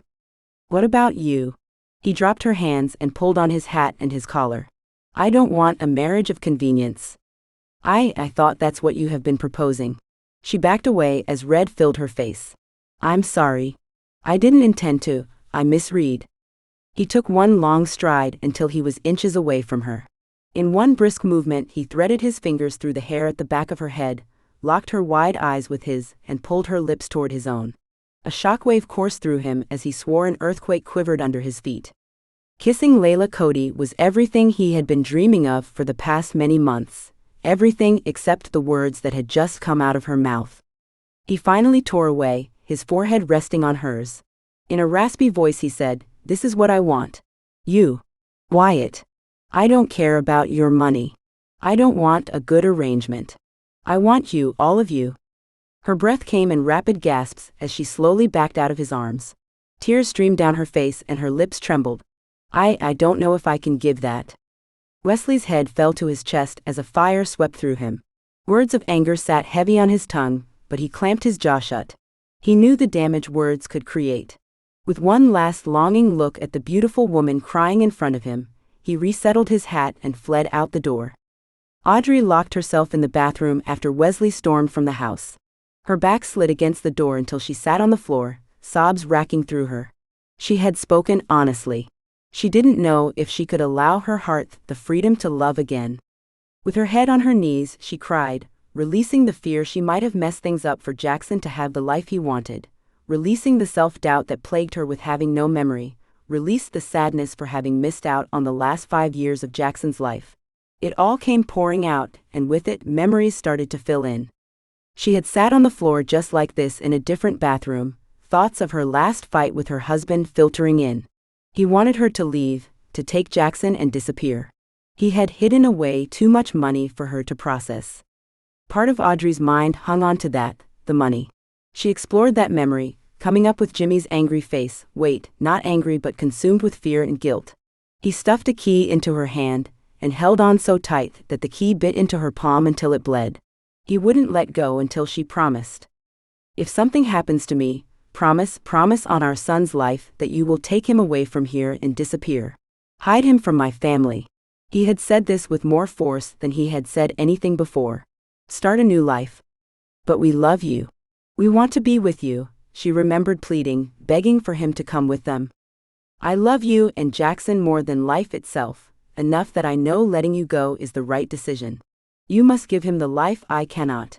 He had kissed her so fiercely her lips had bruised.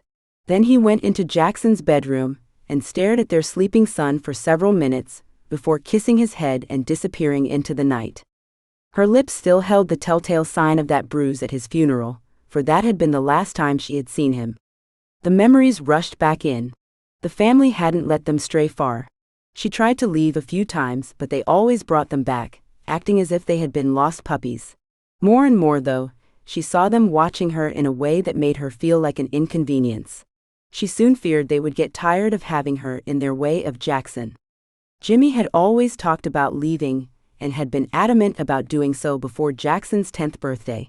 That wasn't something she ever understood, and he never explained, but the dark secrets in his eyes said everything needed. So for a year she planned and readied everything to leave, found the perfect spot, came up with the perfect backstory, saved every penny she could. She had planned to go by the bank vault where the key that Jimmy had so painfully planted in her hand came from on their way out of town, but somehow his brothers had caught on. It had been William, the middle brother, closest to Jimmy, that had come to her casually, stating that the other brothers were coming by within the hour to take Jackson on a little man trip. The look in his eyes was one that she would never forget. When he said goodbye before going to get ready for the trip, he held onto Jackson tighter than usual, and had squatted down to his level. Now Jackson, your pa left you in charge when he went to heaven. You take care of your mom now, and don't ever forget your pa is watching over you. Audrey shuddered as everything came into place.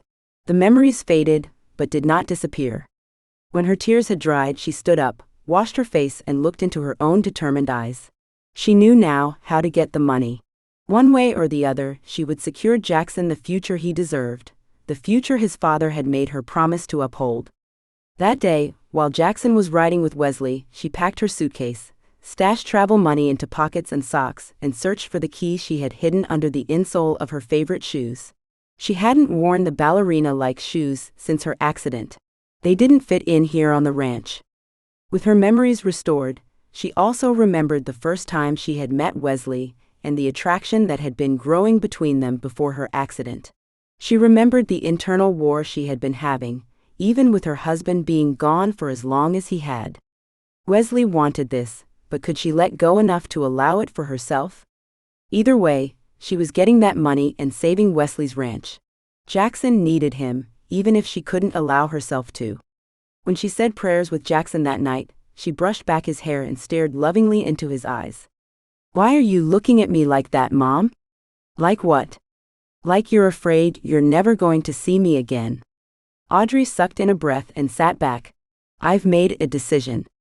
We're staying on Wesley's ranch. You're going to marry him. The boy sat up straight in bed, excitement lighting his features. Yes, if he'll have me, but first I have to do something, and I have to do it alone. You never have to do anything alone. You have me. I know, sweetie. I am grateful for you every day, and I have a little secret. What? My memory came back. I can remember everything now, or close to it. Most importantly, I remember our time together. Really?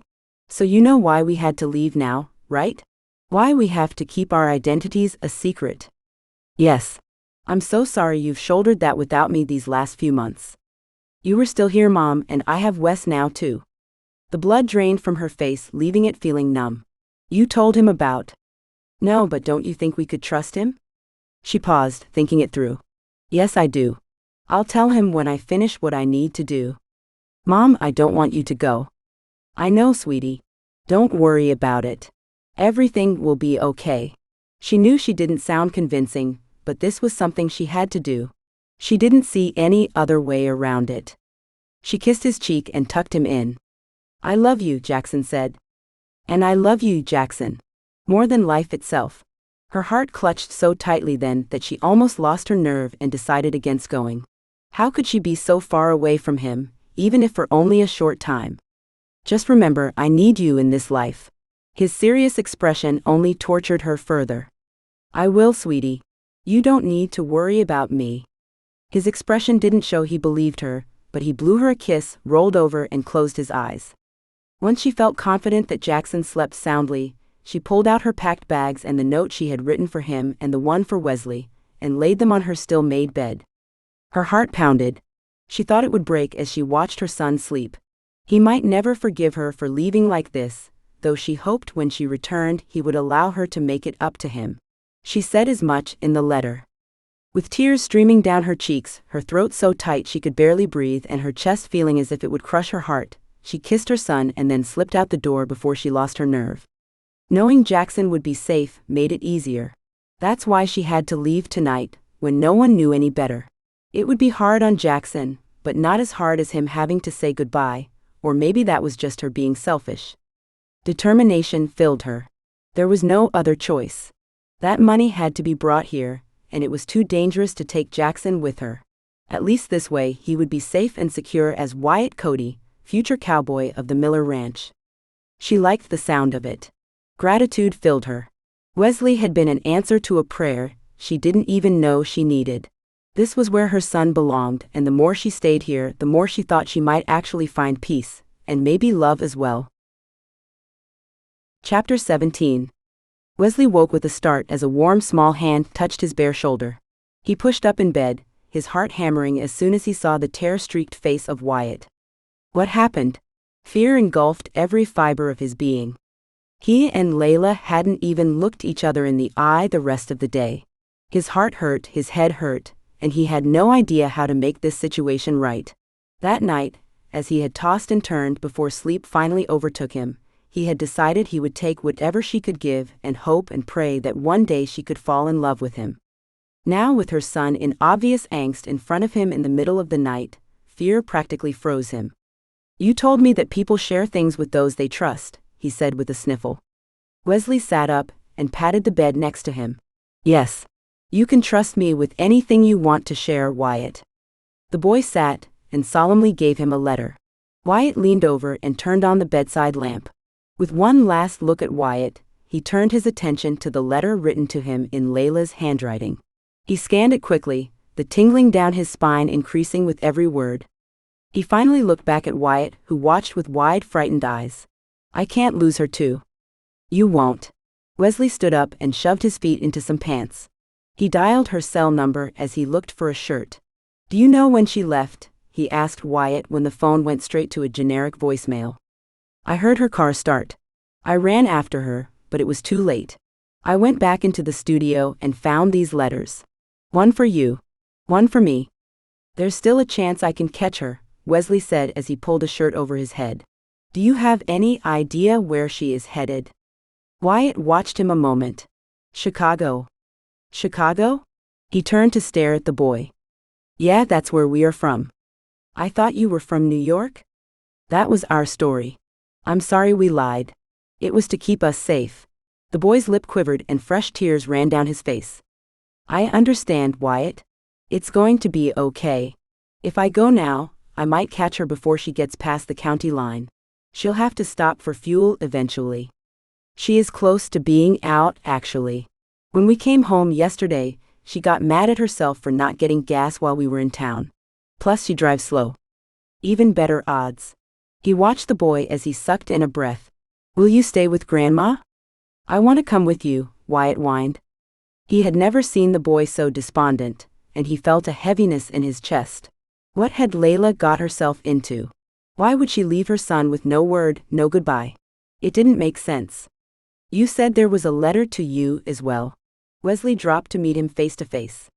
Wyatt wiped his nose with the back of his hand and then pulled the letter from the waist of his pajamas.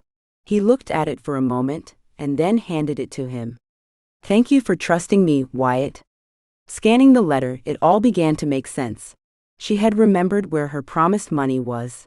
Did she really think him so shallow that he would want her to put her life in danger for money? Wesley mumbled as he folded up the letter and handed it back to Wyatt. "You know Mom doesn't like that language," Wyatt said, watching him. "I know, son, and I guess I shouldn't use it, but there are sometimes it's hard for a man to keep things in check. Mom says to take a deep breath. Then I suggest we do that, because I need you to be a man that you shouldn't have to be right now. I need you to stay in the house with Grandma. I will call Kevin to come stay with you, but it might take him an hour to get ready and get here. But I know you want to come with me, but someone has to stay with Grandma, and you're too young to drive. I promise you," he put his hands on the boy's shoulders, "I will bring your mom home." Wyatt nodded. Even unhappy, he still did what he knew needed to be done. Wesley took him to the couch, turned on lights in the hall bathroom and the kitchen.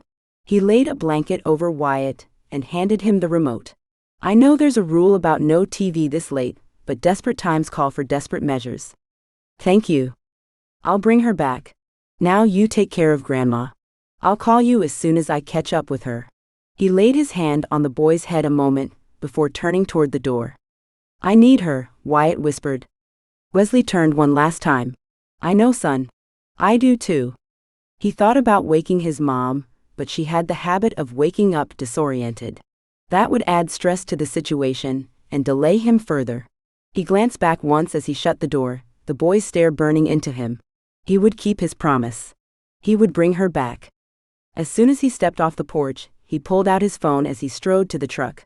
His whole body buzzed in a crazy vibration. He couldn't tell if it was anger or fear or a combination of both.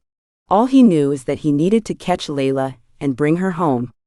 Hello, Kevin's groggy voice answered his call. Hey brother, I need a massive favor, he said, climbing into the truck and starting it. You all right? What's going on? It's a long story, but Layla took off under a misunderstanding. I need to catch her.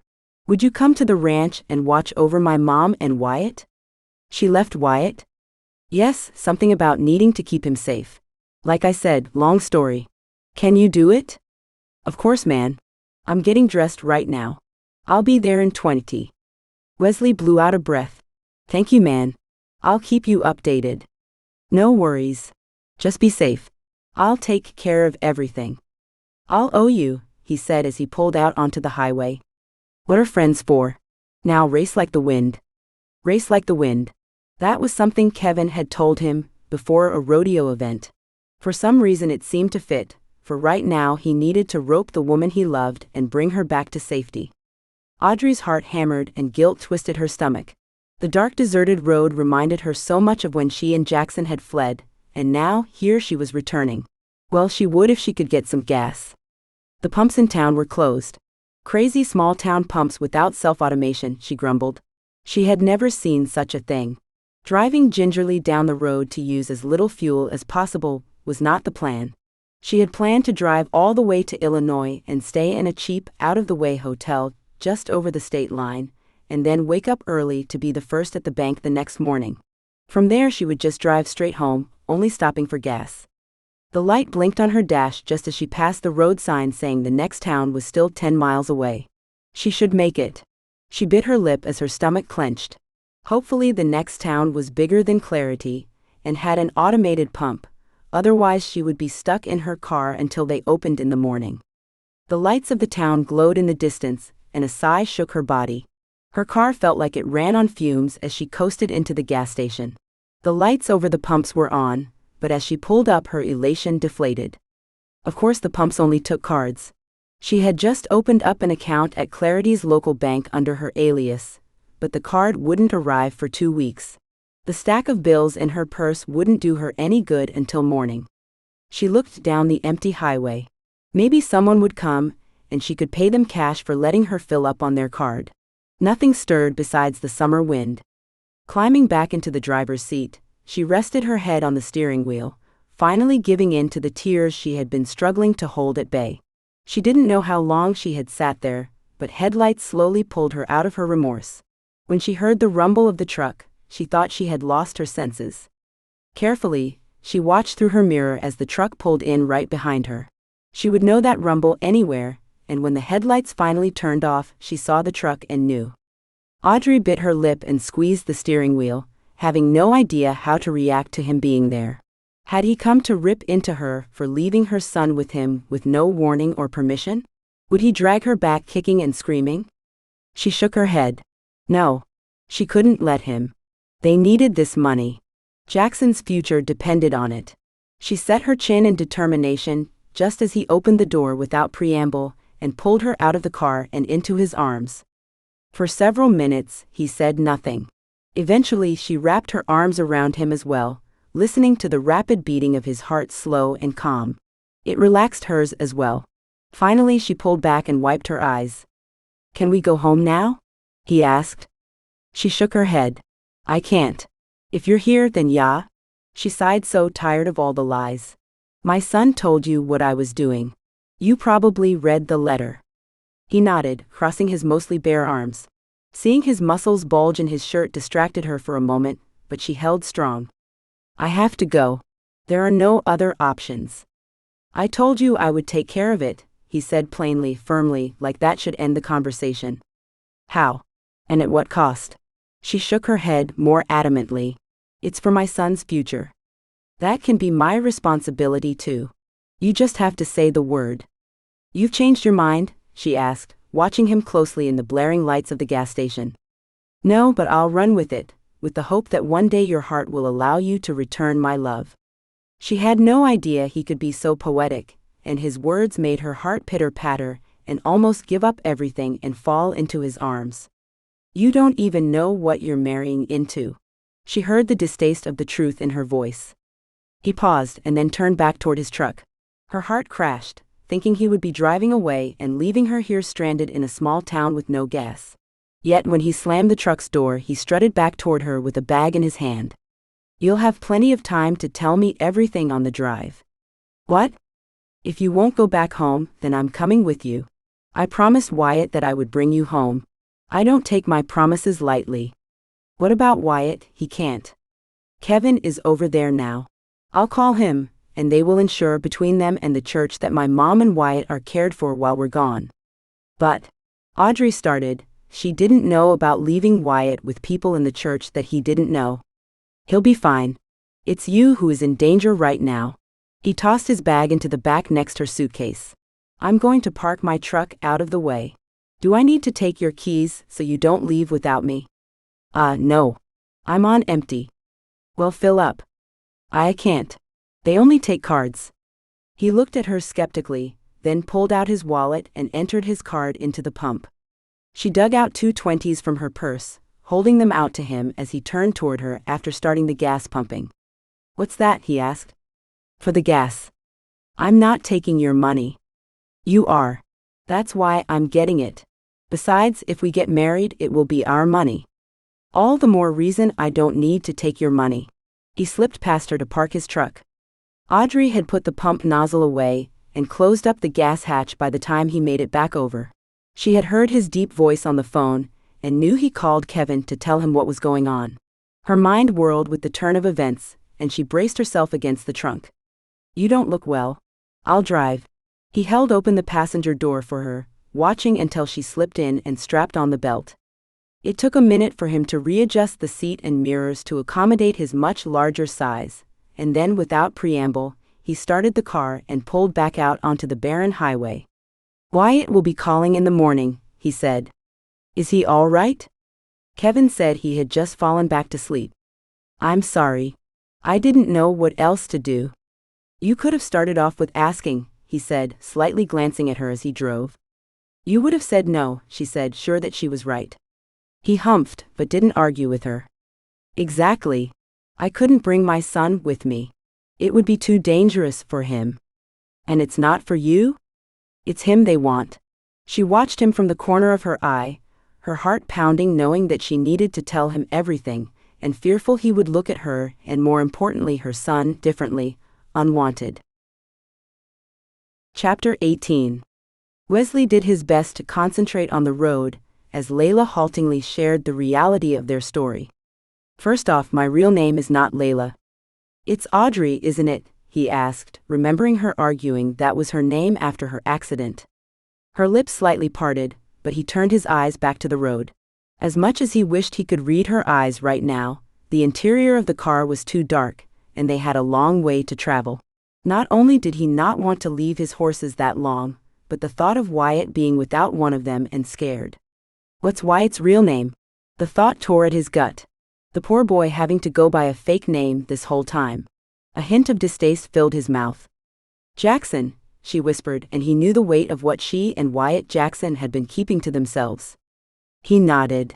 At least that answer was solved.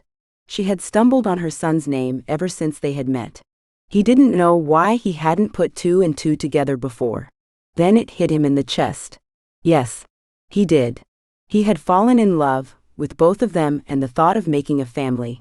It distorted his perception. We didn't like lying to you. It wasn't easy, but I couldn't take the chance of them finding us. Wesley definitely fought off anger at finding out he had been calling them by fake names this whole time, yet it didn't surprise him. He soothed his bruised ego by reasoning a name didn't make a person. Wyatt or Jackson, it didn't matter. That boy had worked right into his heart, whatever he called him. And his mom, Audrey. He tried out the name in his head. It sounded sophisticated and gentle, just like she was. "And you're from Chicago, not New York?" he said. "Yes." "The summers in Idaho? Was that made up too?" He worked hard to keep his voice neutral. "They were real. So is growing up in the South, in what I thought was a small town, before I discovered clarity."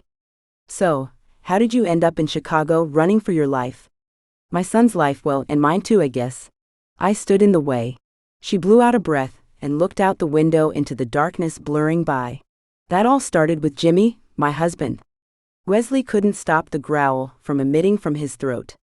"I understand what I tell you next will color your vision about my late husband and about me, but I need you to remember that I loved him." Her voice squeaked, and it was a few breaths until she continued. "And Jackson did too. You must promise to never talk bad about Jimmy in front of him." Wesley clenched the steering wheel and grit his teeth, but he nodded. Not that he would ever think of undermining Jackson's real dad in front of him, but jealousy tore at his heart.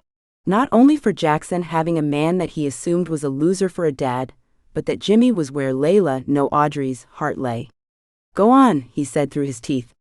"He was visiting my town when we met."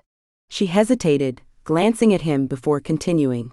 "After we married, we stayed there.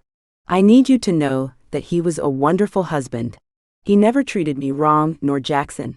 Life was good until Jackson turned 3. What happened to change that?" Jimmy's family called him back home, saying it was time for him to return to the family business. What business was that? The way she had said it left his stomach uneasy. "In truth, I don't really know. He never spoke of it. His family never talked business with the women and children around. The men and older boys would all leave to the study to discuss the business." She paused then. "What is it? I know that look. You've remembered something." "The older boys, I had thought that it was nice that they let the boys join them in the man's room after they turned 10, but," she sat forward in her seat. "That's why Jimmy made me promise to leave before Jackson's 10th birthday." "I'm not following you," he said, his mind whirling. "The family business, the boys became initiated at 10. You'll have to explain more about this business and why Jimmy wouldn't want Jackson to be a part of." "Oh?" It all came crashing down on him. A family business that no one talked about, the danger, Yeah. Audrey took a breath and leaned back into the seat. "Like I said, they never talked about business. Jimmy would never share with me what he did, but he left in the middle of the night sometimes. He had horrible nightmares that woke him up screaming. The longer we were in Chicago, the more he retreated into himself, the more he distanced us, and his eyes became haunted." "You think it was a gang or something?" She turned toward him. "More like the Irish mob." "A mob, really? Aren't those all from the past?" She shook her head and then stared straight ahead. "How did," he cleared his throat, needing to know the answer but not wanting to at the same time, "how did Jimmy really die?" She lowered her head, and her change of breathing told him she cried. He reached out and laid a hand on her leg. He didn't understand why she mourned a man like that, but her heart was broken. That was something that tore him up inside. "It was awful. I guess I wasn't supposed to be called, but I was. I identified his body, or what was left of it. Whoever murdered him seemed to be making a statement. My brother-in-laws were furious I was there, and I can't even think of what they might have done to the morgue guy that had called me after one of them escorted me home." "I'm sorry you had to go through that," he said, a fire burning in his chest. The whole thing sounded like a movie, not something that the two people besides his mom that he loved most in the world had gone through. "The image haunted me for years. Still does. I almost wish I had lost that memory for good." "I wish you had too," he said. "That night before Jimmy left, he gave me the key to the deposit box. He made me promise to get the money, take Jackson, and disappear, to give him a life he deserved and chose for himself." "Why didn't you take the money and leave right after he was killed?" "His family kept watch over us, close watch. I am sure they feared I would talk about what I saw. If we went anywhere, someone came with us. One of his brothers moved into our house. I actually tried to leave a few times, but they always brought us back. Couldn't you have gone to the police, or even the FBI? Jimmy had told me before, when we were making plans to leave as a family, that we couldn't trust anyone, especially so-called authorities. What about your family? I miss them terribly. She wiped at her eyes. If I went there, they would be involved and thus in danger. They probably think we're dead. It must feel so awful, but I can't risk letting them know. I don't know if they have my family watched or bugged or anything like that. And you think this is all because they want Wyatt, sorry Jackson, to be initiated into the family business? Family is everything to them. I'm sure there is someone we can reach out to for help. They couldn't have gotten to everyone in the FBI. I mean, even in the movies, there is always that one good guy. This isn't the movies, Wesley. Her voice was harsh and serious. I know it isn't, He stopped, for what could he say? The whole situation seemed ridiculous and fictional. How could the sweet woman he had fallen for been married to a man in a mob? He clenched the steering wheel so tightly his knuckles turned white. Wesley, she said, but it didn't filter through. Wesley, she repeated sharply. Yeah, he finally responded, anger rushing through him. The situation might be dangerous, but I have to get back to my son alive. So would you please slow down? Wesley glanced down at the speedometer. He had been driving almost 100 miles an hour, and turns were coming ahead. In shock, he took his foot off the gas. I'm sorry. He blew out a breath and shook out his hands one at a time. If you changed your mind about us now that you know, I wouldn't hold it against you. It's a lot to take in and could be dangerous and well? Why would what happened in your past change how I feel about you now? It means we come with baggage that might be too heavy, even for a tough man like you to carry. If a man can't carry the weight of love, then he should remain alone. So, you're so angry because you blame Jimmy for all of this. Why wouldn't I? He took you and Jackson from your family, knowing full well what he was taking you into. He didn't have a choice. They would have forced us to go, and my family might have suffered. I didn't understand that then, but I do now. He should have disappeared with you all then. His breath sucked in and out, and he felt himself pushing the gas down again and clenching his hands. Yet Layla or Audrey turned in her seat and just stared at him. With a glance he saw that her face wasn't contorted in anger or sadness, but wonder. You realize if he would have done that, we would have never met. His body relaxed slightly as he met her eyes briefly, the dash lights brightening them. You realize that I love you both enough that if it meant you didn't have to go through the nightmare you did, then it would be okay. The statement held truth. The thought of never having met Wyatt or Layla left his insides empty, but if it meant Wyatt had a chance at a normal, happy life with his dad and Layla, he would give it up to keep them from that pain. Audrey watched as the sky lightened and the tip of the sun crested the horizon in front of them. In that moment, everything was forgotten. Nothing existed except the beauty of the world and the miracle of a sunrise. It didn't take long before she found herself wanting to share the beauty with her son. Look at this, she said, but when she turned, of course Jackson wasn't in the back seat. Rather than her son's sweet voice, a deep low voice responded. It is amazing. Reality settled back on her then like a shawl of doom, but when the cowboy's eyes met hers, her body relaxed and she could focus on the beauty of the moment again. I miss him too, he said, his voice barely loud enough for her to hear. Not only had he said he missed her son, but he noticed that she was. It overwhelmed her with how much Wesley had become a part of them, and yet, as she settled back into her seat, she realized how good it felt. Thank you, she said. For missing Wyatt or Jackson? What am I supposed to call him now? I meant for being here. I never thanked you. As far as Jackson, I don't know. I need to keep our location safe. I will do whatever you are comfortable with. Of course, once we're married, you'll have a new last name anyway. He glanced at her. What is your last name? Murphy, she said, still trying to wrap her mind around marrying Wesley. It was the best thing for Jackson, and she definitely had feelings for Wesley, if only she could get past her guilt. Well, Audrey Miller is definitely different than Audrey Murphy. I like the sound of it, she said, offering him a small smile. Wesley really had been everything she needed, and the perfect gentleman. If life had been different, if she didn't feel bound still by her late husband and her past, she could allow herself to fall in love with him. Who wouldn't? She promised herself that after this was all over she would try. While they drove down the road, she couldn't help but wonder if she would have already given into his charm if she hadn't had the accident. If her memory served her correct, they had started a budding connection the day she fell off her horse and lost her memory. Wesley's cell phone rang and Audrey's heart hammered. She longed to hear Jackson's voice, but she feared she would hear his heartache and fear. Wesley handed her the phone. "I'm driving, besides it's for you." She took the phone and blew out a breath before she answered. "Hello? Mommy?" Jackson cried. He didn't call her mommy much anymore, and it ripped at her heart that she wasn't there with him. "I'm sorry I told Wes. I was scared. I didn't know what to do.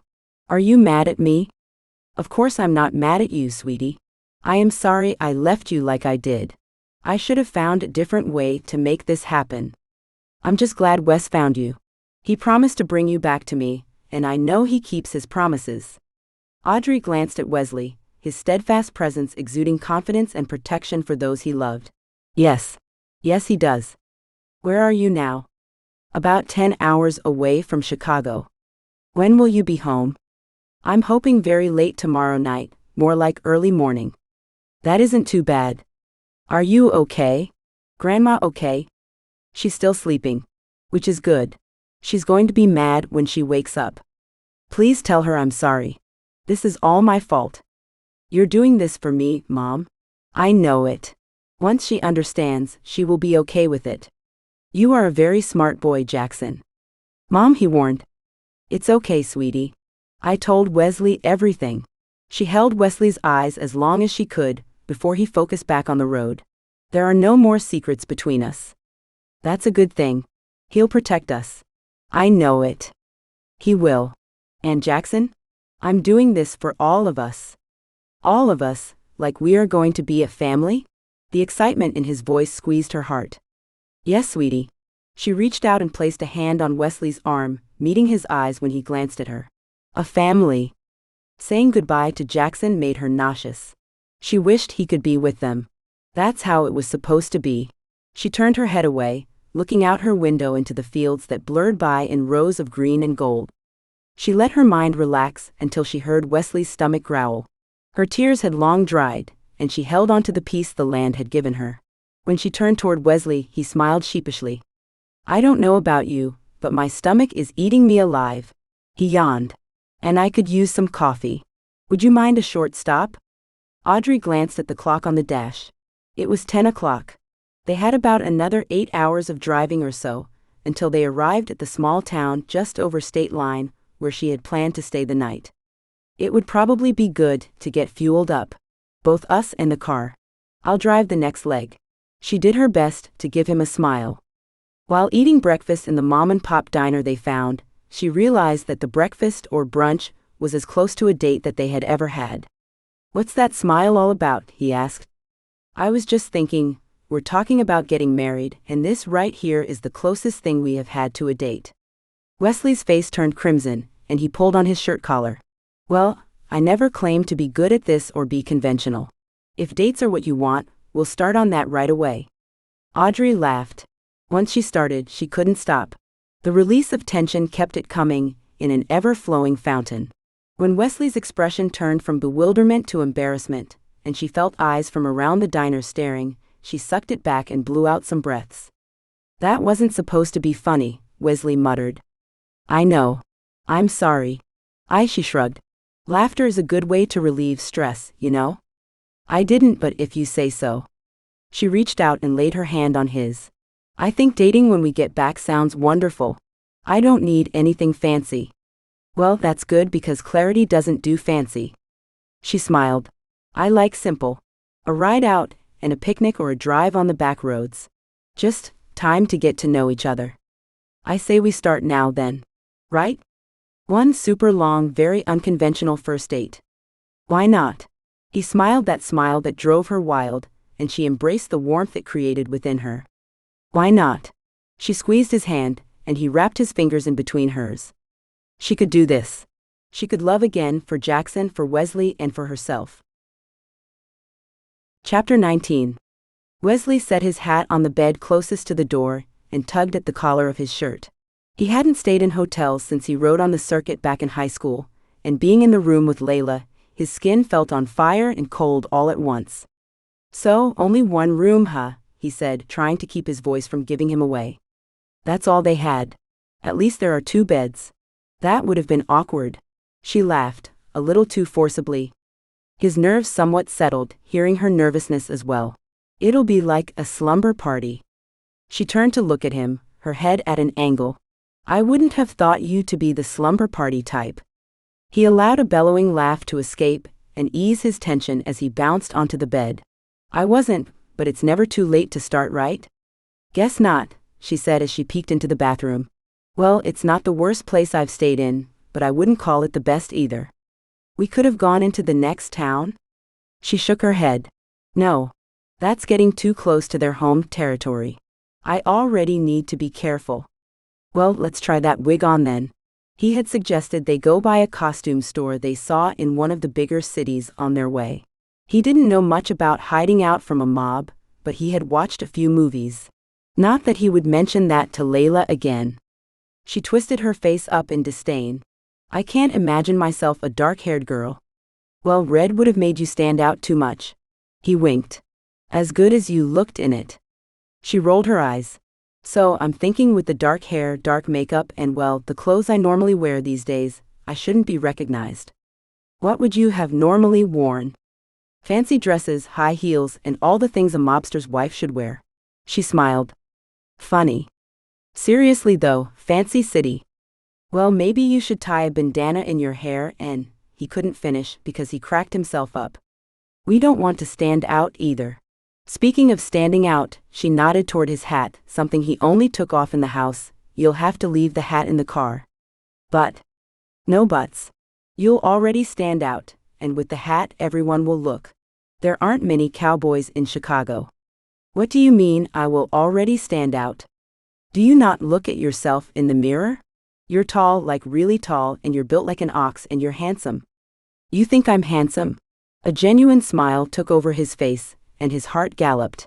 He knew she felt something too. "Of course I do," she said before busying herself with something in her bag. "I'll be right back." She glanced at him enough that he saw the pink in her cheeks, and it made his heart canter. He licked his lips as he paced the tiny room. How would he make it lying in a bed next to hers all night long? By the time Layla finally came out, he felt like a caged animal needing escape, but seeing her look so different made him pause. She was still so beautiful, but more dark than the sweet Layla he knew. The short raven hair and dark eyeliner made her eyes pop out even more than they already did. The red lipstick highlighted her plush lips. "Wow," he said and swallowed. "Weird, huh?" "It is. I definitely like your sweet self better, but this is well, I don't think you're going to not stand out." "Lipstick too much?" "Yeah, something like that." "I'll wash it off, and then let's get some food and some sleep. It'll take us another 3 or 4 hours to get to the bank, and I want to get there at opening time in the hope there are fewer people." "Food sounds good to me." During dinner he never got used to seeing Layla in the wig, or how her eyes stood out even more. He had to sit on his hands because he wanted to touch her hair, pull her close, and smell the lilac scent to remind himself she really was his sweet Layla. On the walk back to the motel, he couldn't help not having contact anymore. He reached for her hand, and when she turned and smiled at him instead of pulling away, he intertwined his fingers with hers. He had decided to shower as soon as they made it back to the motel. It was so awkward just standing in a room with her in 2 beds. The whole time he took a shower, he wondered how he should act when saying goodnight. What he should say. He wanted to kiss her, but being there alone in the hotel room with 2 beds, it didn't seem like the right place. He feared she would get the wrong impression. He knew her enough to know her morals. Besides, the only kiss they had shared had been stolen. At least he saw that he stole it from her. She hadn't fought him, hadn't pulled away, but once again it was the wrong timing. Once redressed in the sweatpants they had also picked up, he still had no idea what to say, but he went out with a prayer and realized he hadn't needed to stress. Only Layla's face peeked out of the covers, her blonde hair across her face. Stuffing the urge to sweep it behind her ear, he tiptoed to his own bed, turned down the lights, and crawled under the covers. It was only then that exhaustion finally hit him, and he realized that he had been awake for almost 48 hours. Well, he had gotten a few hours of sleep before Wyatt had woken him.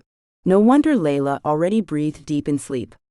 He closed his eyes, serenaded to sleep by her slow, deep breathing, a sound he knew he would never tire of.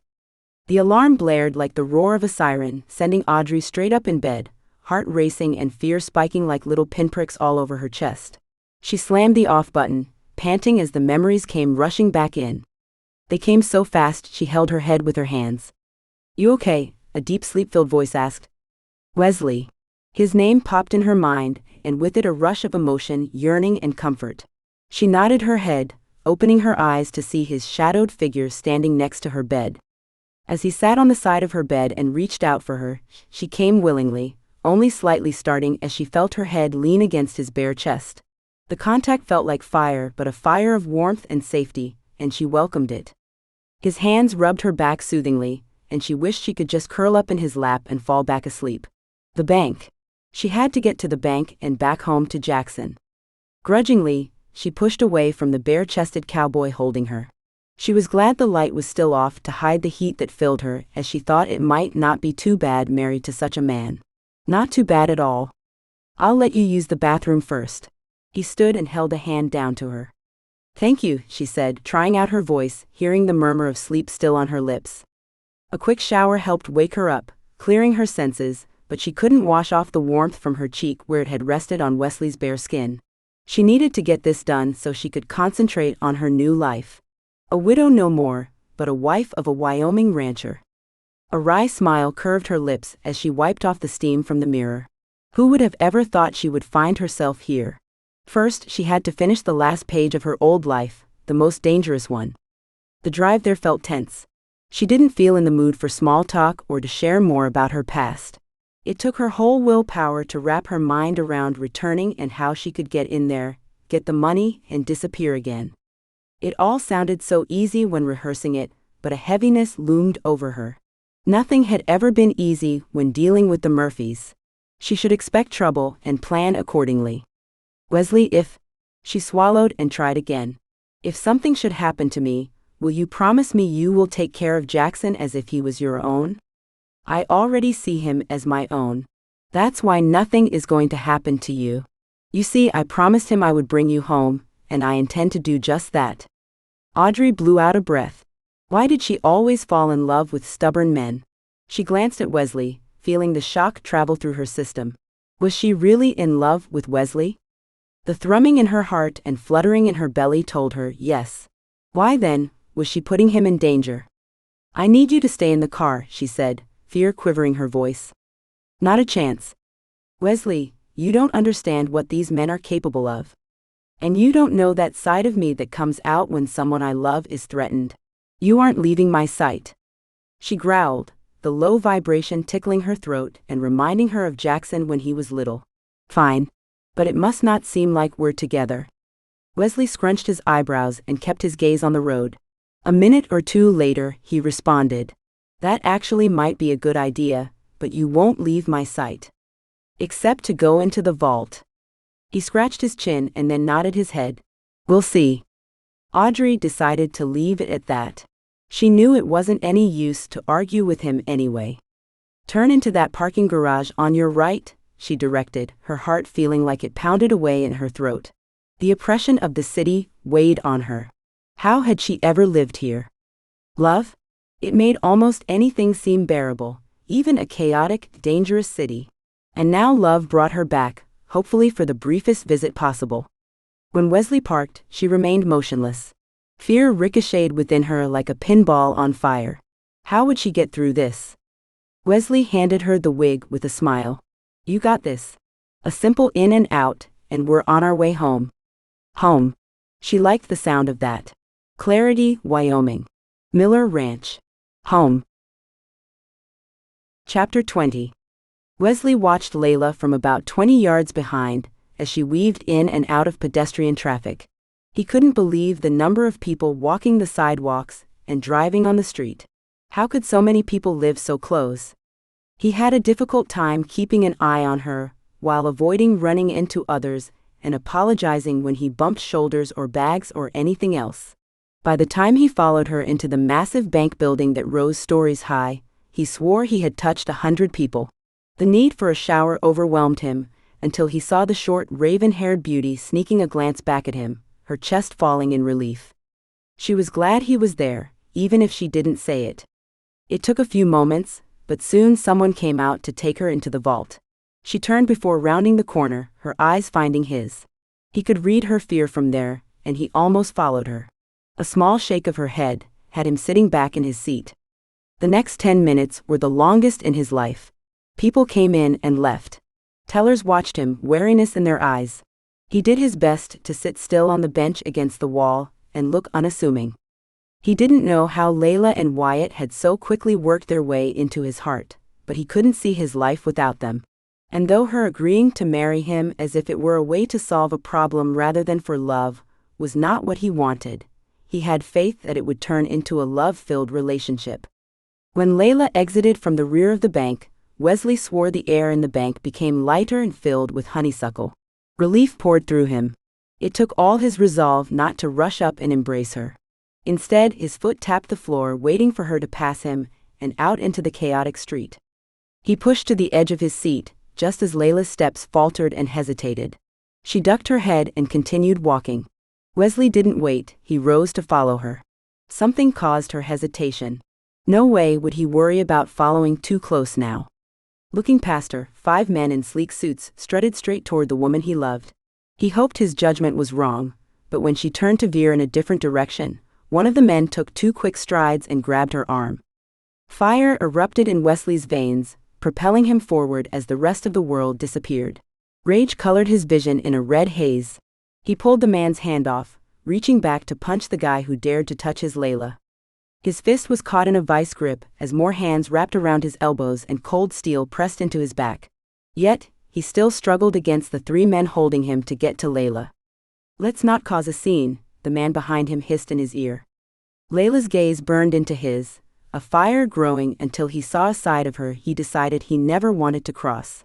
She looked directly at the tallest man. "You leave him out of this." "Everyone just settle down," the man said calmly, coming up to gently touch Layla's cheek. "No one is going to get hurt. We just need to talk. You look like someone I know. I just need to be sure you aren't her." Wesley saw the look exchanged between the two. When Layla's shoulders relaxed, he knew one of 2 things. She felt safe with the man, or she had given up. If only she would turn to him one more time, maybe he could tell by looking at her eyes. "Would you step over here, miss, so I may ask you a few questions?" She glanced quickly back at Wesley, too quickly, and whispered something he couldn't hear. "He won't be harmed. You have my word." He nodded to his men who loosened their hold, but did not completely let go. He took advantage of the moment, ripped one arm free, and landed a punch in the jaw of the man holding the gun against his back. People murmured and began hurriedly rushing toward the exit. The tall man took 2 tall steps toward Wesley and lowered his voice. "We can't afford a scene, man. I just need to verify your lady friend here isn't the person she was mistaken for. It would be in everyone's best interest if you just relaxed." Something about the way the man said it, and the intensity in his eyes, made Wesley drop his clenched fists to his sides and nod. "If I even get an inkling that harm is going to come to her, God help me. She won't be harmed. I give you my word. Where I come from, a man's word isn't taken lightly. As is where I come from." Wesley clenched his jaw and let his eyes meet Layla's. She gave the slightest nod as the man took her to the side, out of earshot. A man that he finally understood why he looked a little familiar. He had the same high cheeks and strong chin as Wyatt. Audrey bit her cheek so she wouldn't pass out.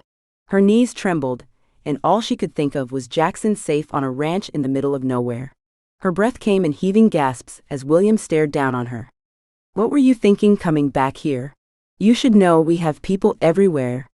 She looked deeper into him, trying to read his motivation.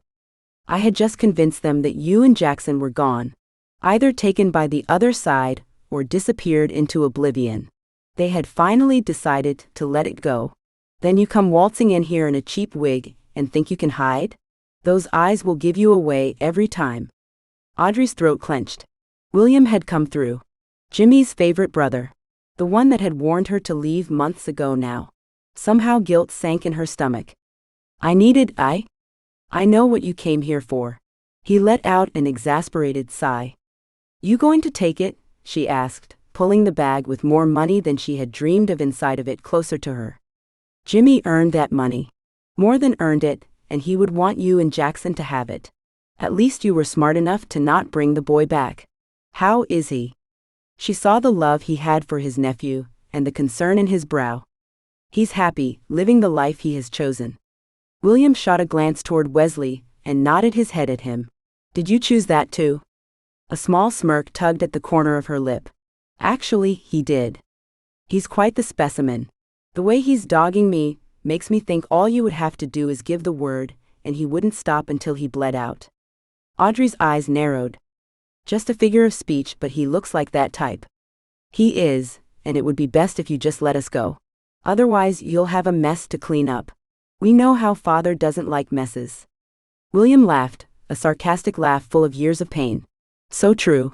You know, sometimes I think Jimmy was the lucky one. The statement ripped at her heart, but she understood what his brother meant. The weight of the family business was heavy. Well, let's not say that to Jackson. William nodded, and hung his head for a minute. He wanted you to be happy, you know that, don't you? He wanted you two to have a normal life. If that's what this, he nodded toward Wesley again, means, then do it, and know that Jimmy would give his blessing. Audrey's mouth fell open and tears burned her eyes. William, first, you were always his favorite. I know, he said with a grin. Now you tell my nephew that I expect him to grow up to be that cowboy he always wanted to be. He eyed her boots and raised his eyebrows. And tell him to forget me, and the Murphy name. He needs to forget, and never return. You too. Audrey blinked back the tears. Give me your word that my nephew will be kept safe, and have a happy childhood, free to do whatever he wants with his life. I give you my word, she choked out. He nodded. I give you mine that I never saw you. He searched her eyes for one long moment before striding away. Come on, boys. It's not her. I don't know what they were thinking. As soon as they left, her body shook with emotion. She would have fallen right then, if Wesley hadn't been there to catch her and scoop her into his arms. It's all right. It's going to be all right, she said, staring into his eyes. Relief filled her as guilt slipped away, disintegrating as she lost herself in her guardian cowboy's eyes. William giving his blessing was as good as Jimmy himself. She could now release her past life and focus on her future, well, first this moment. The way he looked at her right then, there was only one thing on his mind. I would have fought till my dying breath, and never thought twice if you had given me the word. I can't live without you. Do you understand that? She swallowed. I do, she whispered, and she did. It wasn't until the moment the men had him pinned that she realized just how much he had come to mean to her, just how much she loved him. I love you, Wesley Miller. He didn't wait long enough to respond with words. His hot, needy lips captured hers. Just like last time, it sent fireworks off in her head, but this time a deeper knowing consumed her. A knowing that he would be the last man she would ever kiss, a knowing that he was her and Jackson's home, wherever that led them. Chapter 21. Wesley paced the room, as he waited for Layla to consent to him racing her to the hospital. She had been stopping to breathe the way those classes taught her for what seemed like hours.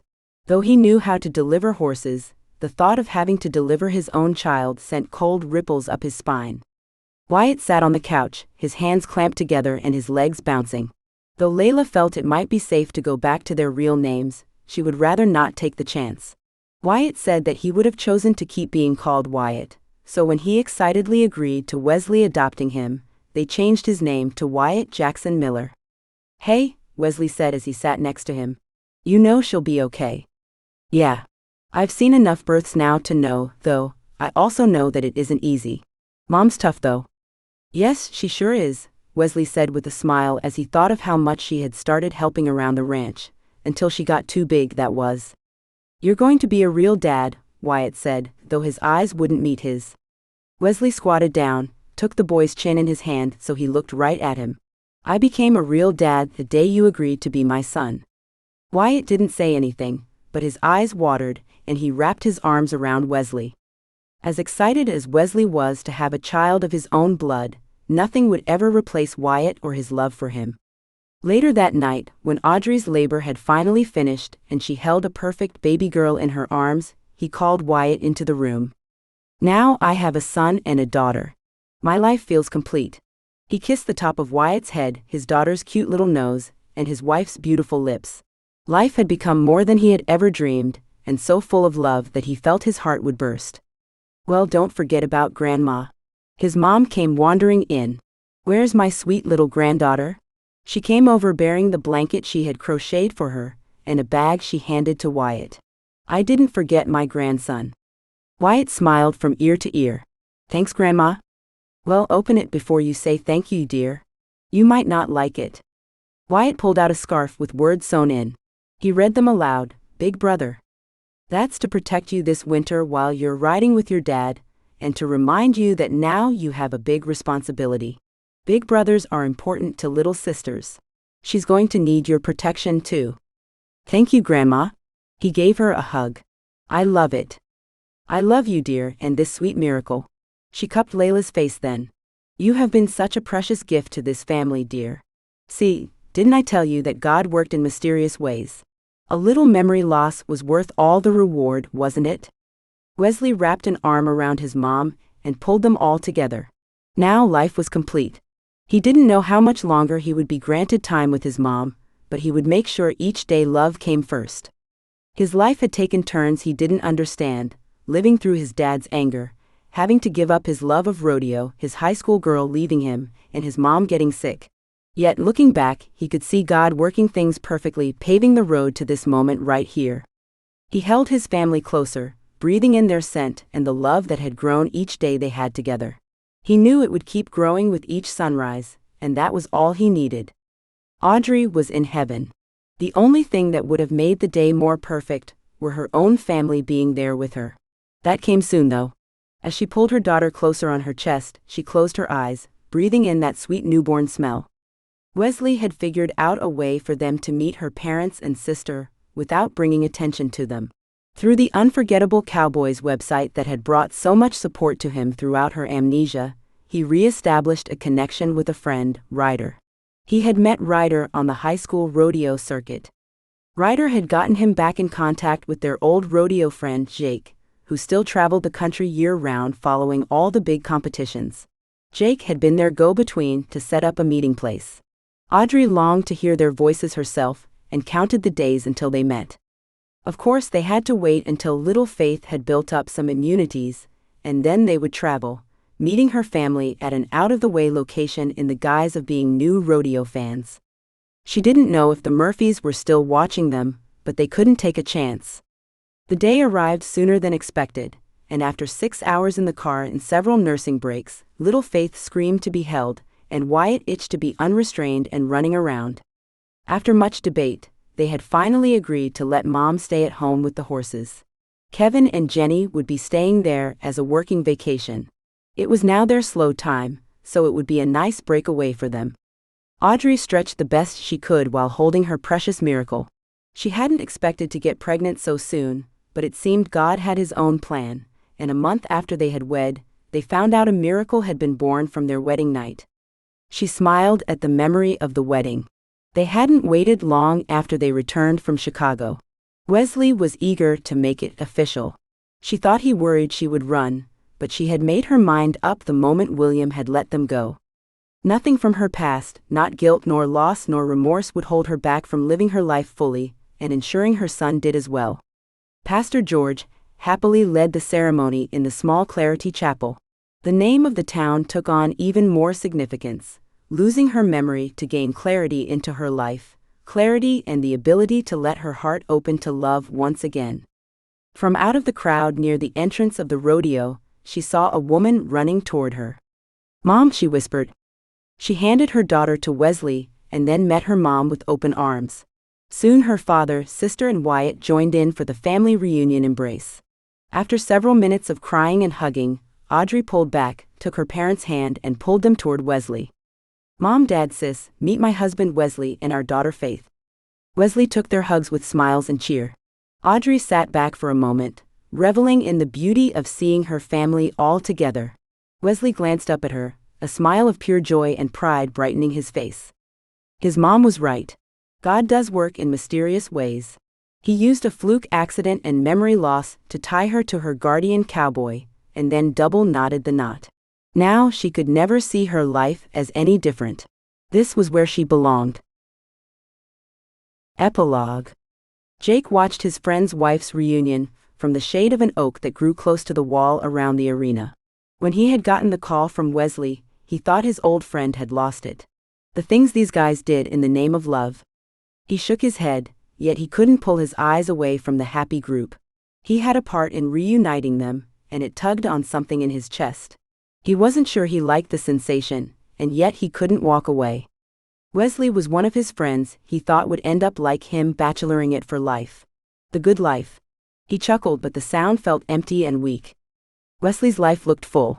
He proudly showed off the little bundle of pink in his arms as if she were a prize buckle he had just won.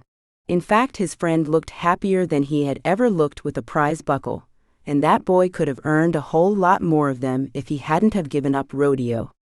Dumbest decision of his life, or was it? He yanked off his hat and wiped a sleeve across his head before shoving it back on. "Aren't you going to go talk to him?" That sweet voice pulled at him. He wished he had never offered to let her travel with him. It was her fault everything changed. "No, Beth. I'm not. As you can see, he's a bit preoccupied right now." He hated the way his tone sounded demeaning and cold. Yet it didn't scare her off. She only raised an eyebrow and hooked her thumbs in the loops of her jeans. "Well, I'm sure he would like to thank you. Look at what you did for them. You can feel the love and happiness from here." He rolled his eyes. So what if she was right? He wouldn't admit it. Yet as he allowed himself one more gander, that gaping hole inside of him yawned a bit further, crying out to be filled. You see, reuniting with your family could be absolutely beautiful. I've got a bronc to ride. Enjoy the scene of beauty. He strode away, wishing he hadn't been so mean to her. He would make it up tonight, once he stopped the stupid emptiness inside of him from getting him all riled up. A good win would do that, and he didn't expect anything less. He drew the best bronc in the circuit and knew tonight was his night. The sensation vibrated through him, as it always did right before a win. Tonight he'd feel better, and maybe, just maybe, he could make it up to Beth, and forget that she was the one woman he couldn't have. Thank you for listening to Her Guardian Cowboy. Be sure to continue with Jake's story in the first book in Danae Little's Faithful Cowboys series, Falling for the Bronc Rider.